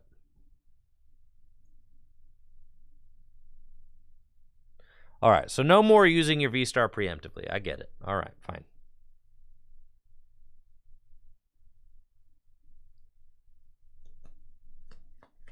Lesson learned. Even if you think it's going to go down, just don't do it, bro. Just don't do it. Just let it lay. Let it happen, you know?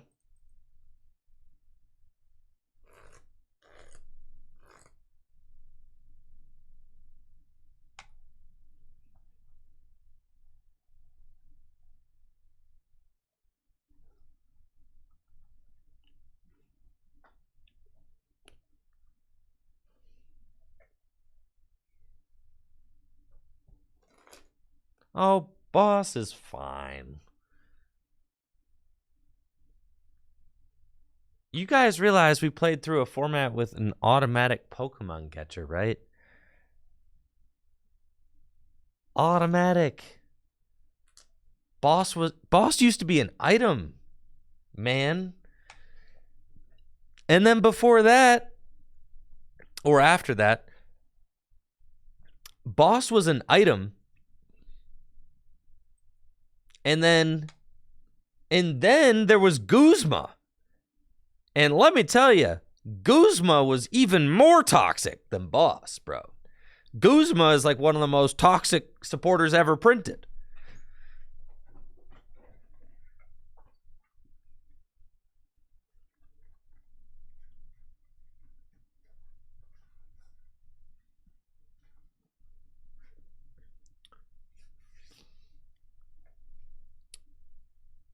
Yeah, imagine if Miraidon had access to Guzma right now. You could cut all of your switch cards and just play 4 Guzma.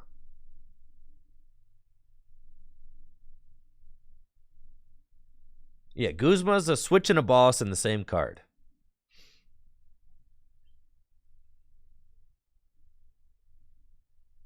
It was not balanced.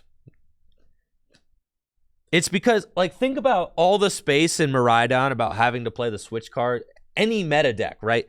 Like, meta decks have to find a room for switches. Imagine not a single meta deck needed to play switch because all of them just played Guzmas. Woohoo! Yeah. It's funny that, you know, we're playing against this deck, bro. What about my Manaphy? Oh, there you are. Manaphy. Okay, that's good. Definitely don't need you.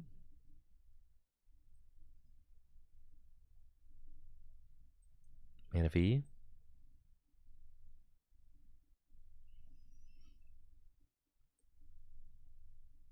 Well. Yeah, that's fine. Marvin.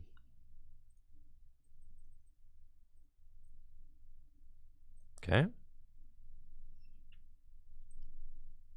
Battle VIP pass.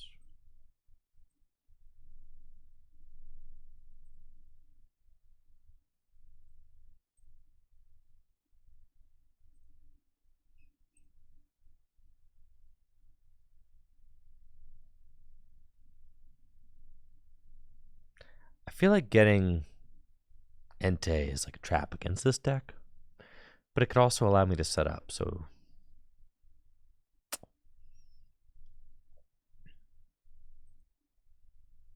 Yeah, Entei is probably a trap. Let's go here and pass. Thank you, Fortitude, for the sub and the 7 months.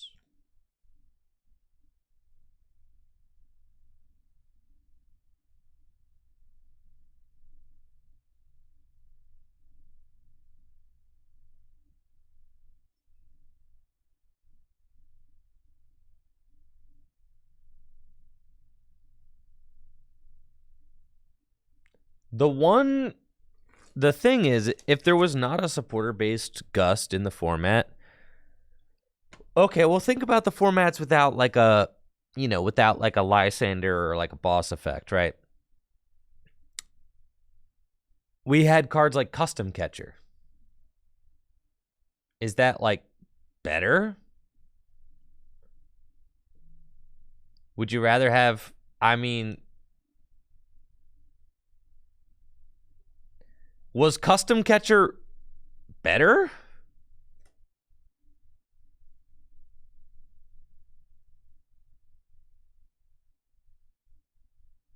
And there are decks in Standard that like barely play boss, like Lost Box decks, which I think is interesting.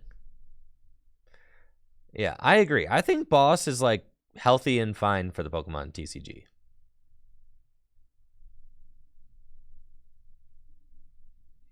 Yeah, or coin flip catchers, my goodness.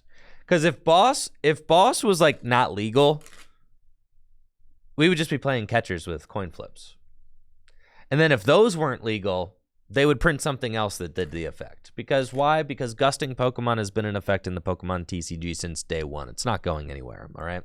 Interacting with your opponent's bench is part of the Pokemon TCG, of course. So what's better is to build your board in a way that your opponent interacting with your bench is not a big deal.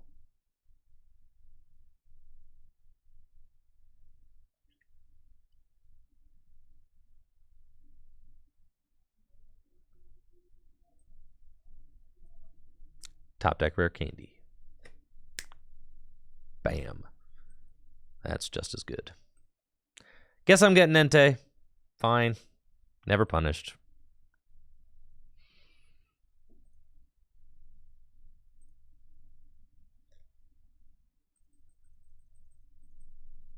It's fine. I'll penny it later.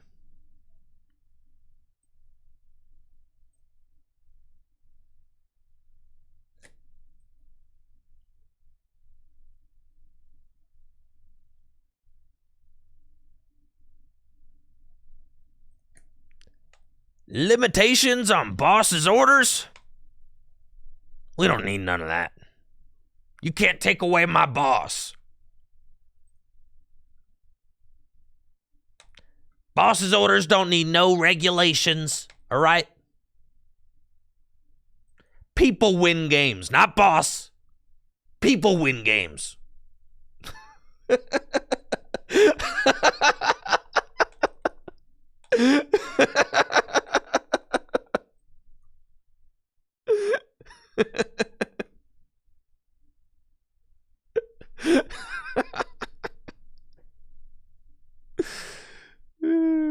Man.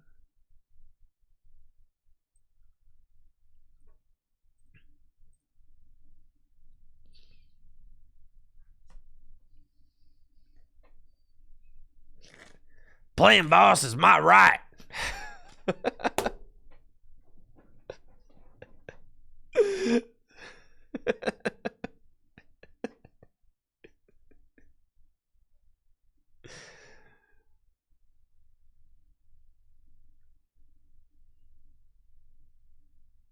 Choice Belt would not have been a knockout because Choice Belt only affects Pokemon V. This is a Pokemon EX.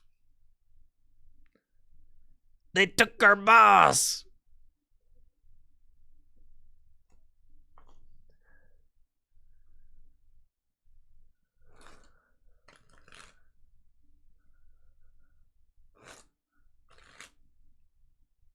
But I get it.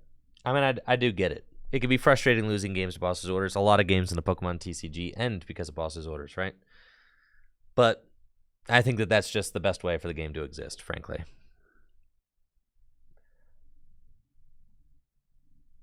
There are some natural truths to the Pokemon TCG. Gusting the bench is kind of just one of them, and it always has been. It always has been. It always has been. Playing format, frankly, have you ever played a format without Gust in it? People claim that those formats are very boring. That is a frequent critique of those formats.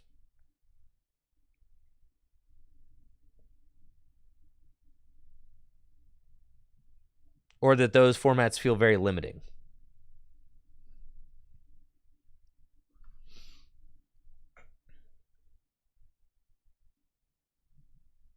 Excuse me. What do you got over there?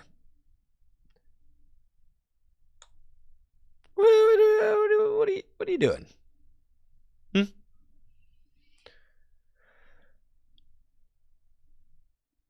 Okay.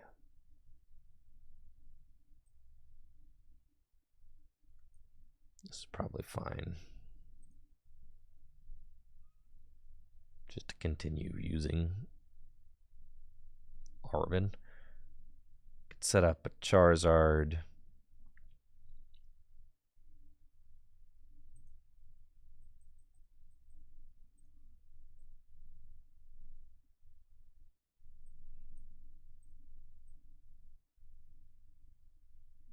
The choice belt could matter. That's fine.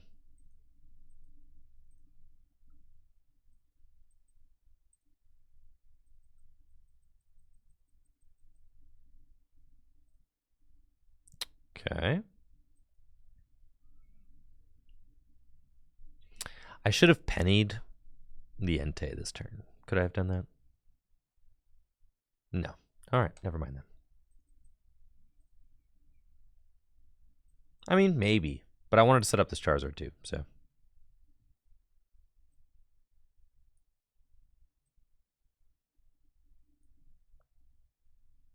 Do I care to retreat this Charizard? Do I want to...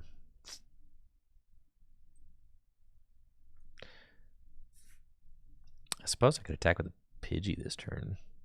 It's kind of sick. I'll do that.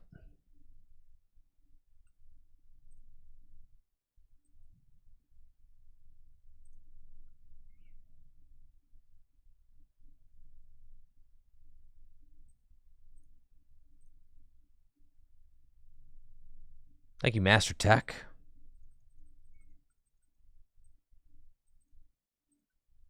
For that sub in the 19 months. You always got to let the Pidge get in there, you know, when it's Pidge time. Blammo!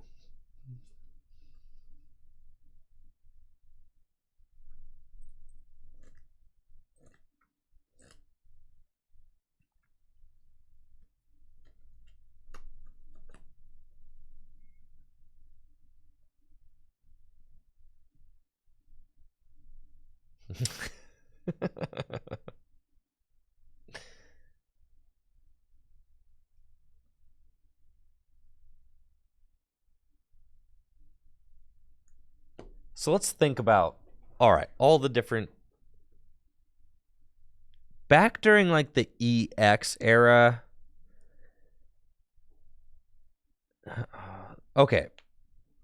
During the Wizards of the Coast era, there was Gust of Wind printed in base set. That's literally set 1, alpha, the very beginning. Trainer cards were not limited in any kind of way, and you could gust, remove energy, do whatever you want, right? That's not true, Soda King, because there was POW hand extension and there was reversal. So you are capping. You are capping.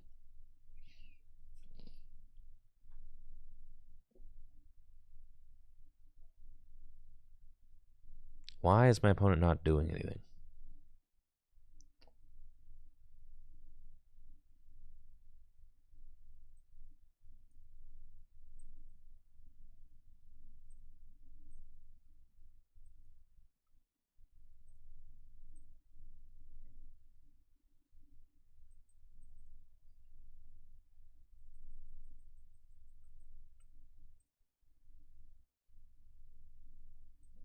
POW is not just a fancy crushing hammer, and you know it.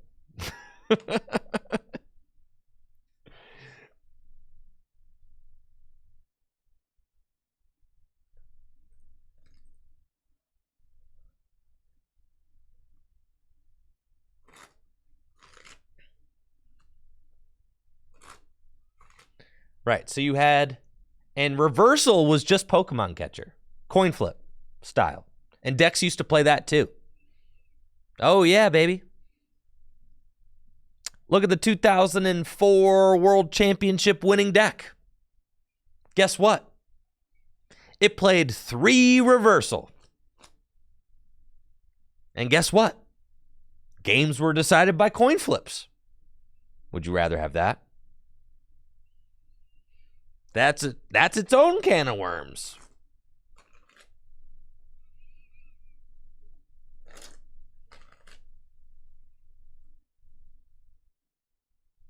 Lunatone Soul Rock also played, and this is back during what, like 2006. Lunatone Soul Rock also played Energy Removal 2 and Pokemon Reversal. So that's right. It played Coin Flip Gust and it played Crushing Hammer.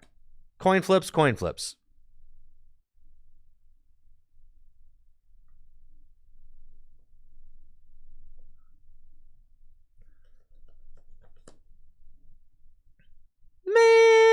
They set up another Baxcalibur. This is cringe.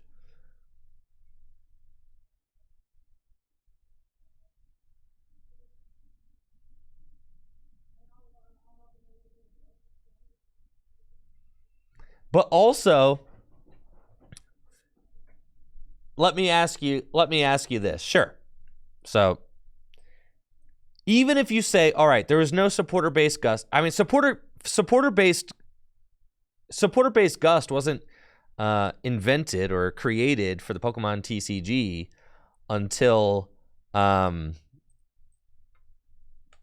X and Y era.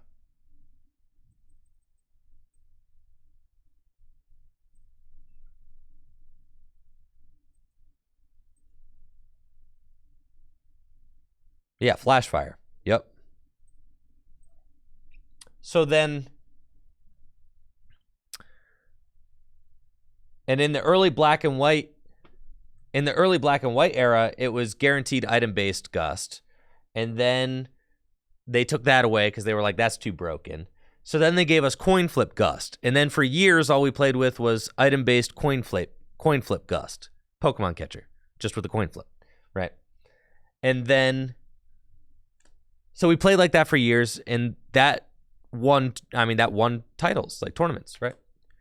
Coin flip gust won events.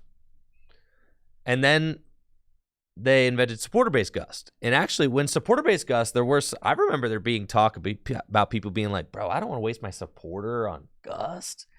That was the conversation on the ground at the time. People being like, dude, do I really want to waste my supporter for turn on a... That was the conversation. Serious. When it was first revealed in Flashfire, I remember I played through it. There were quite a few people who were like, dang, like, I mean, you can't even Juniper and Research, or you can't even Juniper and Lysander in the same turn. Right. Oh, yeah. Verse Seeker is a 2 of? Yes, of course. Yes. Right, because you got to figure the same people that you were giving Lysander to are the same people who you were giving the Lysander supporter card to are the same people who had unlimited item-based gust just a couple years before. so you know, it's like, so it felt bad. You realize that when Pokemon Catcher was first printed in the black and white era in Emerging Powers, there was also Junk Arm at the time. Junk Arm. There was Junk Arm. Junk Arm allowed you to get whatever item cards you wanted from the discard pile back to your hand. So you played 4 Pokemon Catcher, and you could Junk Arm for them over and over and over again. It was the definition of an unlimited gust. All right, but let me ask you this, Soda King.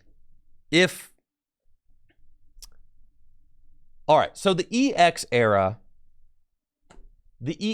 didn't have any guaranteed gust, really. I mean, it had conditional gust with POW hand extension, right?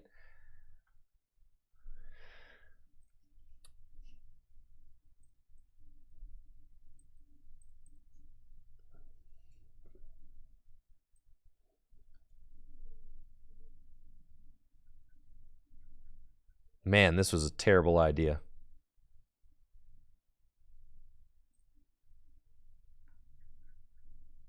Man.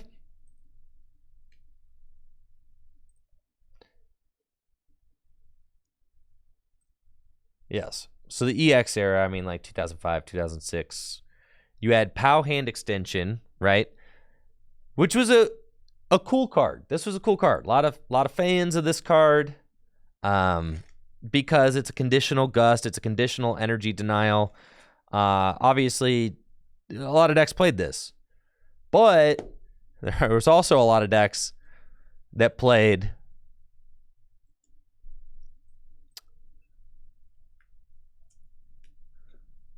this.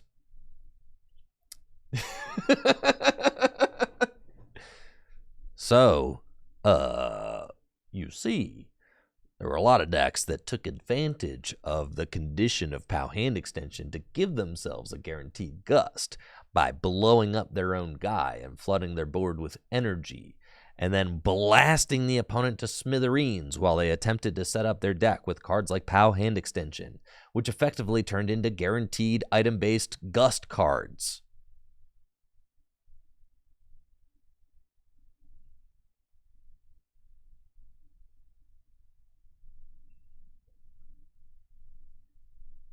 When counter catcher drops, Fortress gonna go crazy? Not anymore. Times are different now, Soda King. You know that. Electrode could also accelerate any type of energy, which was much better. And this strategy existed in a time where most decks were slow. So blowing up your guy to get a very fast strategy going, I mean, that was just part of the deal. There were a lot of different. You had ZRE, Zapdos EX, Rayquaza EX, Electrode EX, and then you also had Bombtar, which is Tyranitar Electrode deck, blow itself up, get in the paint. Then you also had Reversal, right? Look at that. Ye olden Pokemon catcher with a coin flip, right? I love how you have to choose first. And then you had this during the EX era as well. And you had World Championship winning decks playing Pokemon Reversal and games getting decided by coin flips. And this lasted all the way up through 2005. It was printed again in 2010. And then finally they said, enough of that coin flip shenanigans.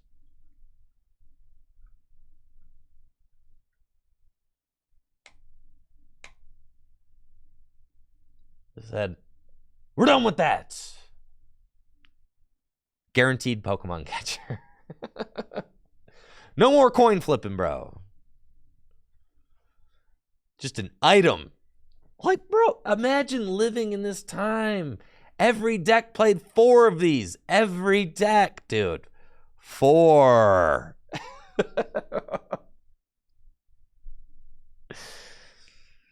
Juniper, catcher, game.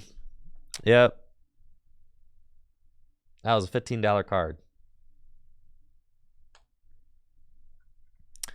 So here's the deal. And if you do have fond memories or you look back on the 2006 EX era, you know, and say like, oh, that's the best era of the Pokemon TCG. Let me ask you, is that a format where you can play 50-minute best of 3?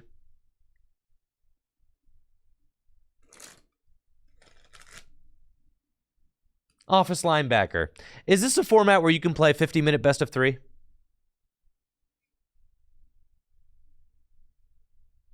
Can you?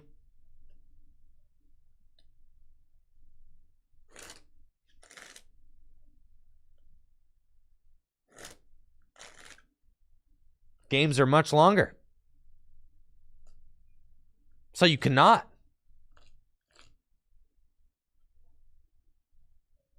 Yeah. Too bad Railer is a deck for a format that doesn't exist. Yeah, fake format.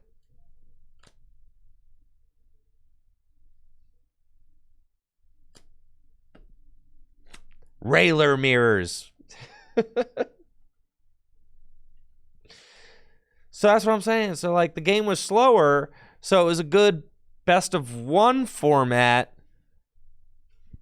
And that's why regional championships were best of 1 all the way up until, like, what, 2012, 2013?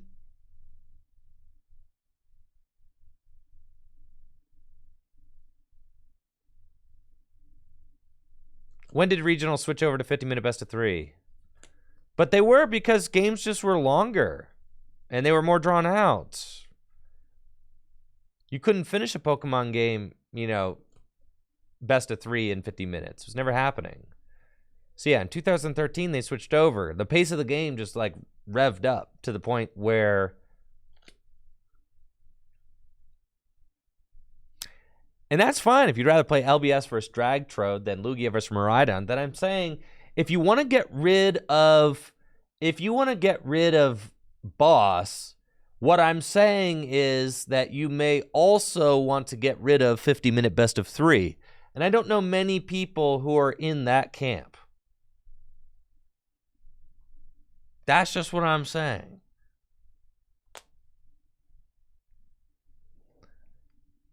So if you want to eliminate Boss, games are going to get even longer. In which case, then you may also be saying that you want to go to a single game Swiss kind of situation. I mean, think of the way that Gym Leader Challenge exists now. Like Gym Leader Challenge, people play like 40-minute single games. That's more like, and that's because the games are slower, right? So there's no reason to play 50-minute best of 3. You just play your single game.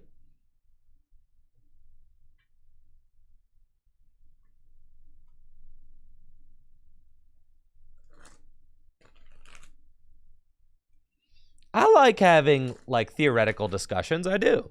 I think that there is validity in discussing the design of the game for sure.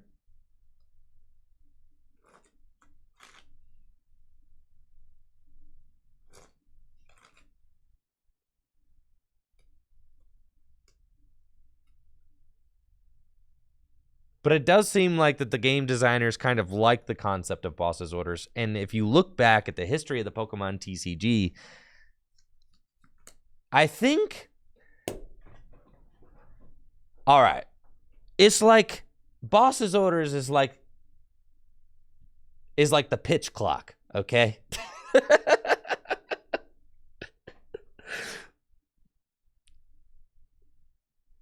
Now follow me here, all right? The game was getting too long and drawn out and boring and wasn't gaining enough excitement, all right? People were tired of playing long, thorough, interactive games in the Pokemon TCG. Wasn't getting the numbers. People weren't excited enough. So they had to speed things up a little bit. And they had this brilliant idea. Don't do that.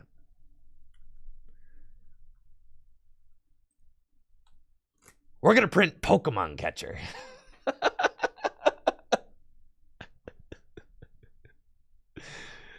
Just think about how black and white, I mean, the black and white era really did, I mean, it changed the game.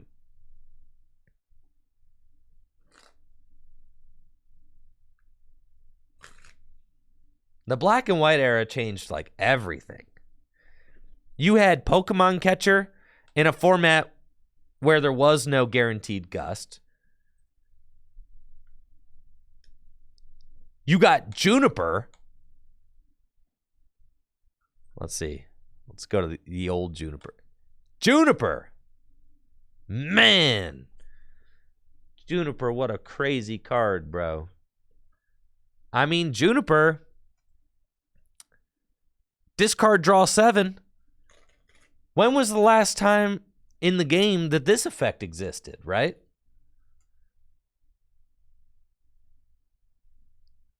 It was literally like base set, right? They had gone from base set all the way to black and white without a discard, draw 7. And then they brought it back for good. Pretty much. Right? Yeah, Oak did it originally, yes. And then they they made the game very grindy and slow with like lots of setup strategies and that's why, you got a lot of people refer to that as the golden age of the Pokemon TCG. You do, slower strategies, more emphasis on setup and stuff like that. But honestly, having gone back and played them, it's like the decks are slower, but it's still the same stuff as the current Pokemon TCG. Honestly, having played like EX era, it's the same stuff. It's just like who opens their Dunsparce? Who opens their setup supporter or whatever? You know, it's like you got a lot of the same stuff. Who opens their call energy? You know, who opens their Jirachi, right? And then, like, when you're losing, you just lose slowly over the course of, like, 35 minutes, right? It's all the same stuff.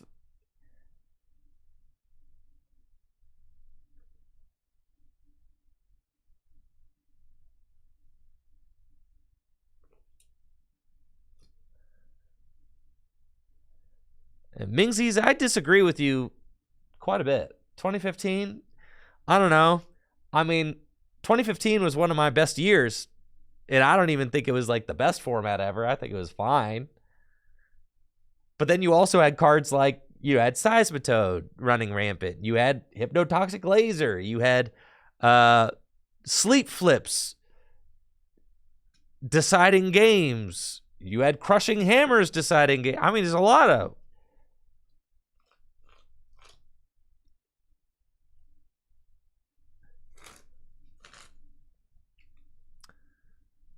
You had Lysander's Trump card, one of the worst cards ever printed in the history of the Pokemon TCG.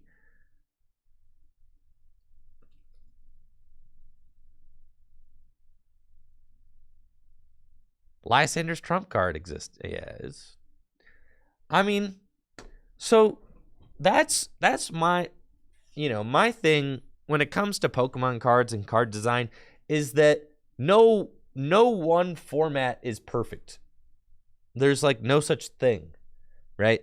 If you want to play a game that has like close to a perfect eternal format, that game is probably just chess, right? No matter what, even if you just play the same format over and over and over again, it will get solved and it will get boring. Which is one of the reasons I love Gym Leader Challenge so much, because it gives me something else to do. So that you switch it up, right?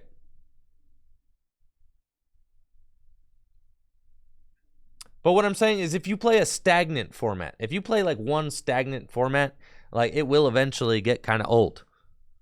So like even if you go back and you're like, man, EX format was the best, bro. Like it was so sick playing those 2006 decks. It was so sick playing those 2007 decks. Yeah, but if you go and you play those 2006 decks for a year straight, you'll come back and you'll be like, I'm trying to mix it up a little bit, You're going to end up playing Railer Mirrors. That's what you're just going to end up playing Railer Mirrors, okay?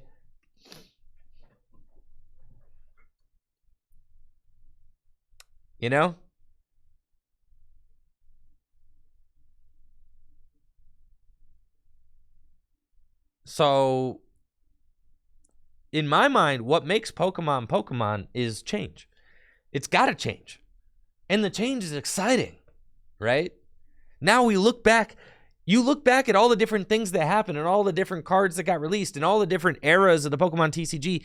And when you look back on a macro scale, you can say like, whoa, yeah, all that change was really exciting. Because the change is the most exciting part.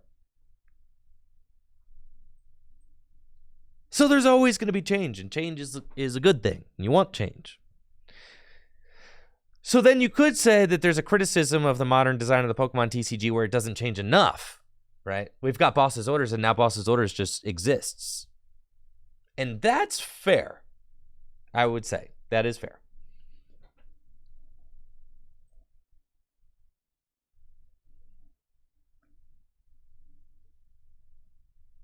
But it seems like, the designers of the Pokemon TCG, they're trying to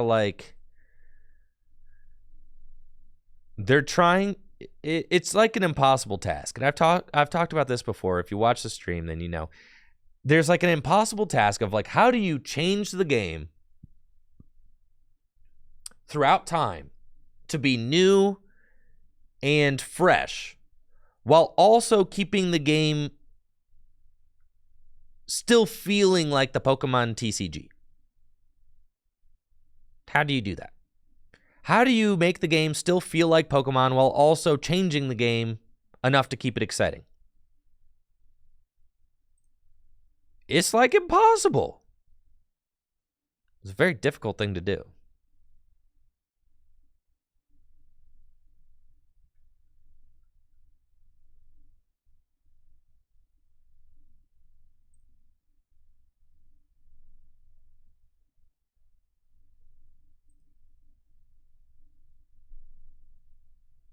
Exactly, Tribal Chief. Exactly.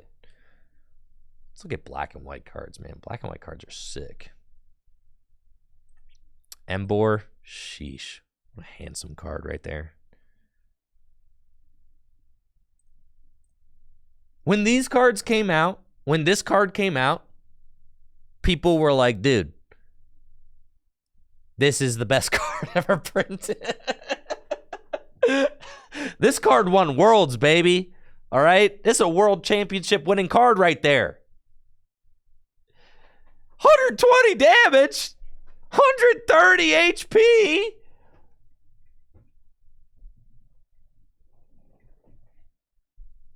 Hexagons. Dang, dude. The hexagons have been around forever. No, man. Not the hexagons, man.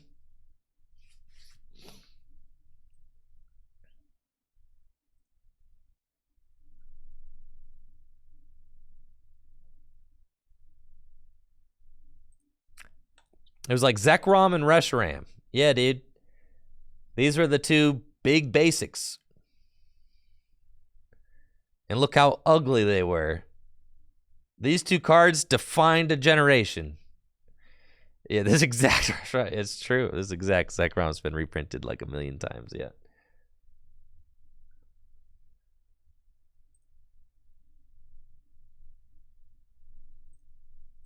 Yeah, Ross Cawthon's The Truth deck.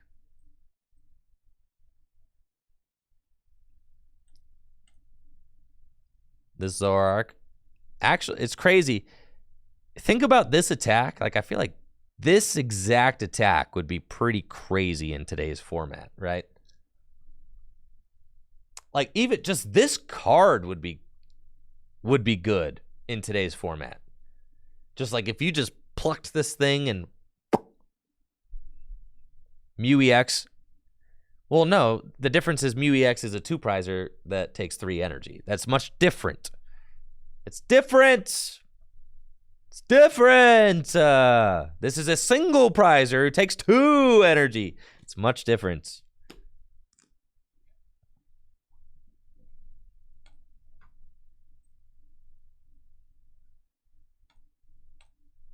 It's a national championship winning card right there.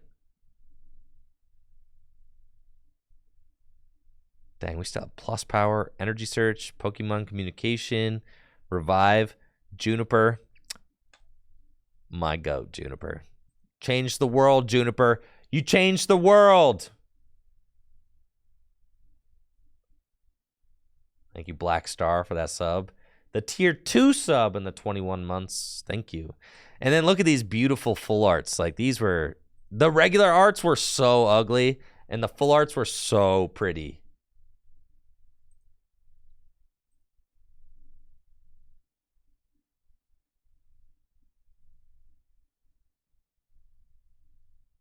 Our promos, we're like, we're gonna like twist the 3D model just ever so slightly and call it a promo.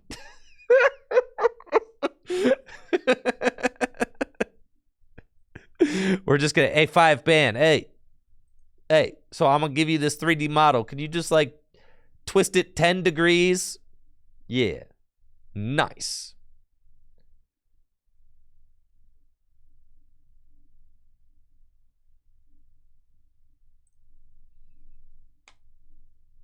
I miss her, man.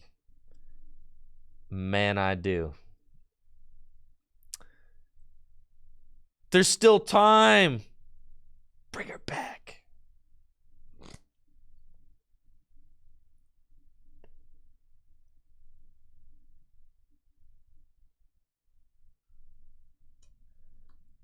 There's still time, Pokemon Company. Thank you, Kyle, for the sub.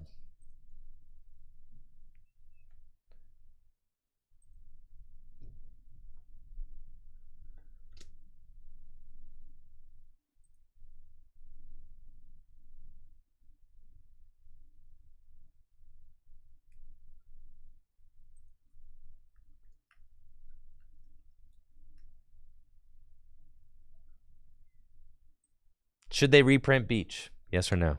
I'll let chat decide.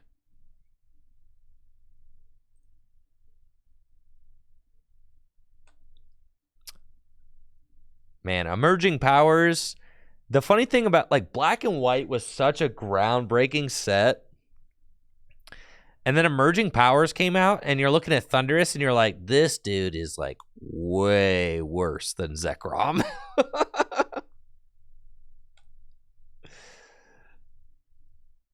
Yeah. Like, you did have some neat cards. This is a national championship winning card right here. Item lock. Dude, imagine playing a stage 2 with 130 hit points and it item locks and winning a national championship with a card. That's the thing, though, is that, like, back then, the Pokemon were still relatively reined in with their power levels. The power creep just hadn't really hit the Pokemon yet, but the trainer cards were really starting to get, like, quite powerful.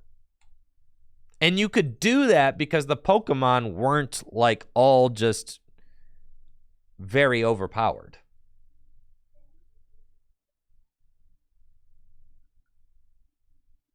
Like, back then, you would look at this guy and be like, yeah, that's a decent fighting Pokemon. Like, I'm not kidding. Like, back then, you're looking at Terrakion like, yo, 3 for 100? That's pretty good.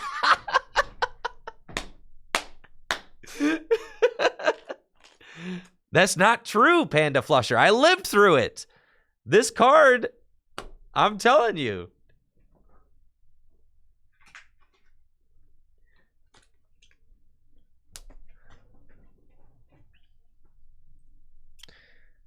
But I'll show you the real Terrakion, the game-changing Terrakion, bro.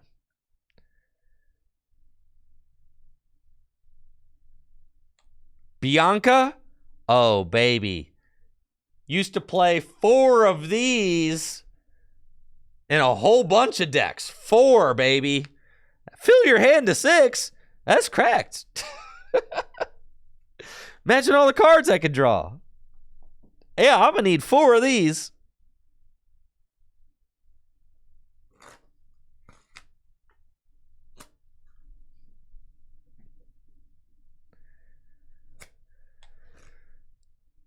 Yes, sir. 4 Juniper, 4 Bianca. There was a point in time where there was a big debate in the Pokemon community about which one of these two supporters was stronger, Sharon or Bianca. Because you had to play, because you had to pick one. Uh-huh. Yeah, your deck was either going to play Sharon or it was going to play Bianca. That's all you had, bro. Max Potion? Dude, this card existed. Yeah. Back when Pokemon only had like 130 hit points, this card wasn't that crazy. Now look at this card, dude. Imagine, it's like cards like this. You can't just drop cards like this into standard format anymore. You can't. It's over. You can't. These times are gone, dude. Uh-huh. And that's the thing. Max Potion's like not even played in Gym Leader Challenge format. Why? Because who cares? Your Pokemon's only got like 150 hit points. Yes, but the problem is the Pokemon now have 330 HP. So like,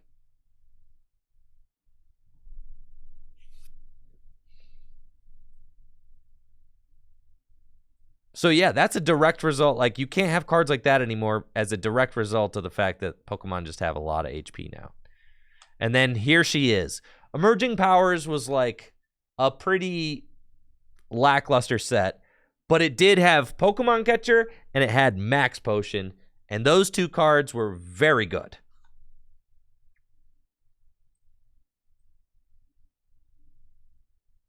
And of course, you had some slick full arts. Thundurus. Tornadus ended up seeing some play.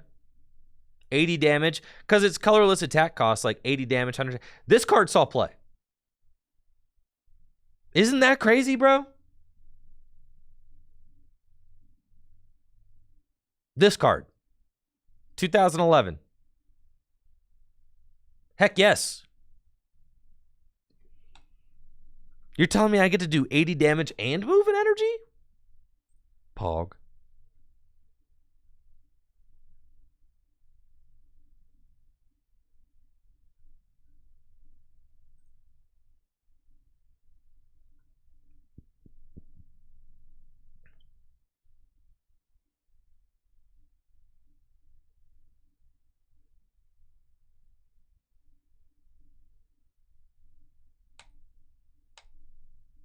Oh, yeah.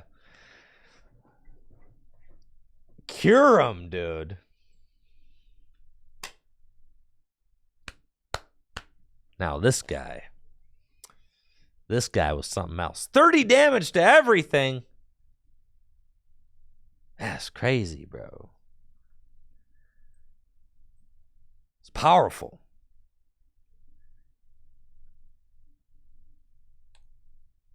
And then my beloved was released. Electric. My first ever pre-release was a Noble Victories pre-release. Man, oh man, me and Electric used to dynamo her all the time.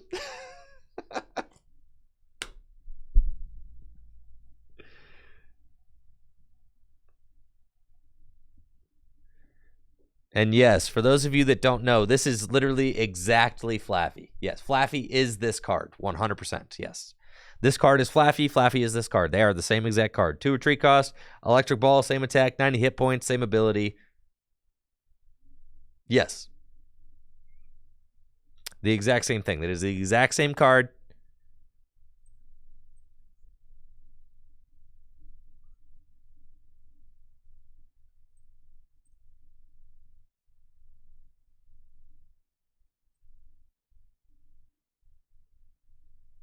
Corporate needs you to find the difference.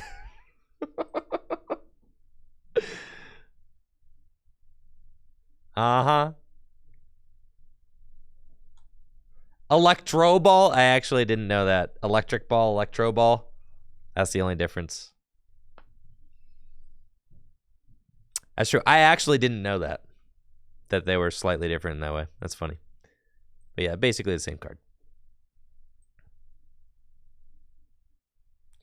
And this card, I mean, you got to figure they had released. I mean, you guys remember the Zekrom I just showed you, right? So, like, Zekrom. Man, how many Zekrom y'all printed?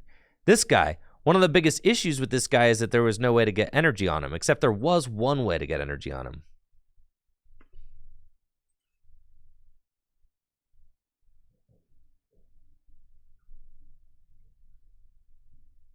If I told you that we used to use Pachirisu, okay, this was the best way to power up Zekrom before Electric came out. You used to go turn 1, Pachirisu, self-generation, and you put 2 lightning energy onto your Patchy. Then you had to bust out the Celebration Wind Shaman, and then you use Celebration Wind and you whoosh all those energy over onto your Zekrom. And guess what? You could attack turn 1 going first back then. So this was a donk deck. You used to go turn 1 Bolt Strike with plus powers to do 130 damage so you could donk Reshiram's and stuff.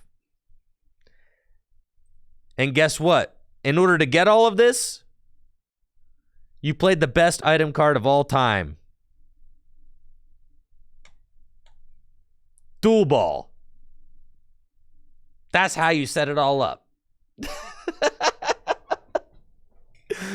Dual Ball. They should just get rid of Battle VIP Pass, bro. Just give us back Dual Ball. All right? Yeah. That's how you could fix the Pokemon TCG right now. Yeah, Dual Ball is about as broken as Timer Ball. We all know how broken that card is. Timer Ball is insane. Oh, yeah, for sure.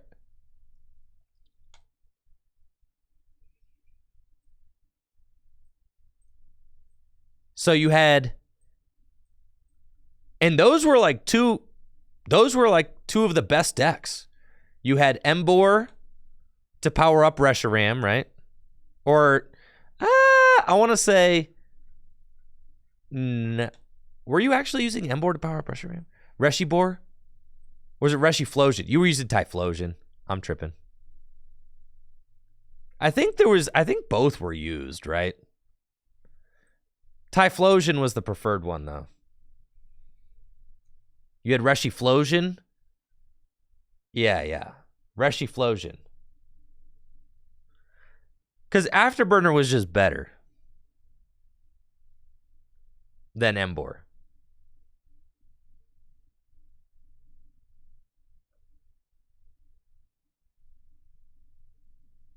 Yeah, Raybor was also a thing. Oh, I know all about Raybor, dude.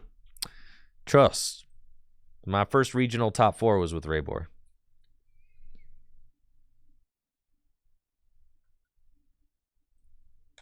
This card used to be the BDIF back in early 2000. What was it? It was technically, late 2011, early 2012.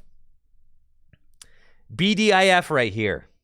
You used to set up Chandelure, and you retreat between a bunch of your Chandelures, and use Curse Shadow, and you snipe damage all over your opponent's board. Yeah. This was like largely considered to be one of the best decks in formats before everything changed.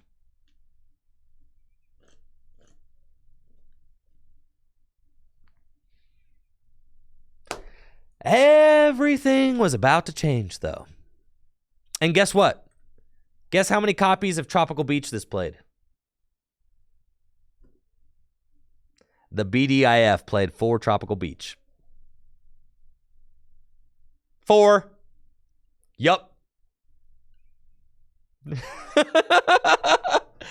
You needed 4 Worlds exclusive promos to play this. That's right. That's right. Yes, sir.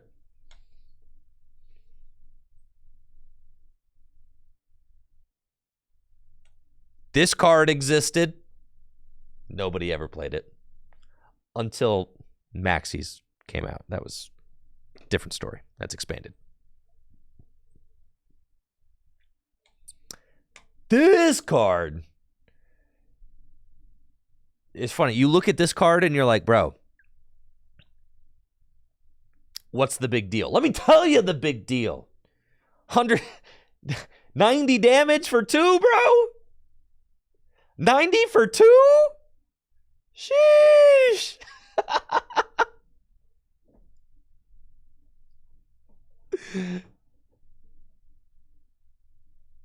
Yowee. You could knock out Zekroms in one hit.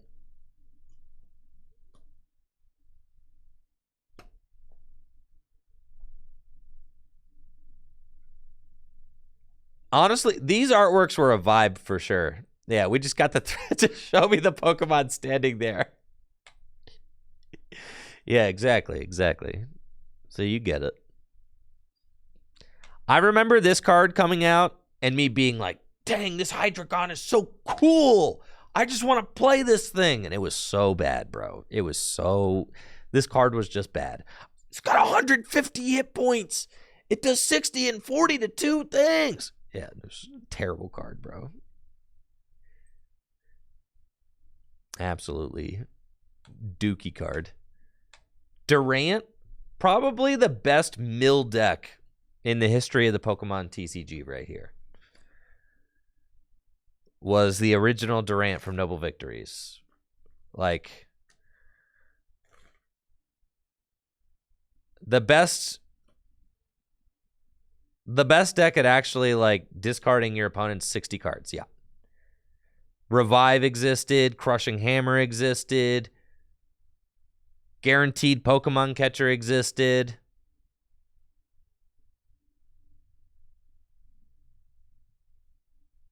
You had Pokemon Collector, That was the setup supporter. Pokemon Collectro. Pokemon Collectier. Pokemon Collector. Yeah. You could just play this card. Boom. Almost every deck played 4 of these. These were your setup options. This card was like Battle VIP Pass back in the day. Like, dang, I didn't open my Battle VIP Pass, except Battle VIP Pass was just Collector, and everybody wanted to open Pokemon Collector, right? Because you could play it turn 1 going first. So, because you could do supporters turn 1 going first back then, and you could attack.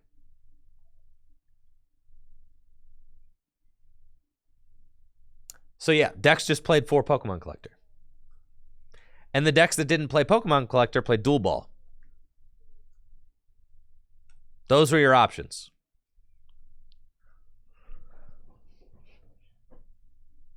You were either Collector or Dual Ball. You had to play one. This card was also really good. 3 for 80. Because you got to figure most of the game at this point were single prize Pokemon 2-hit KOing each other. Think about that, okay? Think about playing a format where single prize Pokemon are 2-hit KOing each other. Unironically. Think about that. Do you know what that might feel like to play? It's pretty cool, actually. It's kind of sick. So this Pokemon was actually really good because Iron Breaker, made it so that they couldn't attack next turn. And you were in a 2-hit KO format.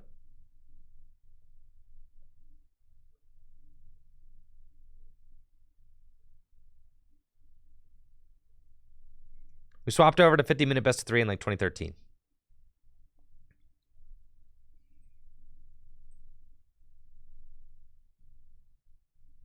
Holy smokes, and then there was N.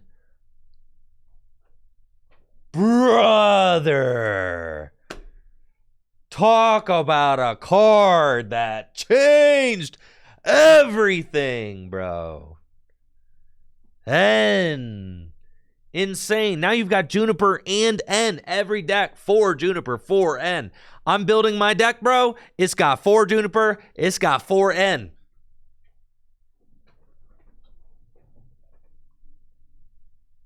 That was the deck. You play 4 Juniper, 4 N, and then for a little while you were picking your favorite between Sharon and Bianca to like fill out the rest. Because you had to play more than 8 draw cards. You had to. Because if you only played 8, then you probably weren't seeing them enough.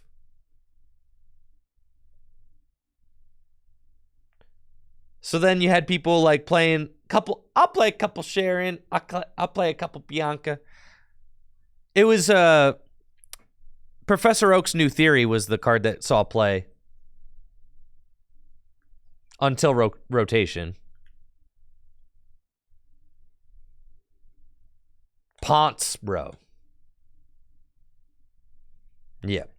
So you would play Junipers, Ponce, and Ends. That was like the core of a deck back then. Ponce, Oaks, Ends. But N changed the game. I mean, N was nuts. I mean, up until this point, there wasn't really adequate hand disruption. It was just Judge. I mean, all you had was Judge. And it was very similar to like people who lived through the Sword and Shield era, right? I mean, Judge was the hand disruption card before N, right? People who lived through the Sword and Shield era and, remember when Marnie was our only hand disruption? It was kind of like that, right? And then like Iono coming out. And now we have Iono, right? Which just changes a lot.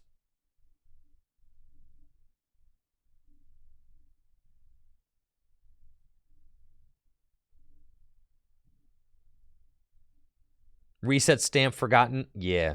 Reset stamp was fine. Yeah. But there was a point in time where there was no reset stamp and there was just Marnie. when the Sun and Moon cards are rotated out.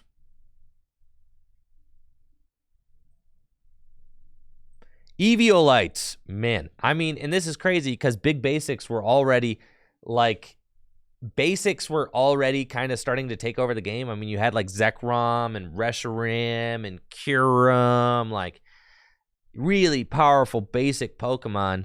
And then they released tool cards that made them more powerful. And you're kind of just thinking to yourself, like, why are you doing this? Like, why do the big basic Pokemon that already have a buff in not needing to evolve, like, why do they also need this? Which doesn't really make any sense. Because you look at the design of cards like Shandy, right? Like, you got Chandelure, 130 hit points, does 50 damage. And then you're comparing that with a card like Zekrom,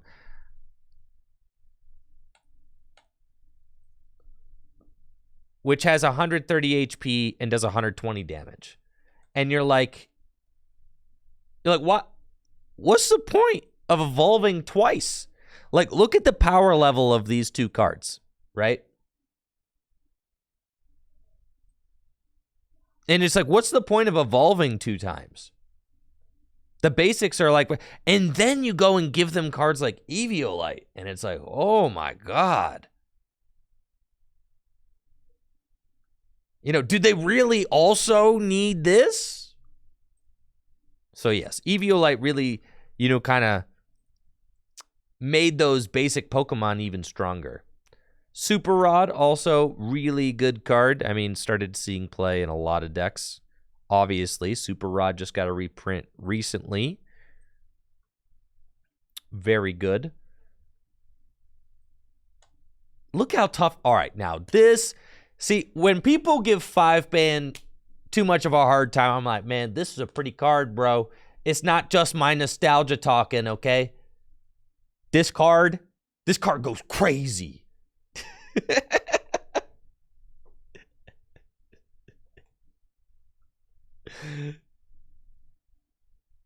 Yeah. This Terrakion, this is what I think about when I think of Terrakion, man. Terrakion standing on rocks.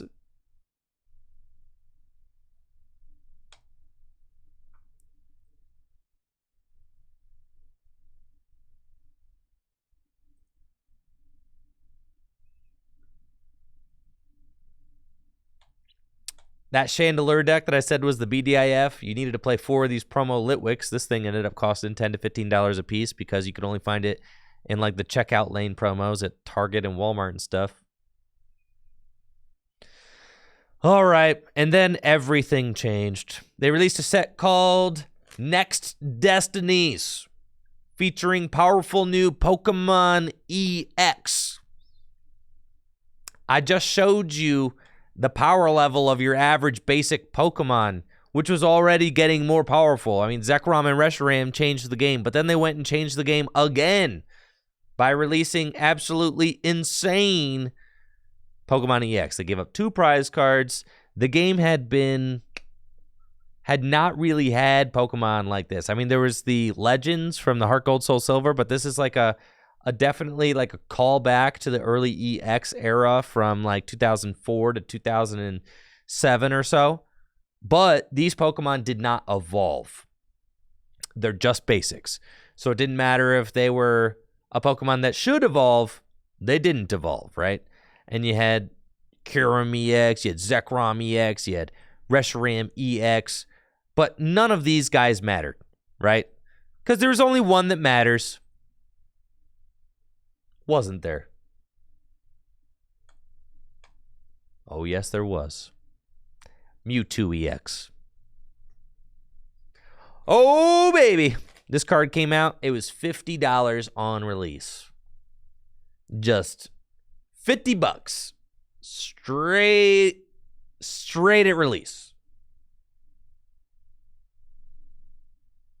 Crazy. And the thing about Mewtwo EX that made it so good was that it absolutely destroyed these other losers. 3 energy on a Zekrom. Okay. I attached double colorless energy to my Mewtwo. Dynamotor 1 energy plus power. Bop. Or I get another. Or, like, Zekrom does 40 damage to itself, bro. All you need is a double colorless. That's it. One double colorless energy. Bop. That's it, dude.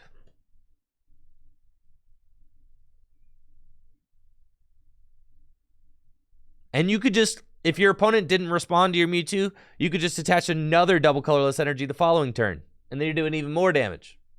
There were times where I had 3 double colorless energy all on one Mewtwo EX. There were times where I took all 6 prizes in a game with one Mewtwo EX. And the reason why Mewtwo EX was so insane is because the only answer to Mewtwo EX was Mewtwo EX. I told you, we were in a format where single prize Pokemon were largely 2-hit KOing other single prize Pokemon. Drop a card like Mewtwo EX into that format. And like none of the single prize Pokemon can 1-hit KO Mewtwo, but Mewtwo can 1-hit KO all of them.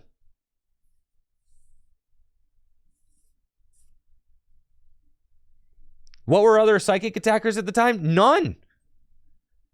The only one that saw any play was not Gardevoir, was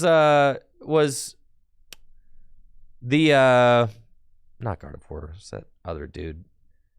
Gothitelle, which was a stage 2. But it didn't matter. You weren't powering up Gothitelle, you weren't powering up Chandelure. You think Mewtwo EX cares about this?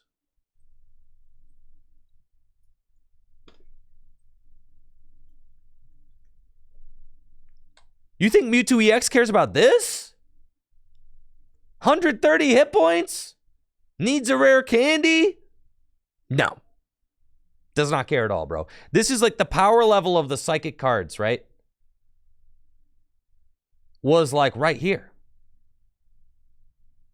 Pokemalware, I'm going chronologically. I didn't get there yet. Plasma's not out yet. The year is 2011 or 2012. Early 2000. It's the spring of 2012 right now, all right? Those aren't out yet.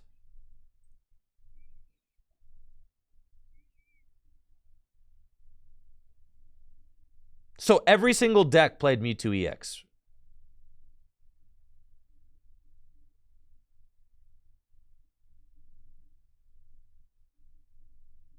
Every single deck. Every single deck. And you couldn't just play one, you had to play 2. 11 years ago. This card's stupid the best way possible.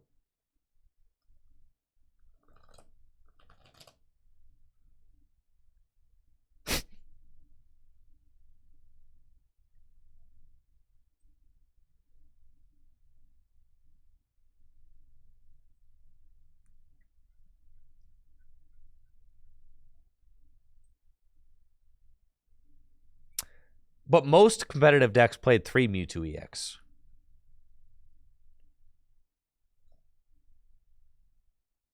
Crazy. Regigigas. This card was not good. We got Heavy Ball, Level Ball. Man, this card was goated for electric decks. You already know. Reprint of double colorless energy just to make sure that Mewtwo stays broken. Right? Because there was double colorless energy during the Heart Gold Soul Silver era. Sky Arrow Bridge as Beach Court. Who said they don't reprint stadiums, bro? Who said?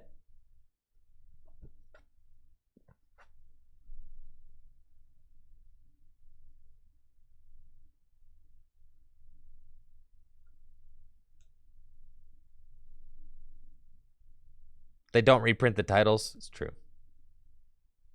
Sure. I don't care if they reprint. I don't care if they don't reprint Tropical Beach. Give us I don't know. Give us Tropical Island, bro. That's fine. I'll deal with that. Yeah, give me. Yeah,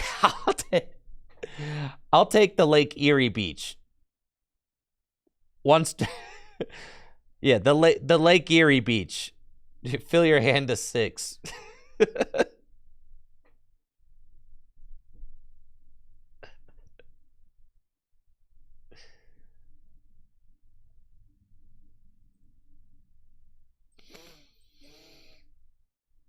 Dang. Look at these gaudy full arts. I mean, nothing really defines the black and white era like these gaudy full arts, man.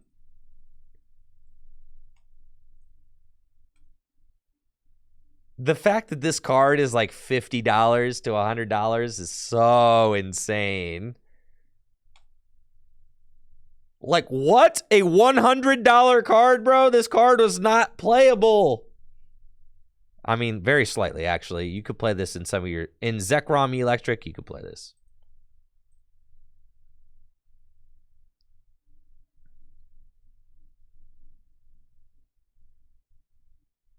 God, and then they got the Shiny Zork.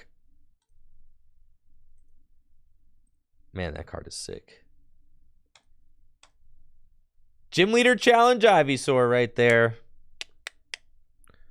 That's a $10 Ivysaur, baby.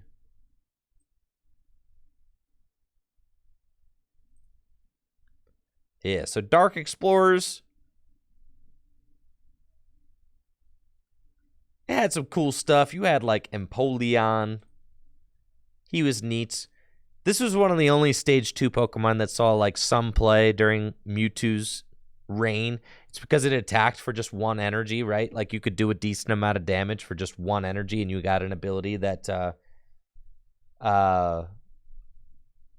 ability that could draw cards. But the crazy thing is that people who tried to play Empoleon back then, it was all just cope. Mewtwo still beat this card. You can put enough energy on Mewtwo to make it one-hit KO an Empoleon with one energy attached to it. That happens all the time. Raikou. I mean, look at how many good... This was like Lightning's heyday, and this is one of the reasons why I do love Lightning Pokemon so much, because this is right when I started playing the Pokemon TCG, and there were all these absolutely insane Lightning cards. You had Electric. You had Mewtwo you could play with Electric.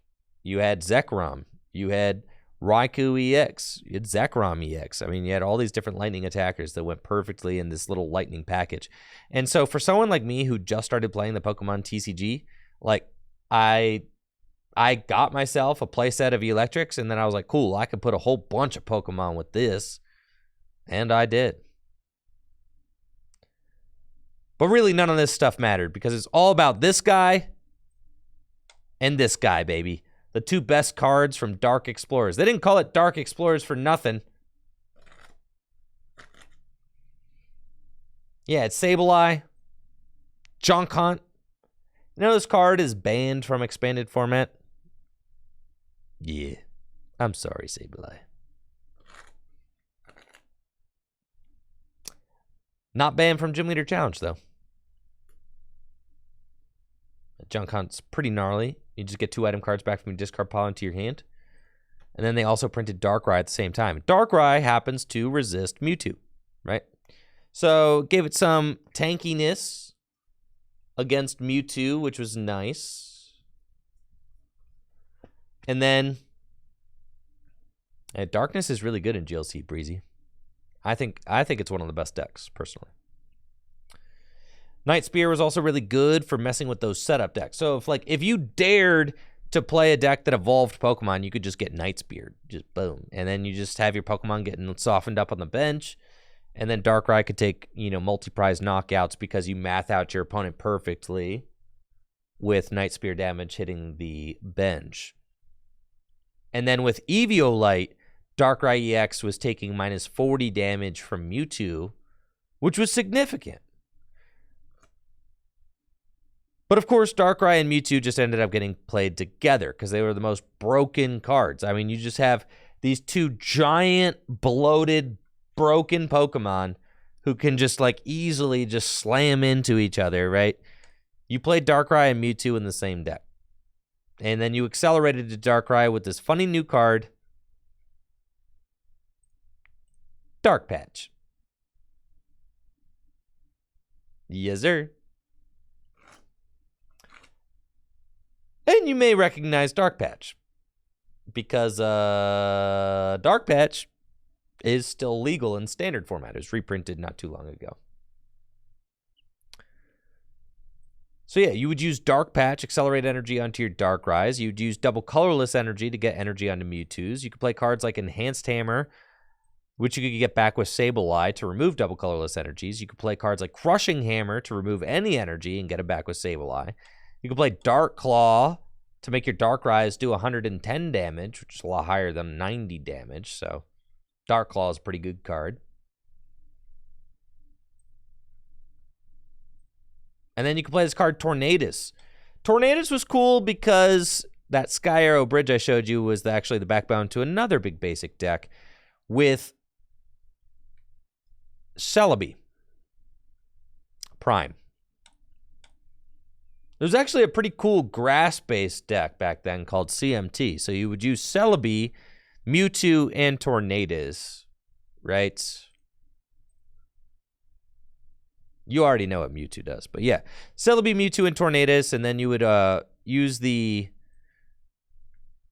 Sky Arrow Bridge Stadium, right? So this made your guys' retreat cost 1 less, and Celebi has the Forest Breath Pokepower, which allows you to attach a grass energy from your hand to one of your Pokemon. So what that means is that you open Celebi, use Forest Breath to accelerate a grass energy from your hand to one of your bench Pokemon, attach double colorless energy to that bench Pokemon, retreat, boom. Turn 1 Power Blast for 100 damage. That's pretty good. That's like a lot of pressure. Turn 1 going first. You could do turn 1 Power Blast going first with Tornadus EX for 100 damage. And then you could use Celebi to power up Mewtwo. So Celebi was just kind of this dude who just kind of used Forest Breath, accelerate energy onto your big basic Pokemon. You use Sky Arrow Bridge to pivot between them, and you just slam things with your giant basics.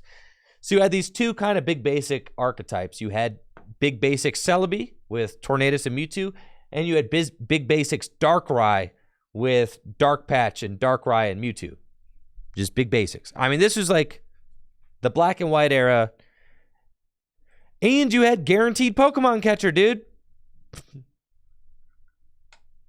Right? It was insane. Every deck was like Miraidon. It was like playing Miraidon mirrors. That's like the whole format was that. No evolving, none of that. The entire game was like Miraidon mirrors.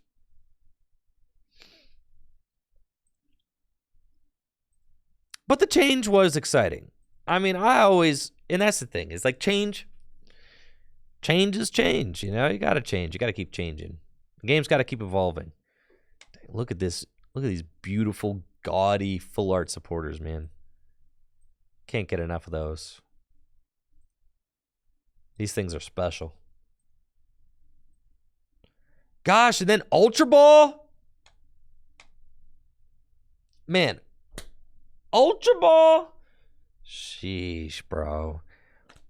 Before Dark Explorers, it was all about Pokemon communication. Then Ultra Ball came out. Man, this card was fire.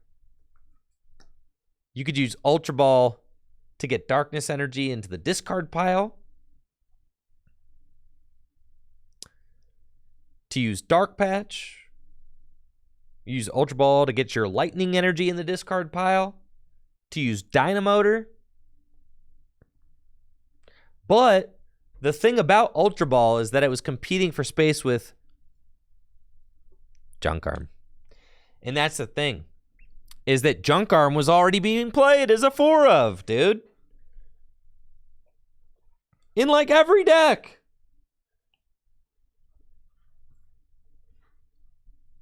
So then how could you possibly like afford to Junk Arm and Ultra Ball in the same hand? Because you already are discarding all the time.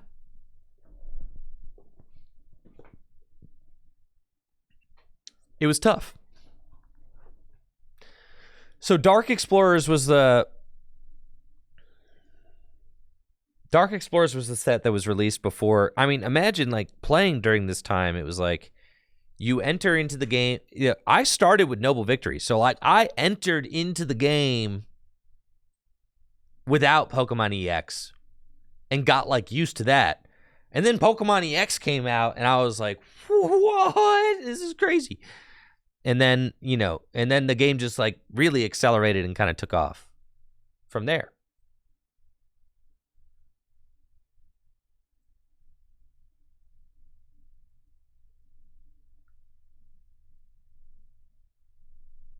Was it 2013 Worlds? 2012. So here you had, Heart Gold, Soul Silver through Dark Explorers, World Championships, Hawaii, Igor Costa. Look at just all of that I just explained to you. Look at these results, bro. I told you there was Darkrai Mewtwo, and then there was Celebi Mewtwo. That's it, bro.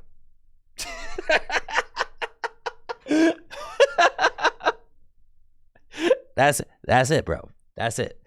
43% of top 32 was Darkrai Mewtwo, bro.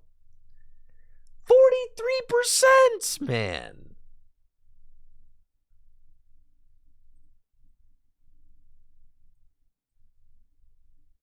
Isn't that crazy?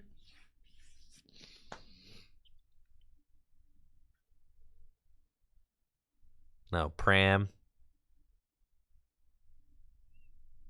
I saw Michael Diaz at I think I saw him at Peoria, actually, with his brother Frank. They were like, two of the best players in the world during that time. Jason Klaczynski, top 32. You've got to be kidding me! Tord's been around since then? What?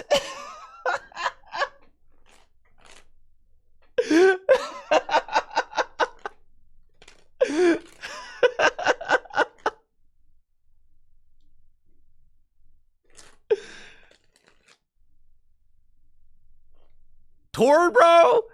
I didn't know Tord. I was just a baby player back then. I didn't know Tord was out there in 2013, top 32 in Worlds. That's crazy. Yeah, Tord jump scare. I know, right? Here I am, like, yeah, most of these players are retired now. Igor, off the map. Harrison, off the map. Jay Hornung, you make some retro content on YouTube. Michael Diaz, I saw him at Peoria, but doesn't really play anymore. Pramawat.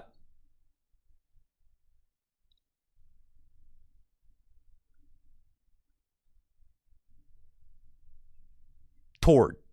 Yeah. You saw Harrison at Pittsburgh? Oh, I'm jealous. It's been a while since I've seen Harrison. I have had some experiences with Mr. Levin. That's for sure.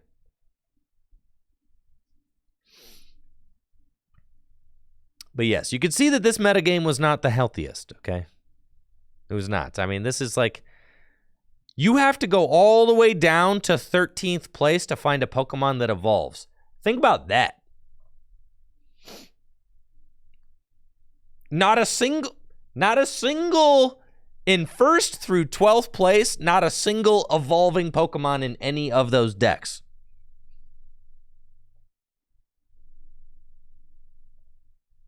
Bro.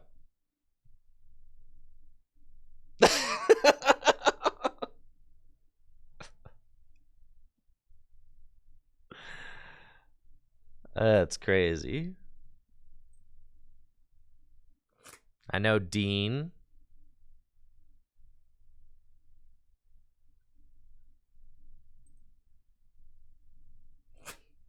Alex Szymanski. Ian Robb. Holy smokes. Juniors. Yeah, there you go. Babies.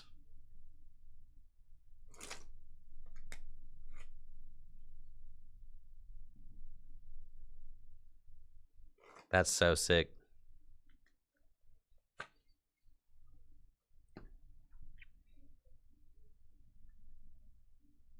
All right, chat. I think that's a good cap on today's stream. I had some fun doing the history stuff, so maybe we could talk more about that kind of stuff throughout the week if that's what you want to do. Maybe even tomorrow. You know what? Maybe I'll just do that tomorrow. I'll save some for tomorrow's stream. We could actually just do that tomorrow. Because yeah, live is down tomorrow, right? So we'll just do that tomorrow. Yeah. That'll be fun. So we'll talk Pokemon TCG history tomorrow. That way I don't have to skip stream. That'll be fun. All right. If you want to learn more about the history of the Pokemon TCG and take a walk down memory lane with me, Pokemon TCG Live is down tomorrow, so we'll be doing that tomorrow. Thank you all so much for hanging out during today's stream. Again, major congratulations to Mr. JW Kriewall on winning the Toronto Regional Championships. And, yeah, that about does it for the stream. Chop, chop, baby. See y'all tomorrow.